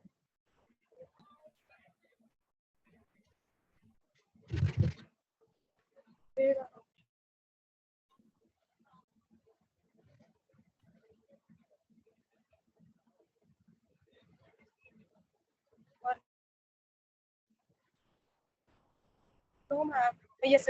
Now, I think now, yes. Now Yes, it's visible. 1 minute. I'm sharing. Okay. Ma'am, when I go to share, then there is problem. I don't know why. Ma'am, when you go on share, you're sharing it with phone, na? You must have downloaded the file. So kindly go on the downloaded file. If you have saved some folder of yours on the Android phone or an iPhone, there it will be shared. Let me check, ma'am. Yes, ma'am. Around I think 7 minutes already has left. So hardly you are left with 2 minutes.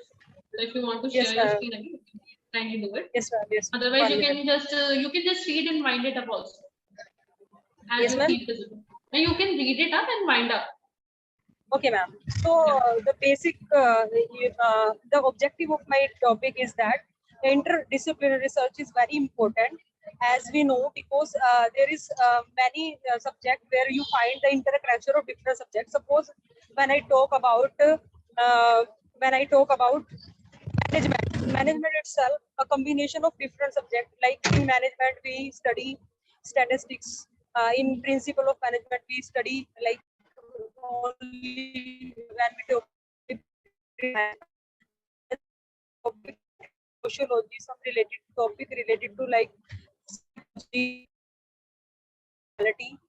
and some topic related to like control. In control, there are controlling chart. They are related, operational research. So we can't deny the importance of interdisciplinary research. And in this year conference, we can see this is also there. We can also see the different type of research paper we are presenting here.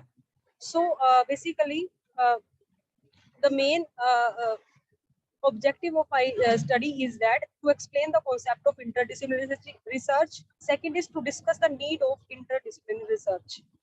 Third is to highlight the usefulness of interdisciplinary research in present scenario. As we see, there is need of interdisciplinary research because there are interconnection between different subjects, and when we work together, we find more better more better research finding which we can apply for the society.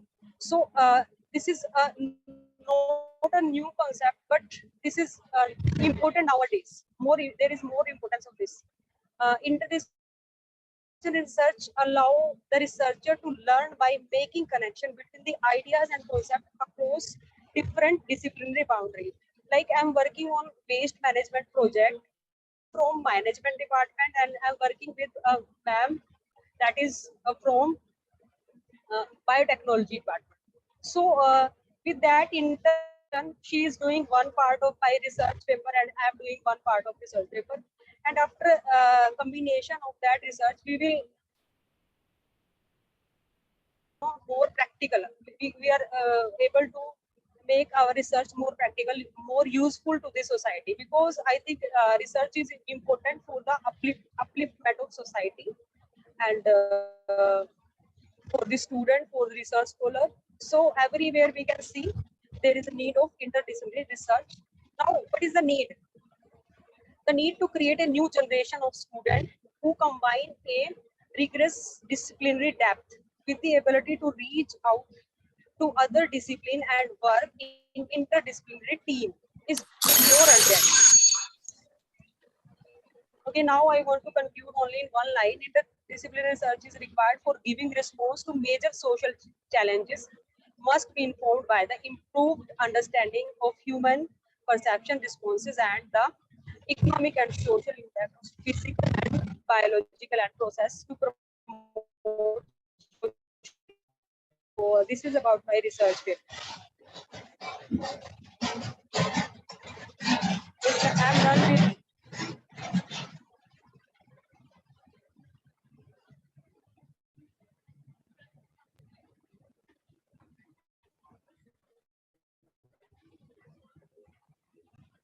Okay, ma'am. Thank you so much for Yes, presenting ma'am. your.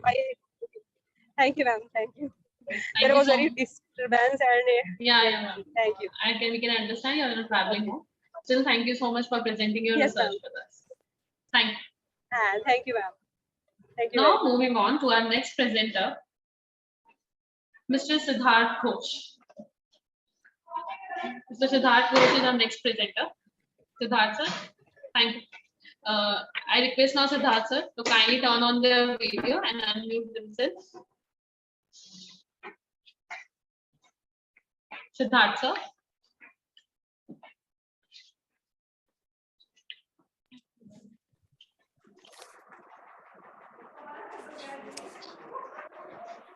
Ishmeet ma'am. Hello. Yes, ma'am. Ma'am, please announce Kavita ma'am's name as Siddharth sir is Already, ma'am, Kavita ma'am has already done. Yes, ma'am. Rajneesh ma'am. Okay. Now, and Rajneesh ma'am is, I think, uka bhi ho. Yes, ma'am. Yes, ma'am. Ma'am, आपका okay. Mr. Rajneesh ma'am, you can take now.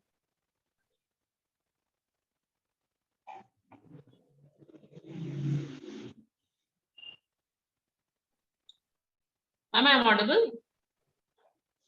Rajneesh ma'am? Yeah, Ishmeet, you are very much audible. Okay, ma'am.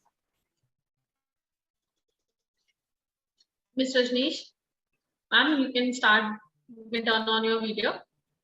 Mr. Rajneesh is a research scholar from Chaturvedi University, and the title of research is Innovation and Economic Growth, a descriptive study of niche and innovative company. Yes, ma'am. Can you turn on your video, please? You are a co-host now, ma'am.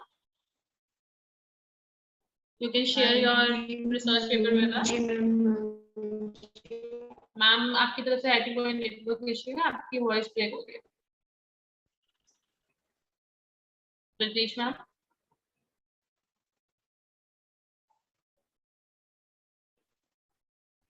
I again repeat, Miss Rajneesh, ma'am I think आपकी तरफ से कोई network issue है, please अपना एक बार headphone फिर से connect कर सकते हैं या अनम्यूट करके एक बार फिर से म्यूट करिए।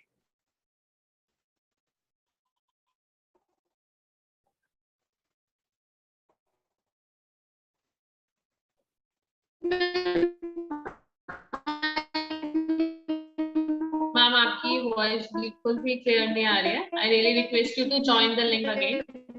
रजनीश मैम आपकी वॉइस क्लियर नहीं है, kindly join the link again. I think Rajneesh ma'am is facing some network issue. Now we can move to our next presenter of the evening.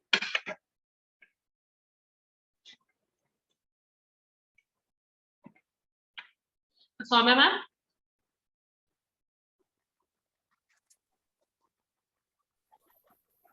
Ishmeet ma'am, there is some issue with Siddharth sir. He is unable to join. Okay. So let's continue with Rajesh ma'am and then we can start the validatory. Okay, ma'am. Rajneesh ma'am की कुछ voice issue आ रही थी. I hope she is joining again.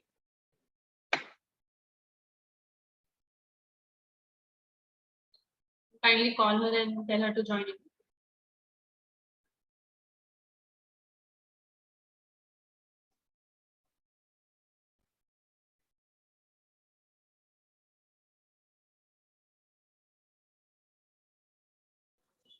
Into one thing till then आप next paper के लिए presenters को call करते हैं.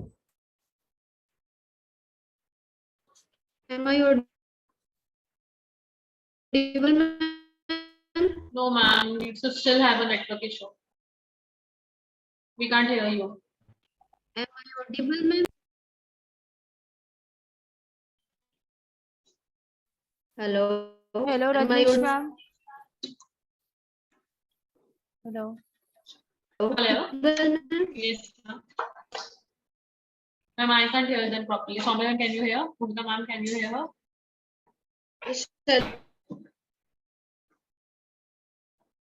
Hello. Hello.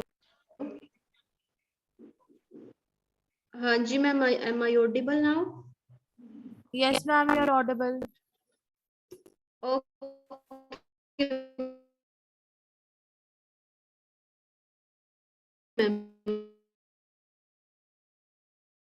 Innovation and as we all know that the main aim of companies is to earn profit in long run and survival in today's cutthroat competition. Companies can achieve their target only with the help of innovation. Innovative companies are competitive and profitable in today's age. Innovation is important for sustainable development of a business. In this paper, one of the innovative company is described. The innovative companies always foster growth of country by creating employment and raising standard of living of the society. Meesho company is one of the most innovative and fast growing company. Its journey is really appreciable and encourageable for our youth. Please move the slide. Meaning of innovation. The word innovation is derived from the Latin verb action.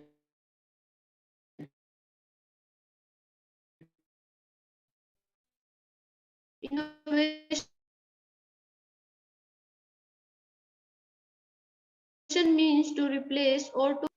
There are many kinds of first process improvement and organizational innovation. In this type of innovation, the improvement of processes through continuous improvement and the development of new solutions. Second one is product development. The product development deals with the development of innovative products or product features.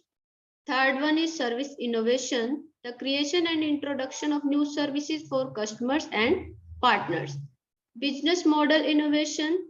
This type of innovation deals with the development of innovative business models and new revenue streams through continuous research. Ma'am, please move on the slide.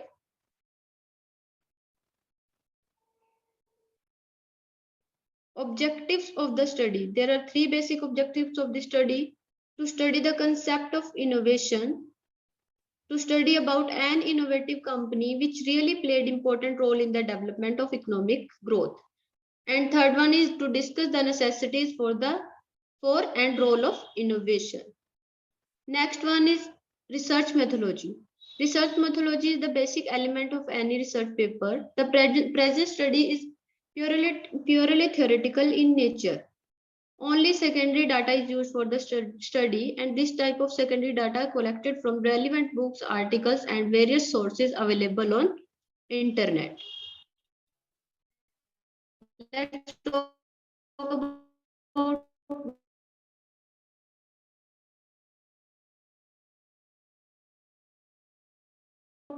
Meesho. Meesho is an Indian origin social commerce platform.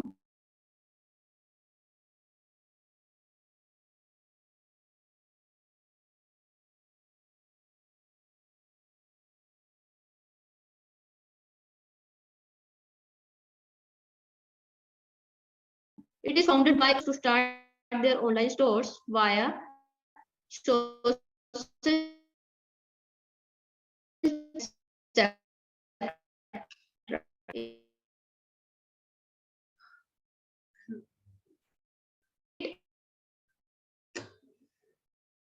Ma'am, she is not audible, please. In June 9 document issue is It seems there's some networking issue at your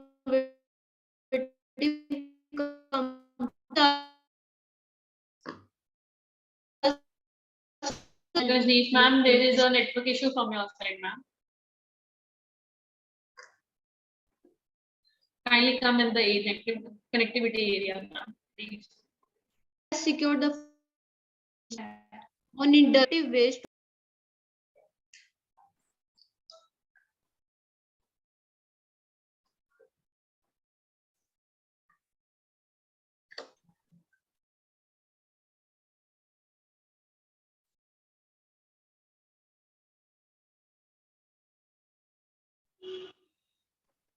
Ishmeet? Yes, sir. Yeah, kindly ask Ms. Rajneesh to kindly stop her presentation. We'll again check. Sometime you can go to the next one, please. So she is the last one. All presenters have finished. Okay. Yes, we can move to the military session. The next 5 minutes. Rajneesh ma'am, can you hear me? Rajneesh ma'am, if I'm audible, kindly stop sharing your screen. Yes, ma'am. Yes. Ma'am, there is a network issue from your end. Thank you, Rajneesh ma'am. So this was the last presenter of the evening, everyone. Ms. Rajneesh, with some network issue, she could not present properly, but definitely we think her research is applicable, and Mr. Huda must have noted it. So thank you so much to all the presenters for sharing their valuable insight and knowledge with us on this platform today. I again, on the behalf of CPJ College of Higher Studies and School of Law, express my deepest gratitude to Mr. M.N. Huda for giving us your valuable time. And I also like to thank all the presenters for presenting their studies on this spot. For now, we will be moving on towards the valedictory session. You answer anything?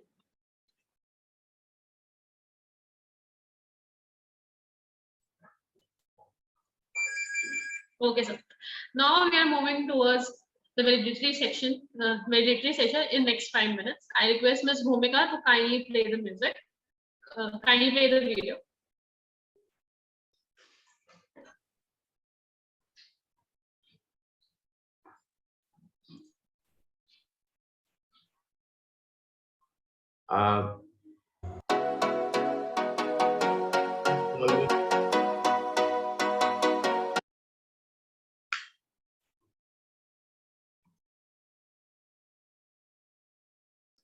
So you were saying something? Yes, Yugank sir, you were saying something? So you're not audible. I'm audible now. Yes, sir. Ms. Ishmeet, Mr. Gitasu Debrutu and Mr. Kinsey Esa, they both are in the forum. Yes, sir. Yes, sir. We will be starting up with the valedictory session, and they are welcome. Since they are part of the valedictory, Yes, can sir. you introduce them and ask them to speak something? Okay. Okay.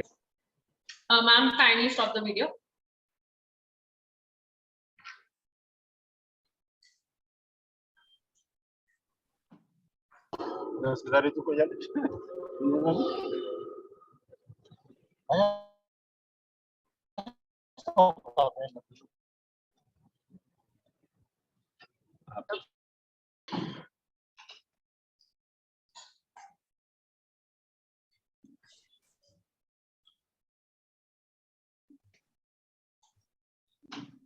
Ms. Bhumika, kindly remove the video from the screen, please. Yes, sir.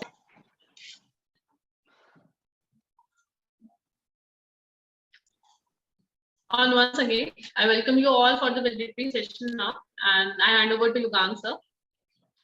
Yeah, thanks, Mr. Schmidt, and welcome, Mr. Gitasio Nibrutu from Ethiopia. Mr. Thank you Nebrutu, very much. Yeah, thank you. Mr. Nebrutu is the associate professor in Debre Tabor University in Ethiopia, and from the same university, we also have Mr. Kinje Esa Mustafa. Welcome to you also, Mr. Mustafa. You are not audible. You have not unmuted yourself, Mr. Mustafa. You have not unmuted yourself. Okay, thank you so much, sir. Thank you. Yeah, pleasure, sir. Pleasure.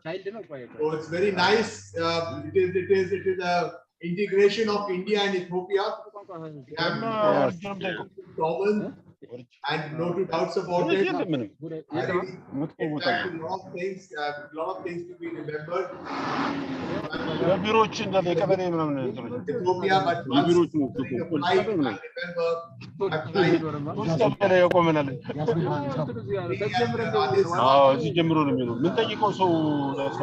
So I've landed in Ethiopia, but I've not gone out of the airport.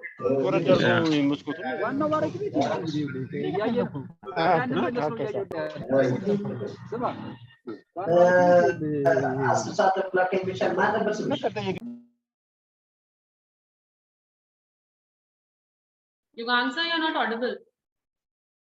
Kindly unmute. Yeah. Okay, sir. Thank you so much.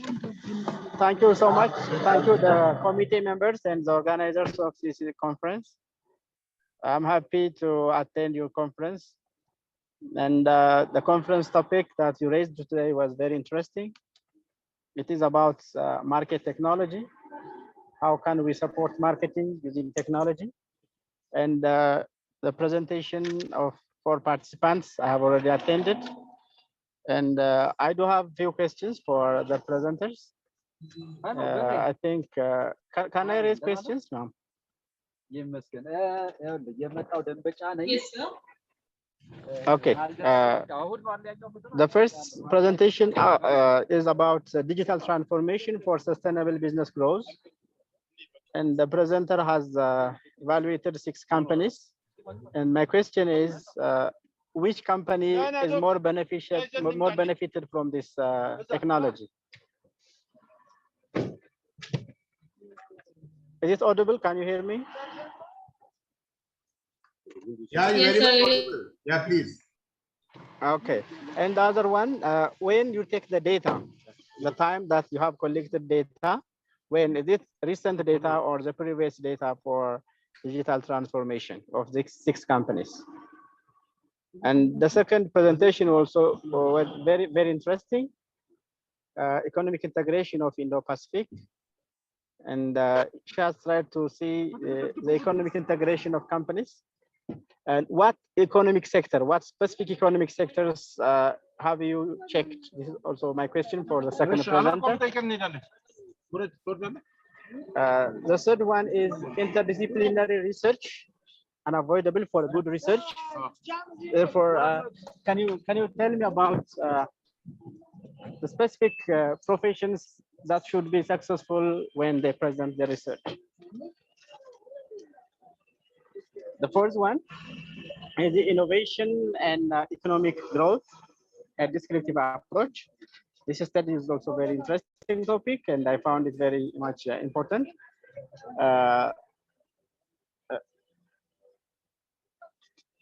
Therefore, the product development of mesh company, is this company focusing on innovation only? And what specific finding that this research have on the research? These are all my questions. Thank you, all the organizing members. And sir, if you want to come to Addis Ababa again, you are welcome. I would love to.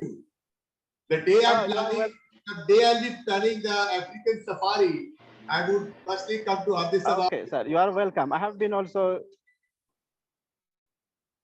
Yeah, you are welcome. You are welcome. Visiting your great continent with a great culture and a great background. Trust me. Thank you, sir. Thank you so much. Thank you. We will organize another conference in the future. Thank you for sparing your valuable time and sharing your thoughts with us. It's always beautiful to hear people from overseas, and that's a beautiful integration, and I look forward to it, that we shall be doing much more things together and in common. Thank you so much, Mr. Thank you. Thank you. Thank you so much, sir. So may I now take forward Ms. Ishmeet on your behalf, if you allow me to? Yes. Yeah. May I please request Mr. Getasu Debrito, Associate Professor of Debre Tabor University, Ethiopia, to kindly please share his views too. Welcome, Mr. Debrito. Welcome, sir. Thank you very much. Good afternoon, everyone. Good noon. I'm from Debre Tabor University, sir, as you mentioned, under Computer Science Department. Right. And I would like to thank you, those presenters. And next, I would like to thank you, Professor Niraj from Debre Tabor University under Business Faculty, who invited me to attend this wonderful seminar program. So I'm very happy to be present here for attending these sessions. It was good enough for me to have understandings on those papers presented before. So in general, just I don't have any doubts or I didn't have any questions. Just I want to express my feelings and advantages that I get here. So I'm very happy to be here. Sir, thank you very much. Thank you, sir. The Thank you very much. welcomes you both wholeheartedly. Thank you, sir. Now, moving on with our valedictory session. I would once again love to welcome Mr. Yugank Chaturvedi, Director Journal, Dr. Ashutosh Agarwal, Director, CPJ College, and Dr. Neha Mittal-Baksit, Dean, Management, Commerce and IT. So moving on for the valedictory session now. Now I request our Director Journal, sir, to kindly come forward and to announce the most awaited moment of the day for the best paper for the technical session 1, and as well as the best paper for the technical session. Yeah, thank you, Ms. Ishmeet. And I must say you carried on the day beautifully and anchored the program, and remained as absolutely the anchor sheet to it. Thank you so much. Thank you so much. And looking forward to the papers being presented and the dignitaries who graced today's international conference. I must say that it was a start after a gap of nearly 2 years of COVID, when nothing could be done, frankly speaking. Though we were doing a lot of webinars and all, but a proper conference we could not hold in the year 2021.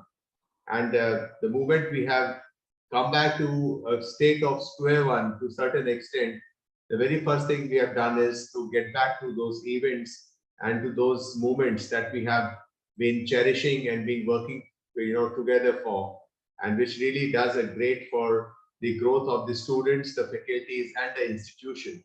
And that is what the international conference for today look forward to. And I feel to a certain extent we have succeeded in tasting what we were looking forward to, and tasting the aim and objective that we had at the back of our mind before commencing and thinking about it, and finally giving a shape to the international conference that commenced today. Other than Dr. Huda, Dr. Sanjeev Mittal, and Dr. Yogesh Mishra, who gave very strong their complete addresses, which ranged from one theme to the other of management and information technology. And I think all the three resources and very eminent resources, all the three of them, they were of the same view that management and technology, it goes hand in hand, and it needs to be worked out, whether by an institute, whether by a state, whether by a country, or whether by a unison of countries together, to see to it that how the mankind can grow with it. And a very nice thing which was being said is that today everything is in the hand of the technology and the technocrats today, who have to kind of work it out that how they have to work for the tomorrow of this world itself, so that for the coming generations, how can we think, when in these days also we get into some kind of crisis at times, and we find that the water supply would be stopped for 2 days or maybe a day only, and we feel out of the world that, okay, how are we going to survive?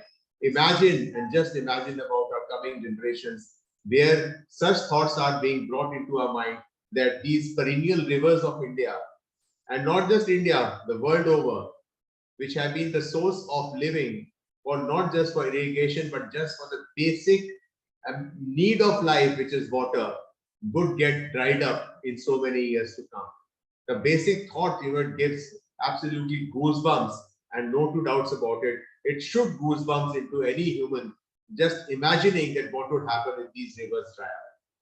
Or the glaciers, they are melting, rivers drying. Just look at the kind of things that are happening.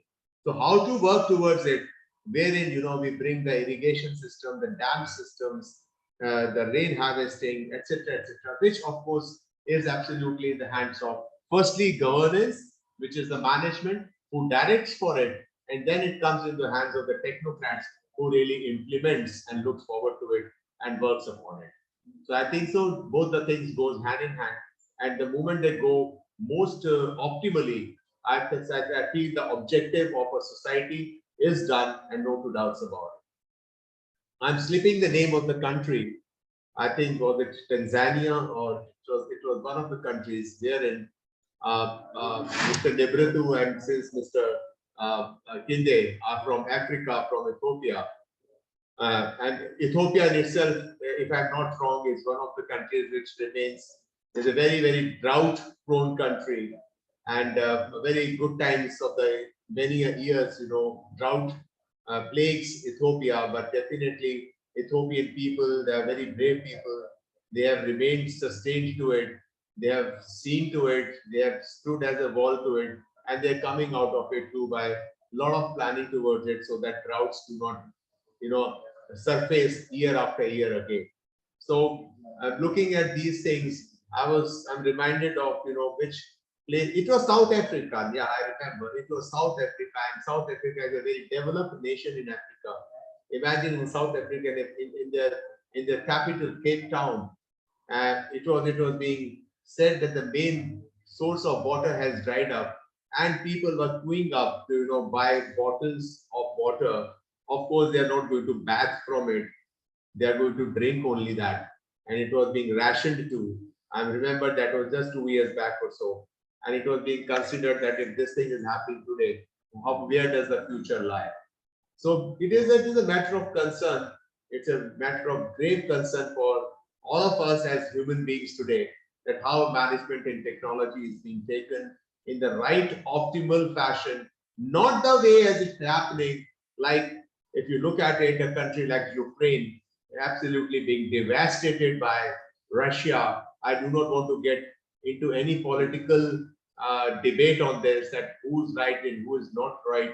But what suffers at the end of it is the humanity. What suffers at the end of it, the civilizing, grooming population of a particular country, which gets devastated and finished within few hours, within few days, and the complete life is shattered for generations to come. So I feel we all need to look at it in a very, very, with a lens, the lens that should give us the right path, the lens which should show us absolute the right thing to do. And I hope the politicians all over the world, they feel absolutely in the right directions towards it, because one country getting affected affects the whole economy of the whole world. What had happened, if you look at it in the Afghan war, which persisted for years, it affected not just one or two, but hundreds of countries worldwide. What happened to the your Iraq and the war which happened in 1991? Oil prices soared overnight, the world over, which has never bounced back. It has only risen and risen further. So these things, they impact. In economics, it is called the percolative effect, wherein something is happening somewhere and somebody sitting thousands of kilometers away is also affected as a result of it. So my dear brothers, Mr. Nebretu and Mr. Kindre, you may be sitting at Ethiopia, I may be sitting here at Delhi in India, but we are brethren, we are brothers in one thing, we are brothers in arms when it comes to, looking together and looking forward towards absolutely, holding such things where brains can meet, they can come out with their thought processes, they can come out with their minds, and they can speak their heart and minds out as to what should be done and what in fact should be done. So with this very small address, I thank all the participants, all our esteemed guests who were a part of this international conference organized by the Management, Commerce and IT Department of CPJ College of Higher Studies and School of Law, Narela, Delhi. And no two doubts, it went to a great success. And the participants, no two doubts, I was going through most of the papers being presented today. They were quite apt, they were quite to the mark. Now, only one field which I feel that because it was not a thing happening as it has always happened in the yesteryears in our college auditorium, the conference happening there, but it happened in an online mode. So technical challenges were there. Some of the presenters, they could not present it fully because of network issues at their end. Some of the presenters, their presentations, they were not really coming up to mark because of, again, technical reasons.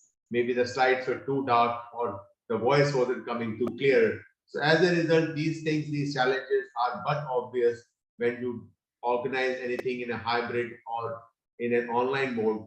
But I feel when my brothers, Nebratu and Mr. Kinde is very much here, seated next to us from thousands of kilometers away from Ethiopia, I feel no two doubts.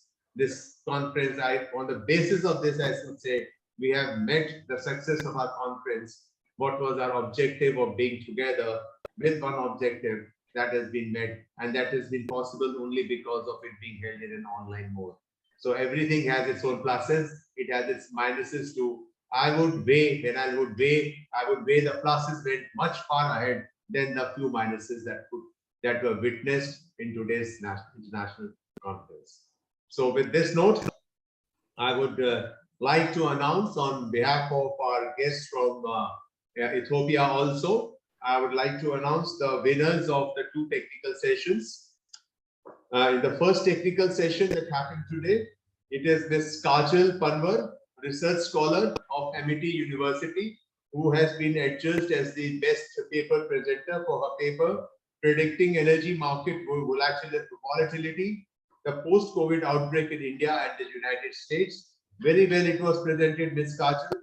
And congratulations, Kajal. Congratulations to you. Thank you, ma'am. Thank you. Yeah. And one thing for sure, I've always said not everybody wins the race when they run for a 100-meter race or even a 400-meter hurdle.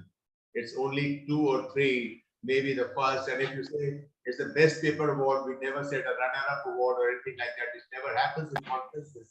So like if any race happens and you say the prize is to be given only to the person who makes it in the shortest possible time, maybe the result is adjudged out of a photo finish, but still there will be only one person. So this is what it is. Congratulations, Kajal. Though Kajal ma'am, kindly turn on your video. Yeah, Miss Kajal, can we have a look of yours? Thank you, sir. Yeah, thank you, Miss. Thank you, sir, for recognizing my work. It's been honored. Congratulations, Kajal. You want to say something? Yeah, Thank Ms. you Kajal, all. would like to say something, please. Good afternoon, sir. Thank you so much for recognizing my work. It's been great to have a conference at CPJ College. Thank you, sir. Yeah, pleasure, Ms. Kajal. And congratulations, Kajal. Congratulations. Look forward to you participating in all of our conferences and seminars in the future. Yeah. Thanks. Thank you, sir. So we have to keep that spirit. There were other presenters also. I'd also liked the papers presented by Mr. Sumit Kumar and Dr. A.K. Agarwal from Research Scholar Hindu College, Rohilkhand University. That was also a very nice paper being presented. Mr. Neeraj Saxena's paper was also very much up to mark. But this is what it has been judged by the session chair of the first technical session. And congratulations to Ms. Kajal once again. When it comes to the technical session 2, it is Dr. Priyanka Gautam and Mr. Hemant Upadhyay. Dr. Priyanka Gautam, Research Scholar, Mewat University, Rajasthan, and Mr. Hemant Upadhyay, Associate Professor, Department of Mechanical Engineering, IBMIT, Sonipat. It was a joint paper being presented by both on the theme, on the topic, Big Data Meets Challenges with Data Mining. Big data towards green applications, opportunities, and solutions. So congratulations, Ms. Priyanka and Mr. Congratulations. Congratulations, sir. Congratulations, ma'am, for being the best paper for our technical session. So I'd like to announce one more thing, which is that all the presenters per paper will be giving 1,000 rupee of a cash award, which would just a gesture from the college, along with, of course, the certificates that would be given to you. And of course, all other participants shall also be receiving the certificate of participation in today's international conference. And with this note, I would say there's never an end to anything as long as you remain innovative and ambitious. And I think so the aspirations should never die. They should remain young and they should only keep on growing in one's life. And with this speed and with this motto, I, Yugank Chaturvedi, Director General of the College, on behalf of the Department of MCID, I can see Dr. Ashutosh Agrawal, our Director, and our Dean, Ms. Neha Mithil Bhaskar, who have really worked very hard for seeing the success of this conference, along with their team, comprising of the head of the departments. And it has gone to a great extent, to a great success. And of course, my gratitude, a real gratitude, because this was being held online, to Ms. Bhumika, the technical team, Mr. Manoj Tiwari, and others whose name I may be slipping, Ms. Vandana, from the technical team again, who have really worked very, very strong towards seeing that no technical glitch happens from our end, and the conference keeps moving with the right pace and with the right feel. So they've done a great job today. My congratulations to everybody who was a part of this international conference today. Back to you, Ms. Ishmeet Kaur. Yeah, please. Thank you so much. Thank you. Thank you, sir. Thank you. Thank you very much. Thank you, Yugank, sir, for always being us, always motivating us and guiding us towards them. Last but not least, I would love to thank the whole organizing team for the grand success of the day first of Marketing 2020. This event organized by the department and this event was organized by Management Comms and IT department of the college and has been turned out grants. And I want to, Yugank, sir, you want to say something? Yeah, I want to say one thing, that the guests and the winners, they would be interviewed by our team, right? Even the participants too. Yeah. Yes, sir. So have you spoken to them that the link has been shared with them for the same? Yes, sir. I'm going to announce at the end, as Okay, sir has already announced. All The right. interview links. Go ahead. Interview links are there. So I request Ms. Kajal and Mr. Hemant to join the link, as the interview will be taken by Ms. Anjali and Ms. Isha. And link has been shared on your participants on the WhatsApp. So kindly take a note of it. After the event is end, you can join it and you can share your valuable views, how you feel by winning today's title.